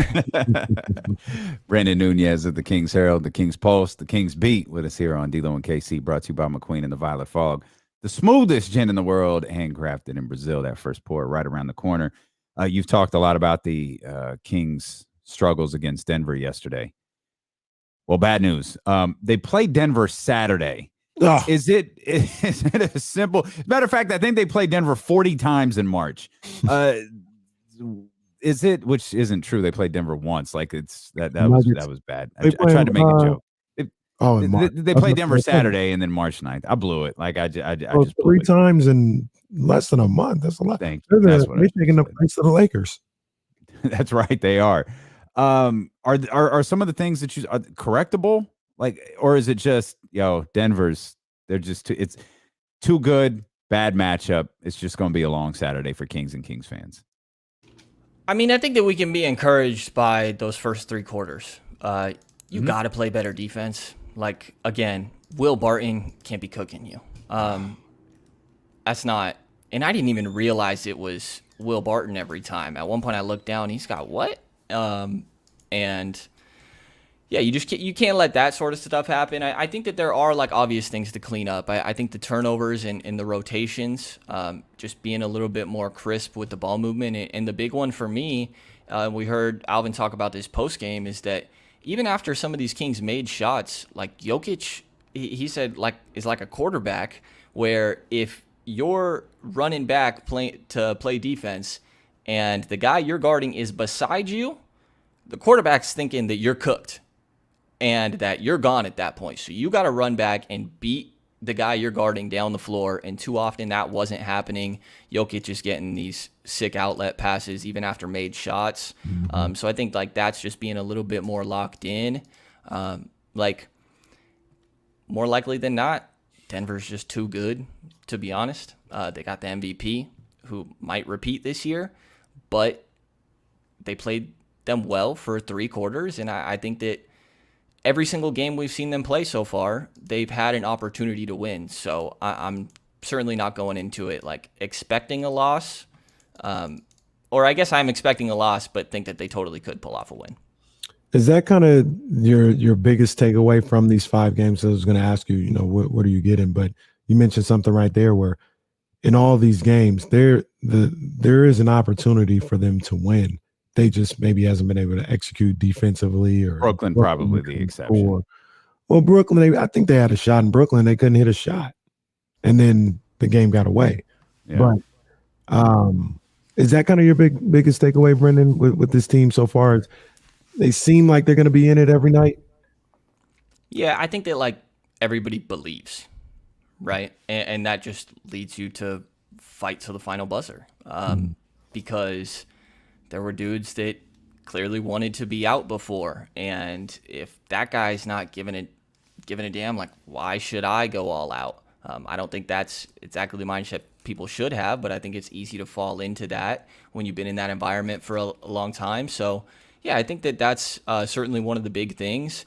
And I think that Aaron is kind of the leader of this. He's the longest tenured guy at this point. And while Sabonis, I think could very well emerge as the best player. Like I think that even when Fox is out there, Alvin said that Sabonis is, we'll run through both, but I think he gave off the impression they leaned towards running through Sabonis, which makes sense. But longest tenured guy out there with Aaron. And what stood out to me in post game is that he's talking about, he has a quote that Sabonis had a hell of a game tonight, and we don't want to let those type of games go to waste. That's speaking like a dude that had a lot of damn good games that went to waste. And I think that just him being able to have that new perspective and appreciation of like, these dudes are out here trying to win games. So I need to lock in and contribute to that as much as possible, because we're all on the same page, then we can be good. Darren said we need to be better. I need to be better. We need to be better on defense, which is also him. But yeah, I think the mindset of this team is so drastically changed. Why do you think De'Aaron has moments like this where he disappears? And again, I want to be fair. We mentioned this at the start. I do want to mention again, since returning from the ankle injury, he has not had a game like this. It was 5, including the one, the 4 with Sabonis and the rest of the crew, but the one prior when the team was just shorthanded and it was, De'Aaron and there was nobody and some of these other guys weren't around. Like, he played really well in that game, first one against Minnesota. So he hasn't had that kind of disappearing act recently, but we all know it when we see it. When you watch the games back, like, what is there a particular trait? Is there a particular sign? Is there something that you see like, oh, De'Aaron's kind of he's a little passive in this one? Yeah, I think that he's just has streaky shooters, guys that also are scoring a whole lot, that you can almost feel the confidence vary a lot with some of these shots, right? Like, he'll have one every 3 games or so that he throws up, and I'm like, that was a horrible brick. Like, that just looked so ugly. And I think that could mess with his mental. But I think more so in this Denver game, nobody around him could hit a shot. Domantas Sabonis hit 2 threes, which I want to say is the first time he's hit more than one since coming to Sacramento in 5 games now. Dante went 2 of 6 from 3. Nobody else hit more than 1 3. And Sabonis can make it work in the mid-range or post-ups or, working at the elbow and feeding guys. De'Aaron needs spacing. De'Aaron needs to be able to drive. Like, I just wrote about his mid-range that I think helps with that. But it's hard to even get to your mid-range shots when nobody is caring on these other defenders about who you have in the corners and on the wings. Like, you watch Mo Harkless out there. They do not care about being near Mo Harkless. And I think that makes things difficult for De'Aaron. So I think there's certainly an aspect of that when you're just missing even more shots than you usually do. But also that, most of these games, De'Aaron had been playing really well, but there was still kind of like Domas could assert himself a little bit more in these previous ones. And this one, the game fully ran through Domas. Like, he's getting the board, and he took it up himself what felt like every time that he got that board instead of getting it to De'Aaron. And I think it's just an adjustment for De'Aaron to be off ball so much. Like, we saw that with Tyrese this year, right? When he was playing off of Tyrese, that I think that's just new to him. So I think it's a combination of the guys around him weren't hitting shots, which is an issue long-term with this team until they change some things this offseason. And Sabonis was clearly the feature dude, and De'Aaron's used to being the feature guy. So that matches up with kind of what myself and Davion saw yesterday. Is like everything ran through Sabonis. Like, they come down court, Sabonis, it almost was like, yo, he's got to touch it, and then we'll run our cuts and things of that nature. That's kind of what you saw yesterday as well, compared to the other Sabonis games before the All-Star break. Yeah, I think so. It's a lot of like, let's get the ball to Sabonis and then make it happen from there, rather than let's get Fox the ball. And like Washington, they started the game with 2 empty side pick and rolls of Fox and Sabonis. Like, the ball is in Fox's hands. They get him a screen going left a couple times over from Sabonis. So I think that's just where he's more comfortable and used to playing from. I think that De'Aaron can totally learn to play off ball. Like, he just hasn't had to. And now he's just doing it with an entirely different style guy rather than what he was learning alongside Tyrese. So, yeah, I do think that it's just learning to do that. Earlier in that Denver game, I thought they had a couple empty pick and rolls with Fox and Sabonis, and those worked okay, but they just went more so of Sabonis is going to be the guy that starts the play with the ball in his hands. And I think that just leads to De'Aaron not feeling as engaged and having one of those performances that we'd seen since he'd come back. Brenden, it's stupid to do this. It's dangerous to do this. It never works out well when we do this, but we're here, so let's do it. We've got the Nuggets, of course, on Saturday, but then you look ahead, and it's the Thunder, the Pelicans, and the Spurs. before you close things out with the Mavericks. That is, I don't know. That is a pretty incredible 3 games for the Sacramento Kings right there with the Thunder leading it off. And then you got the Pelicans and the Spurs, two teams right there in the same vicinity as Sacramento. Yeah. And, they're aiming for the 10 seed. I think that it's about more than that, but that's what they're aiming for. And they're 3.5 games behind that right now with, I think it's 21 games now left. So you got a little bit of an uphill battle, and you got to take advantage of easy stretches of the schedule, especially as you're going into this knowing you have an uphill battle. You got to build momentum. The exact same thing that the Spurs and the Spurs and the Pelicans are thinking. Take advantage of this easy part of your schedule. Yeah. Yep. And you're playing direct competition. So, I think that the Denver game is tough, but then you look at OKC, New Orleans, San Antonio, like you said. I think Dallas and New York fall into it too as really winnable games. But the other reason that is so important is because right after that, you're looking at Utah, Chicago, Milwaukee, Boston, Phoenix. It is a horribly hard stretch right there. And if you're going into those games just having lost 3 of 5 games and against teams that are also fighting for the 10 spot, you need to capitalize on this easy stretch before you're taking on top of conferences for a little while here. And I just said this on a Kings Beat pod that James and I just put out today, that it's even this positive momentum and winning out is about more than just chasing the 10 seed. It's similarly to what we saw with Phoenix in the bubble.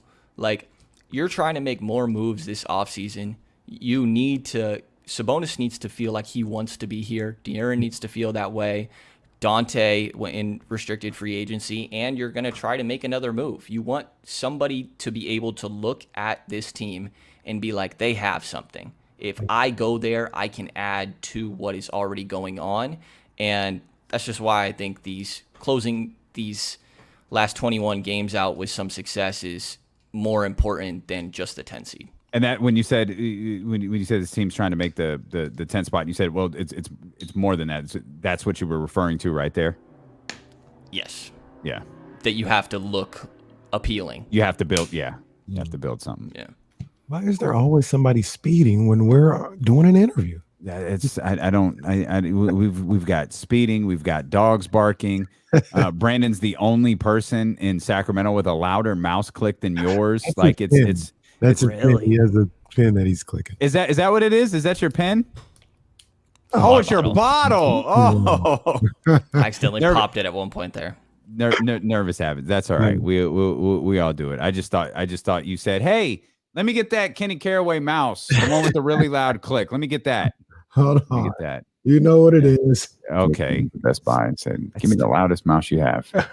I don't even know how. It's so weird that you kept that on the soundboard. You're weird. You're weirdo, dude. Brenden, before we get out of here, man, you were there last night. We saw you. The whole crew was out last night, man. Big night. Did D'Lo leave early, by the way? I gave him a hard time, and he still left early, huh? Early-ish. He saw the start of the fourth quarter. That's big cap. D'Lo left late. It was like 10 minutes left. It must have been like 8 minutes left in the fourth. I was like, hey, what the hell? Got to get out of here. There you go. But the vibe was great up in there. We thought it was great in there. There's a lot of energy. And it seems like Kings fans are on board for whatever it is that Monty McNair and the Kings are selling right now. They didn't come away from last night thinking, oh, here we go again. We stink. It was just like, it sucks, but what we're trying to do is going to take a little time. Did you get that kind of vibe just being in there and seeing people watching this team? Yeah, I did. And I think that that's part of what's important beyond the 10 seed is that that could change really fast, right? If you drop a game to OKC, you know how quick this fan base is going to or is going to turn or you really struggle in those 5 games that I laid out. And right after those 5, again, Utah, Chicago, Milwaukee, Boston, Phoenix, say you happen to lose 5 in a row, which isn't the craziest thing. Then you go to Indiana. And imagine if Tyrese does something to you. yes, I think the fan base is excited and kind of giving the benefit of the doubt right now because of these promising moments, but that could turn so fast, just like it turned into positive as quick as it did. Good point. You're killing it, Brenden. We appreciate you, my friend. Have a great weekend. We'll be locked into. Oh, check out the latest edition of the Kings Beat podcast, which indeed dropped today. Brendan's been working hard all morning. His work over there with James Ham, and of course, coming out and hanging here with us. We'll be locked in to see what you got to say when the Sacramento Kings take on the Denver Nuggets tomorrow. We appreciate you, my friend. Thank you as always. Appreciate it, fellas. Keep up the good work. HB. Yes, sir. That's Brenden Nunes. I love that the joke now is to make fun of me leaving, because I realized Brenden did, in fact, make a joke about me leaving early, and so did Deuce. So if we're not making fun of me leaving early, we're making fun of my capris, is Trista Krick says.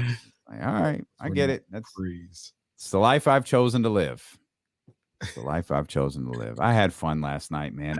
But man, I didn't think of that. That's such a great point by Brenden. We talk about the vibe, if you will, that was in the arena last night, and I think it was there for a variety of different reasons, but most of all, Kings basketball. And it's such a great point. Denver's a great basketball team, and they're going to be fighting in the playoffs. Yeah. Go ahead, lose Monday. Go ahead, lose to the Thunder. It's that old line. F around and find out. Go ahead, lose to the Thunder. Lose to the Thunder, or the Pelicans, the Spurs, things like that. And then, you'll feel all of those vibes we had last night, all of that fun, and we'll meet you at the NBC, stage, center.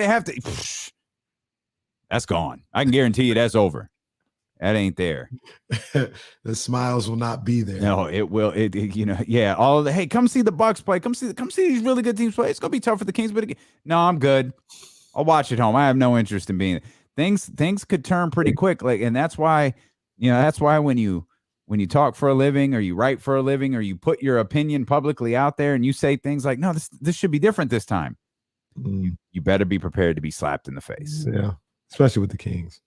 They gonna need Kendra to do another HBCU night just to get people out there. We lost to the Thunder. Can we run that back again? I know it's hard, but Kendra, get back to work. Kendra, can we do two more? Is that too much?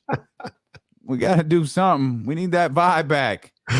Speaking of that vibe, we're going to run that spoken word poem that took place at the arena last night from Kalima Johnson here over on twitch.tv/ESPN1320 and youtube.com/ESPN1320, as well as on the ESPN 1320 Facebook page. So if you want to check that out, close out the Odyssey app right now. Go check us out there. We'll hang out for a few more minutes. If not, have a fantastic weekend, and we will see you here Monday at noon on Sacramento's #1 sports station. It's D-Lo and KC, brought to you by McQueen and the Violet Fog, the smoothest gin in the world, handcrafted in Brazil. Partner, that first pour? Yes, let's go. Right now. Sacramento Splashes. Let's go. CSPN 1320. Have a great weekend. Go Kings on Saturday. Oh, man. What a week. What a week. KC, you want to connect back and I'll run this video for everybody? What a day. What a day. Yeah, no, this true story. I was a celebrity sighting because I was next to Kenny. Boy, they was going nuts for Kenny. Stop. That's not true. That's extreme. That's extreme. That's funny, Brenden. I see you. That's funny. All right. So I want to run this for you. If you weren't at the arena last night, I guess they ran it on TV and maybe it cut off. I'm not sure what it was. We've got it for you. Shout out to the Kings team that sent us this. It is Kalima Johnson. This is just extraordinary. Folks, we're honored to have her back, celebrating Black history, a member of the Delta Sigma. PhD, Black folks from the slave fields to factories. Black music, Black movement, Black dancing, Black grooving. Black history is the Voting Rights Act now. Black history is Sidney Poitier. Job well done, take your bow. Black history is the HBCU. Black history is red, black, and green. Juxtaposed and complemented with the white stripes and blue. Black history is the Line 9. Bayard Rustin, Lucille Clifton, black like me, black like us, soul stirring and soul lifting, even with a complicated history. Let the Sacramento Kings ring the bells for equity. Black radical love does not have to be an illusion. So in conclusion, let the bells ring for equality. Let the bells ring for visibility. Let the bells ring for freedom. Let them ring for liberty. Kalima Johnson. Come on, man. Come on, man. I can't hear you, Casey. You got us on mute? Just as good the second time. Yeah, man. That was phenomenal. Yeah, I ain't popped like that since Seth Rollins ran down in Santa Clara. I ain't, man. That's real talk. Did you pop for Seth? Were you like or just surprised? I popped. No, I wasn't. I popped because when he got I went with my sister, and my sister doesn't know what's going on. But when they hit that wild RKO, it's like, yo, that was dope. Crowd's going crazy. And my sister thought Seth was cute. So I was like, yo, I think your boy's gonna win the title later. And she goes, oh, he's wrestling again. I was like, no, but I think he's gonna win the title. And she's like, dude, whatever. You're in it. Whatever, dude. I'm here because whatever. So when the music hit, I was like, all right, this is solid. It's because remember how bad Roman was getting booed at the time. Yeah. It was like, you're really gonna close WrestleMania with Roman beating Brock, or like it was like I felt like they were stuck. Like, how are you gonna get out of this? And I don't know, for some reason, when I saw that it was like, oh, it's Seth. It's absolutely Seth. I had no clue. And I remember how bad Roman was, getting booed at the time. That maybe it was different in the building. On TV, it felt like that match surprisingly had a little more juice. No, they hated him. They were on his head. They were booing him bad. It was kind of, I've always really liked Roman. I know, I think they just screwed up by doing like the sucker and suck it. They did so many things with him that were just dumb. But no, they booed him in the arena. Yeah, they let him have it, or in the stadium, I should say. Yeah, I didn't see the cash in coming in though. You know what? You know what match I really enjoyed on that card? I really enjoyed Sting and Triple H. There were some things about it that I thought were stupid. Like, you hit a dude with a sledgehammer and then you go shake his hand. Like, that's fucking dumb. Like, what are you doing? But I thought the story, like the NWO coming out was cool. DX coming out, it's nostalgic. Like, it's cool. Yeah. And then I watched it on TV and the announcers totally ruined it. Because they were talking about like WCW and the Monday Night War. It's like, that was 15 years ago.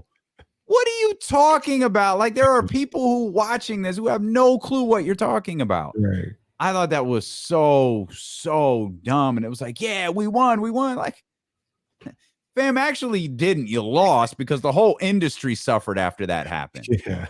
I don't know. I guess you're $1 billion company now, multiple times over. So maybe I don't know how that settled the score. Like you said, 15 years later. So dumb, man. So dumb. I thought, I remember we might have talked about this. That was the top 5 WrestleMania. That San Francisco one. I thought it was good. I thought it I remember feeling bad afterwards because I wanted to bring my mom to it, but I thought it would be too long for her and it would get like too drawn out. But she really likes seeing things like Hulk Hogan. I didn't know Hulk Hogan was going to come out. I didn't even know The Rock was coming out. And obviously both of them came out. And I thought the show was spaced perfectly. Like this was before 7-hour WrestleManias. Like, it was like 3 hours or 3+ hours. But it never dragged. Right. So I thought I enjoyed the hell out of it live. The whole Ronda, Triple H. I know you don't like Ronda, but the way the whole thing played out I thought it was pretty cool. Didn't they have to didn't they essentially stall on a couple of spots because they were trying to let the sun go down? so they could have their firework thing? No, I think the only thing they did was they put the Undertaker on the second to last match. Oh, so he could have his. So they could have and it wasn't like, it was His kind whole of dark. light show. Like it wasn't really dark, but it was dark enough. Like there was no way they were going to be able to do anything but the main event live, or live in the dark, I should say. Well, but the fireworks for Seth were pretty dope when he was on the when he was on the thing, and then above the Levi's Stadium was it was pretty dope. And I wasn't the biggest Seth Rollins fan at the time. Like I didn't feel any way about him one way or another. But when that cash in, like I said, I had no clue that was happening. I was like, oh, that's pretty sick. I felt so bad for Roman. Like, because as Seth is doing that thing, obviously he's aware that that's where all the focus is. He's kind of sitting on the edge of the apron. Of course, he just got the crap beat out of him by Brock Lesnar. So he's kind of sitting on the edge of the apron and he has his head down. I'm sure there's multiple things going through his mind, but I'm sure like he's in like tremendous pain. And he's like, this was for a year and a half, that was supposed to be his moment. Yeah. I felt so bad for him in that moment. Those things are tough, man. I always, while I'm just completely over him and I fast forward every time he comes on Raw, I feel bad for somebody like Drew McIntyre. Like his moment was trash. And essentially, I think that was his one shot. He's not a guy that it looks like it. Yeah. You're gonna run it back with. And damn, that sucks. That his moment played out that way. Worked out for Roman though. I don't know. Oh yeah. If anybody saw it coming, but I mean, what he's already a Hall of Fame. This is a moment right here. This is a wrestling moment. The tribal chief era is a moment. It's a real era. It's pretty dope. I love it. I think I think the Roman booking is the best booking WWE has done probably in. Jesse, I'll be pissed if they do that. I will be hot if they take the show. So Jesse thinks it's Lesnar. Jesse thinks Lesnar's beating him at WrestleMania. I don't know. That's the question. Like if you don't take him off, take it off him now. I think it can be Lesnar. If you don't take him off now, you're going to have him with the strap for another year. Well, see, that's now that's what they've done. The complicated things. You're going to have him with two straps. Yeah. Or he could do the old Ultimate Warrior gimmick. Like Ultimate Warrior won both championships. Yeah. Like, I don't want the Intercontinental one. Y'all can have this. Maybe he just goes, I don't want the Universal one. Have a tournament for it. That what would be next? SummerSlam. Well, no. They'd have to settle before then. They wouldn't do that. I know WWE is F everyone. There's no way they would do that at WrestleMania. No way. I think this is the by the way, we missed a huge on this date. Cassius Clay beat Sonny Liston in Miami. I shook up the world. The shit that movies made about, like, yeah, that was today. I shook up the world. Oh, my bad. Man. I think this whole thing with Brock was built to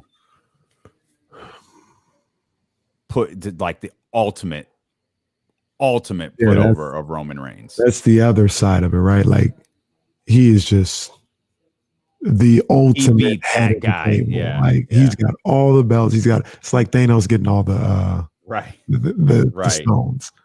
Like, and I think that'd be dope. Like, I think that's great storytelling. That's what I would love. I don't know how you get one of the straps off of them, but yeah, I would go for that. WWE acts like they haven't just taken a title off of somebody and handed it to somebody else before.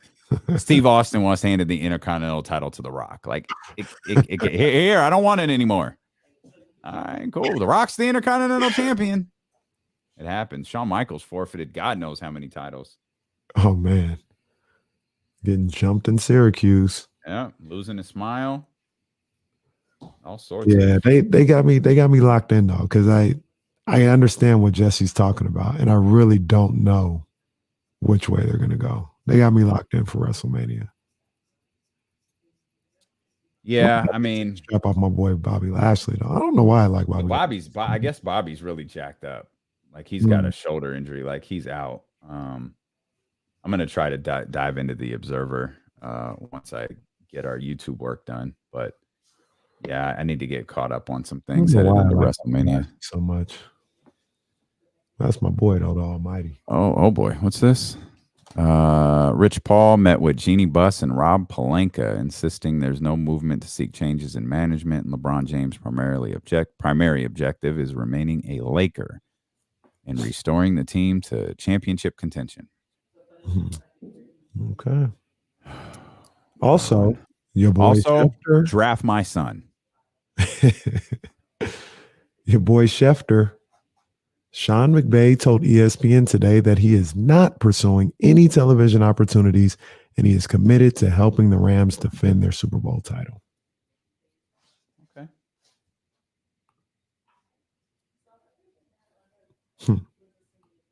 But after that, when Ramsey gone and they got to pay Stafford and all these, then I'll go talk to Amazon.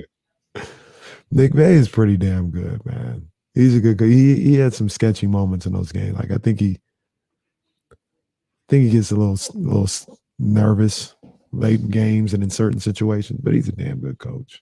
Yeah, he is. He definitely is. All right, let's get out of here, man. Y'all go enjoy the weekend. Go get that drink. Get a little YouTube work done. We appreciate you. Yeah, y'all have a great weekend. And Dave, great stuff as always. I know you saw the picture of that Bryce posted of that new chatty house. That's the first time I've seen it.